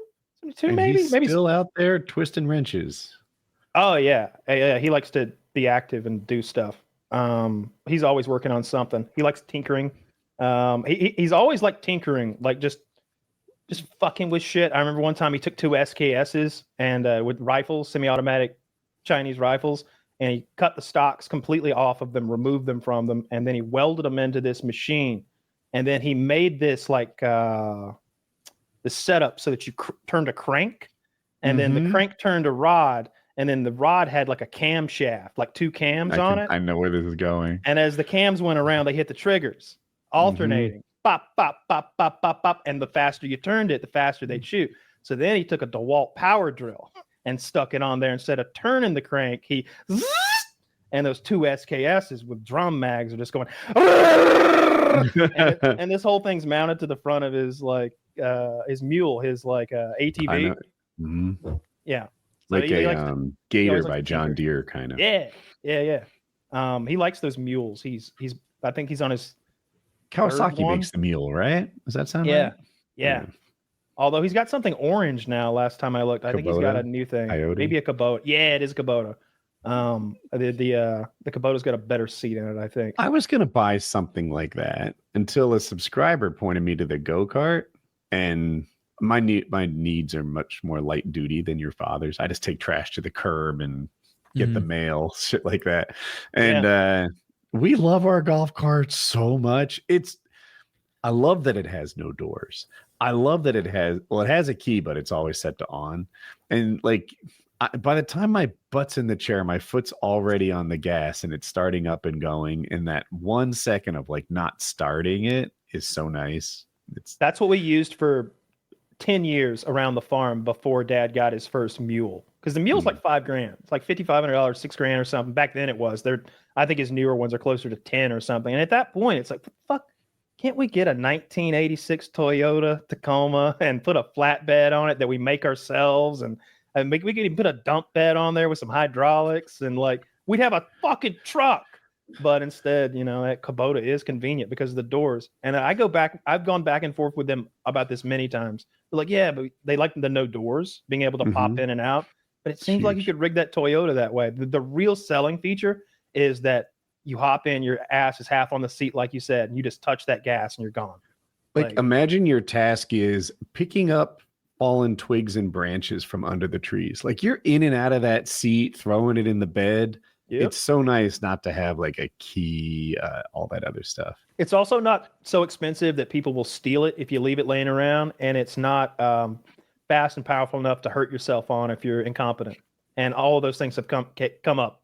Like when we were kids, we were bashing those things into telephone poles and barns and into each other. We had 2 of them. One of them had 3 wheels and one of them had 4. And that club cart, like we'd eat shit on those things like jackass. We'd race them around and jump them and hit each other. And they were, because you could get them cheap. I remember there was a guy that sold them out of his yard a few miles from us, and he had like 30 in his yard. And there's a couple grand each. That's where we got that one that we took to paintball that time. Oh yeah. Oh right. Yeah. I hauled that motherfucker from Georgia to Chicago on a trailer. I didn't know that. You told me, I forgot it. Dude, you want to like that drive we made up to Boston was a fun drive. I have fond memories of that. I truly do. But me and Jeremy's drive to Chicago, dragging a trailer with a golf cart on it, was not fun. That was awful. He also slept through it, but I appreciate it because I don't like talking to him.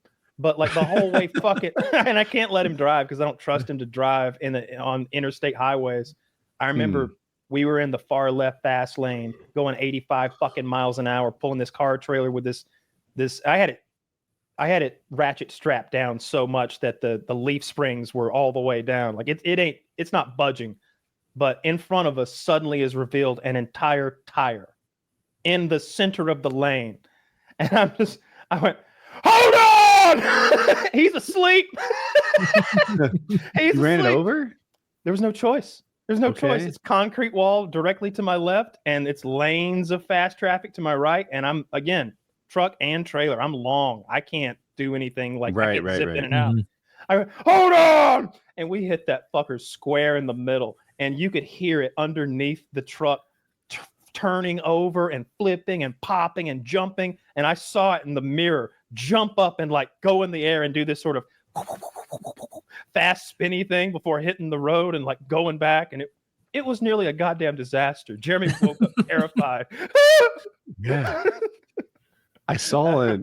You've probably seen it. There's a video online where a car hits a tire and the whole car gets like rocket into the air like 12 feet, something like that. Jumped it.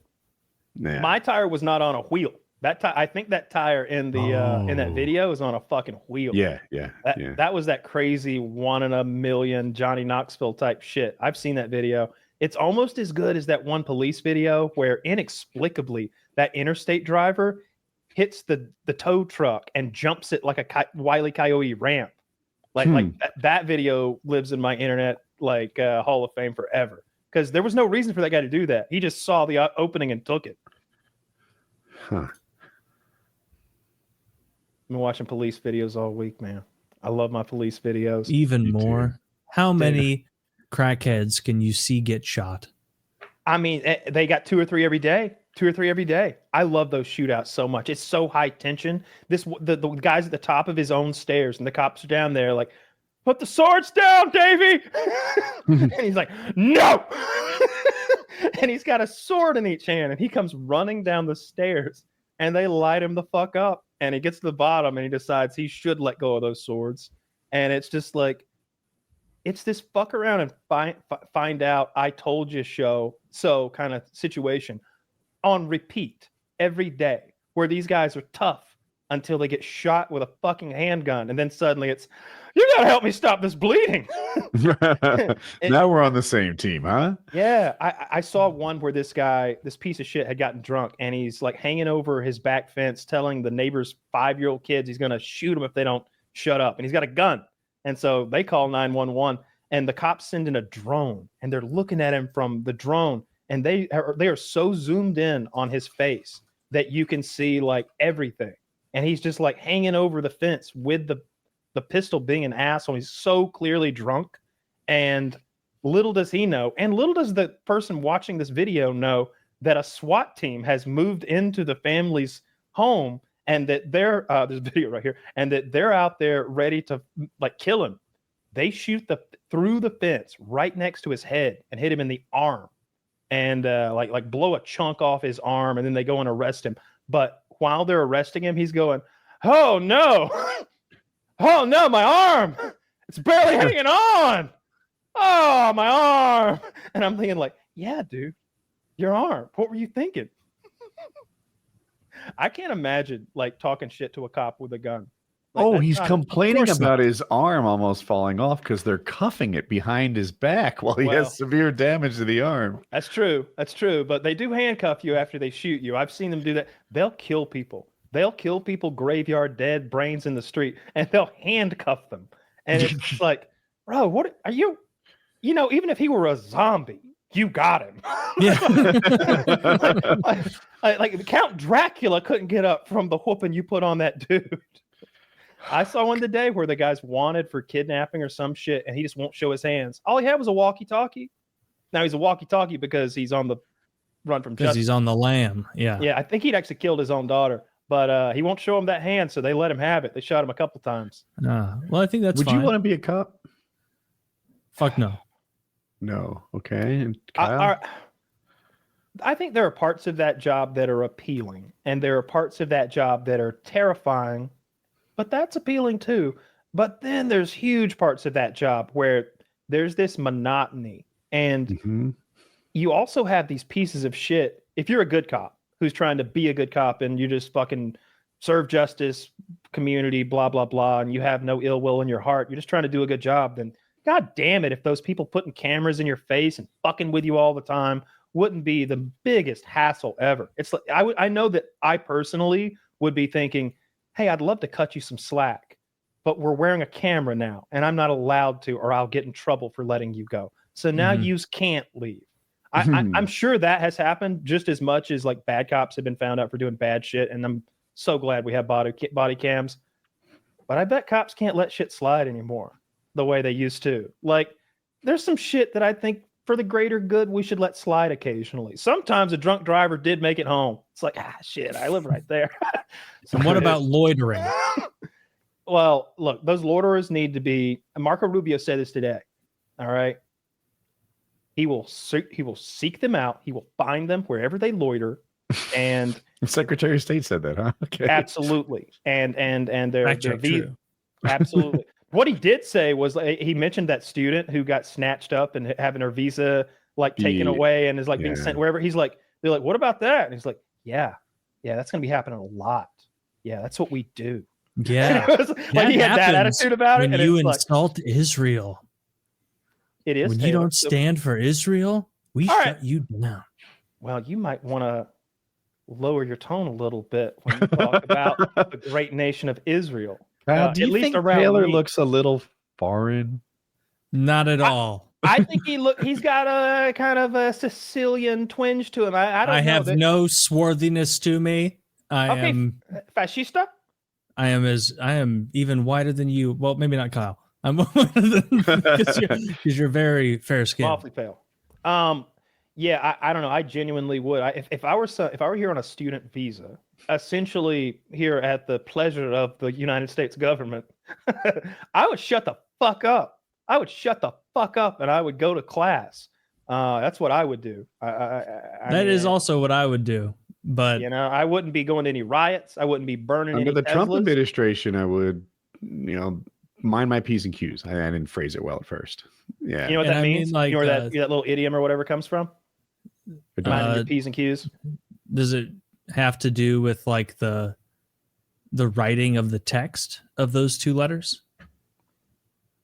I don't know. I need giving it away a little bit. Let's just say that I don't know. I'm guessing. I'm going to help you a little. P and Q is short for something in both situations, so you need to mind your P's and your Q's. What are P's and Q's that should be minded?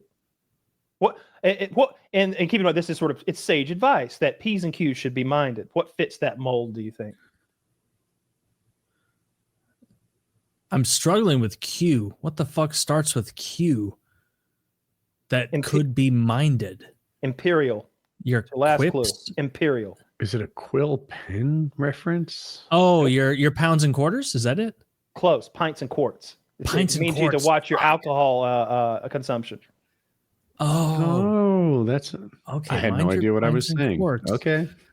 Yeah, P's and Q's. Damn it, I was almost there. Yeah, that's it. That is a fun fact. It's rare that you actually get a good one like that. My mind was racing. Oh yeah, only 2 or 3 times a week. I wasn't saying you. I was saying it was rare that a fun fact is actually fun, and I enjoyed that one. My mind was racing to like old-timey fonts where P's and Q's needed to be carefully formed. I couldn't get off that calligraphy font where it's not P's and Q's for mind your P's. No.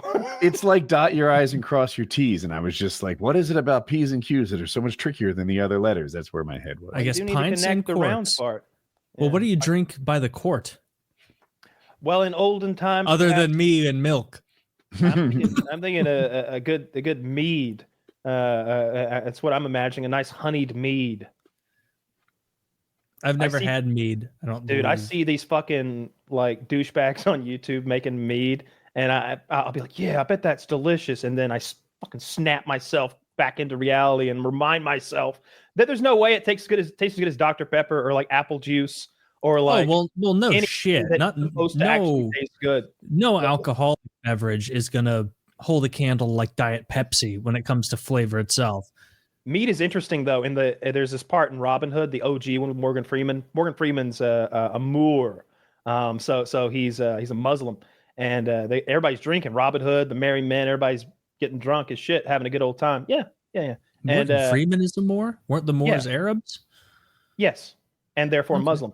Well, they were fighting the Crusades, and they're probably in Turkey or some shit. But anyway, Robin Hood offers him some booze. Kevin Costner with a terrible English accent. He's like, "Come on, we're all drinking or whatever." And he's like, he quotes the Quran, and it's something like, "Allah forbids that I drink the fermented product of wheat or grain or barley or whatever or grape." And he says, "This is made of honey." And they both like, "Oh shit!" And then it's like breaking it as like loophole. Like I don't understand. That's a sick loophole. For religions. I don't get it. Like, you're not the guy that you're supposedly like tricking is the master of the universe. You fools! Like this sounds like some fairy tale shit. You sound like you're at the middle of a fairy tale right before God shows up and throws you into a dungeon or something for working on the Sabbath or eating shrimp or wearing mixed fabrics. Or that's where you'll see like the Orthodox Jews be like, "We're not supposed to leave our houses on Shabbos, which is Saturday. And so we tied a bunch of strings to the light poles, and then a rabbi decreed that this is an extension of our home because it's enclosed, and now I can go get a nice corned beef sandwich." And it's like, all right, well, this isn't really in the spirit of the rule, but whatever, have fun. Yeah. What's that place? And I'm in favor of that. If that helps them get more corned beef sandwiches or pastrami, then it's a cause you can get behind. You are getting dangerously close to a Guatemalan prison. What? I hear these anti-Semitic little taunts. Trust me, I hear the dog whistle. Have you been cataloging them as well? Your pastrami and corned beef sandwich talk. All right. You don't like pastrami and corned beef? Actually, no, I don't like it. You ever been to? I think it's called Cats Deli in New York, the really famous one. That's if I went to New York, that would be like one of my first stops. Is I want to get one of those giant, delicious sandwiches from Cats. I went with a Jew, and he ordered for me, and it was tremendous. It was tremendous. It was so good. He ordered for you? Wait, what did he get you? Well, he told me what to get. It's been a decade, but I'm sure it was probably corned beef or pastrami. It was a big meaty sandwich that was. I remember. That's all I remember. I remember being very good. And I remember being big and meaty, and I remember that it was that movie deli. I think it's been in a lot of movies. Okay, well, that's probably Cats then. I worked with a Jewish guy years ago, and he wanted us to go to lunch at this Jewish deli, and I was like, "Oh, okay, nice. Like, Jews are fucking sick at delis." And then I got there, but it was breakfast time. It was like a late breakfast thing, not a lunch thing. And I saw on the menu they were serving bacon, and even though I ordered the bacon, it was still a feeling of like commit, like you guys are only 1 foot in to this, because I bet Cats doesn't have ham, right? They're probably all in on delicious absolutely beef. They do. No. Oh, they do? Oh, no. There's no way that place is halal isn't the right kosher. Kosher, yeah. There's no way they're kosher. I'm sure they had pork there. I mean, maybe I thought the real Jewish delis would be like mostly pushing the tasty beefs. I think they are more interested in the money that they'll get from selling. Do you think that? Yeah, wow. that they could get from. I mean, you're gonna have a hard time selling sandwiches. If Kyle thinks I'm not telling the rest of the Signal chat about these thoughts of his, that he's mistaken. No gabagool! No gabagool! I'm texting JD right now. Isn't that like, just on a basic level, wild to have someone that high up named JD? That's such a Cartoon Network name. He renamed himself 3 times, you know. I don't know a ton about him. Yeah. Wait, what was it originally? It was something very similar to what it is. He changed what JD stands for at one point, and then he changed his last name at one point. It says James David Vance, and so is that the made up one? That's probably his newest name. He's 6'2"? I thought he was a little fella. He towers over the president. You know who's not as big as I thought they were? Reacher. That guy that plays Reacher. How tall do you think that fella is? 6'5". I was gonna say 6'4". The character is 6'5". The actor's only 6'3". He talked about his interview for that part, and he was like, I was worried because I'm only 6'3", and they really wanted someone who was to the left, because they did that Tom Cruise thing. He's a little guy playing a 6'5". He's like, they wanted a giant. And he said that his heart was beating so hard in the interview that they could hear it through his microphone, and they thought it was interference. That he had to like sneakily take it off so they wouldn't hear his heart pound. They thought it was drums or something. I like that. Damn. Yeah, he's a likable guy. Well, he's a big enough dude. He plays that well. They shoot him to. I thought he was 6'5" the way they film him, and they also write it into the show. When people meet him, they're like, "Oh fuck, how did I miss you? Shit." I remember they zip tied his hands together in prison, and he kept asking him to remove the zip ties. When they finally agreed, he just broke them. Yeah, he's very much a superhero. That's almost exactly what Superman did in Man of Steel. Remember, he wears them until like later. He's like, plink. He's like, look, why can't we all just get along? Pulls his hands apart. If these make you feel more comfortable, okay. Yeah, I was watching a video last night of the actors from Invincible doing their lines. I'm curious about how that works. You know, like how you animate a show, but they're all in the same room together. It's a scene between the core family, between Omni-Man, his wife, and Mark, and they're all like side by side reading to each other. It was really cool to see them work because they're all just absolute professionals. J.K. Simmons is so good. I think, dude, I just went on a little Wikipedia clicking. Dwayne Johnson is 6'4", which seems to check out. And then I clicked over to John Cena. He's 6'1", which I guess checks out, but I thought he would have been bigger. And then under his, I'm just going through the people also searched for area underneath that, which is very handy sometimes. The Joe Undertaker, Logan? He was in there, and I was like, oh, I remember him being a famous wrestler, although I've never watched wrestling. Big. How tall do you think The Undertaker is? 6'9". The Undertaker, I'm going to guess 6'7". 6'10". Ooh. What a monster. I did not know this guy was such Is it true, though? a huge. Maybe he's like a Hollywood 6'10". You He's can't actually hide like 5 inches or something, though. He's clearly a giant. God oh damn. yeah, you can't You say can you're hide 6'10" three, and be 6'4". In the NBA, how tall is Howard Stern? Oh, Let's I used see. to know. I'm going to say I think 6'6". he's okay. Sure, 6'5" I had is the 6'5" in internet, my head. yeah. Okay, That's what he says. Yeah. And then he would meet these NBA players who were like 6'9", 6'7", 6'8", and they were always about 6'5". And he, Really? because he's a true 6'5", and these guys were. But for what it's worth, the NBA changed that, and a lot of heights changed. Maybe 2-3 years ago, they did accurate heights.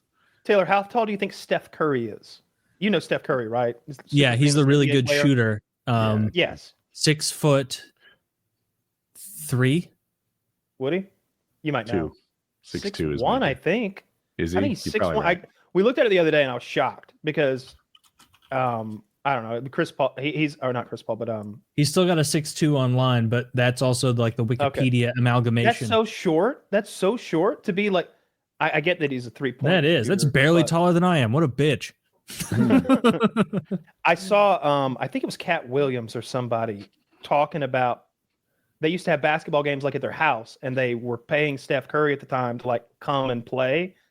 He wasn't in the league at the time. I don't think. I think he was college or something like. He was like paying him $5,000 to come like play at his house, and he talked about like how the range that he had. They saw that he was like, dude, they don't even start playing defense in the NBA until you get to the 3-point line, and that's your range is over there. Yeah, he talked about that a while ago. I don't care about that game at all, but when I watch Steph Curry shoot, it's beautiful. It's wild. I saw him make a shot on the internet recently off the court.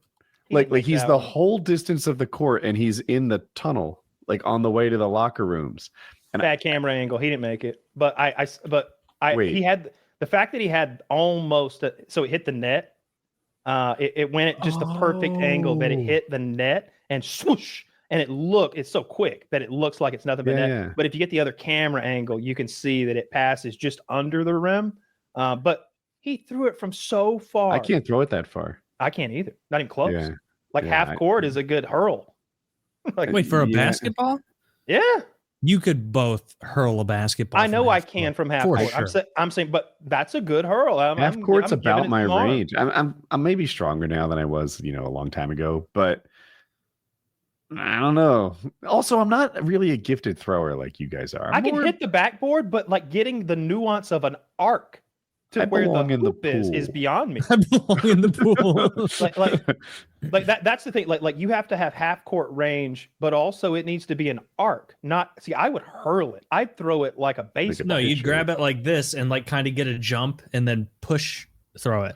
I don't know that I have range like that. Look, yes, the last time I tried to throw a ball like that, I was in high school, and I remember needing to getting it back here and like throw it and heave it and take a step. No, unless you're like profoundly unathletic, like you would absolutely have the range to do a jump, push. How far is it? It's not that far. It's a basketball. It's like what, 40 feet probably? I feel like I'm the guy who's supposed to know. 50 feet? How big is an NBA court? 100? Or no, it has to be more than 100 feet. That would be absurd if it was 94 feet. That's far. But that's not half court. I'm sorry. I looked up the length of a court, so no one knows what half of 94 is, but yeah. Okay. So you got 47 feet. That's not that crazy to hurl it. You guys could both do it. You guys are both selling yourselves short. I mean, I got a hoop in my backyard. I'll test this out tomorrow. You have a basketball hoop? Yeah. You ever tool around and shoot some? Not once ever. Really? I don't care about basketball one bit, but if there was a hoop in my backyard, I guarantee I'd be like shooting on it sometimes. A concrete pad too. Yeah, you should. Don't even own a ball. I would definitely have a ball. You don't think it seems kind of fun just to go like shoot a little bit? Not for us. Jesus Christ. The same Best way player in the league is white. Yeah, his name is Bioldio Bielovic. And that cultural appropriating Euro trash needs to be drummed out of the league and sent packing back to his Eastern Bloc pinko commie shithole of a country where all the houses look the same. Hey, Slovenia is not gray that bad. Rectangles with little square windows. And also, all those black players are culturally appropriating that like suspender wearing Georgia farmer who like put a peach basket up there and was like, hey, I'm going to invent a popular sport. I'm not even going to cut a hole in the bottom. So it's a huge ordeal every time someone starts. I don't know how ratings are for the NBA, but I would have a game where we went old school with it and we brought back the peach basket for a game. Just a game. We bring back the peach basket and we get the oldest ball that works. What would be fun? I don't know if they can pull it off, but I'd like to see an outdoor game. Like a playground dome, at least. Oh, why not do a dome? For sure, pull that off. The NHL does that. They put a whole ice. That's where I stole the idea from. Yeah, they put like a whole ice rink in Braves Stadium. Well, not Braves Stadium because they don't have a team, but like Yankee Stadium, and then they play there. Which to me always looks like the worst viewing experience of all time. But they somehow sell it out every time. Wait, do they now have like proper ice creation? It seemed like they chose really cold places originally. Yeah, they do like New York or Minnesota or Detroit. Like they pick somewhere cold. Chicago. The Blues beat the hell out of the Chicago Blackhawks a few years ago. Basketball works though. You could put basketball in the. That could be anywhere in a dome, and then just put the seating on the field, and it would be great. I'd love to see outdoor everything. For some reason, Dana White's been asked for years to do a UFC fight outdoors. That's what we wanted for that Fight Island thing. We all pictured the Mortal Kombat arena where you're on the beach and you have that fight, and like everybody wanted that so bad, but the dome takes away what I'm looking for, though. I want it to be windy. I want it to be outdoor. I want one side to have the sun, and the other side not to. Like I want it to be playground ball in the same way that they play something kind of like lake hockey. I want to see I like the hockey way they do it because like one of the games, maybe it was the St. Louis Chicago game in Chicago. It was so cold that they had to have heated benches and they had to even like put their water bottles in the special area so they didn't freeze. And even the goalies were wearing like stocking caps over their helmets. I was going to say the players ran back to the locker room sometimes between shifts until I realized I was describing Mystery Alaska, the hockey movie. I didn't see him do that. But that was my mistake. Hockey does it pretty good with the outdoor games. And there was one maybe in the past 2-3 years where it was like actively, I think it was the Minnesota one, probably Minnesota versus Dallas or something. And it was snowing, like aggressive snowing. And that was fun to see.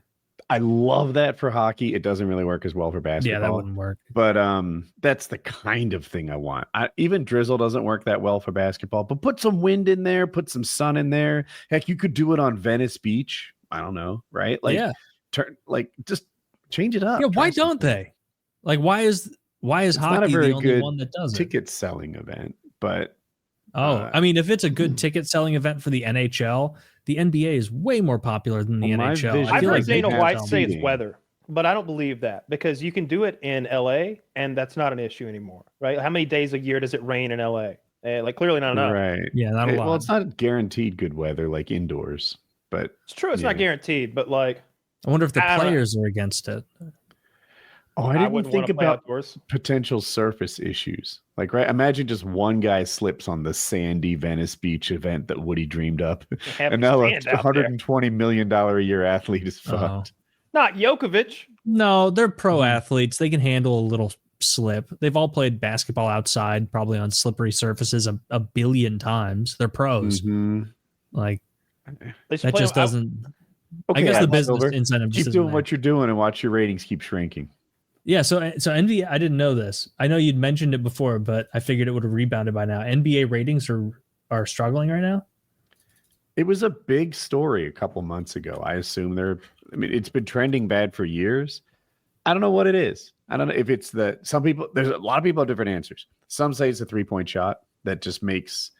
It used to be like you'd see the New York Knicks, really strong, tough players, maybe Detroit Pistons against some other like slick team. They all had different styles.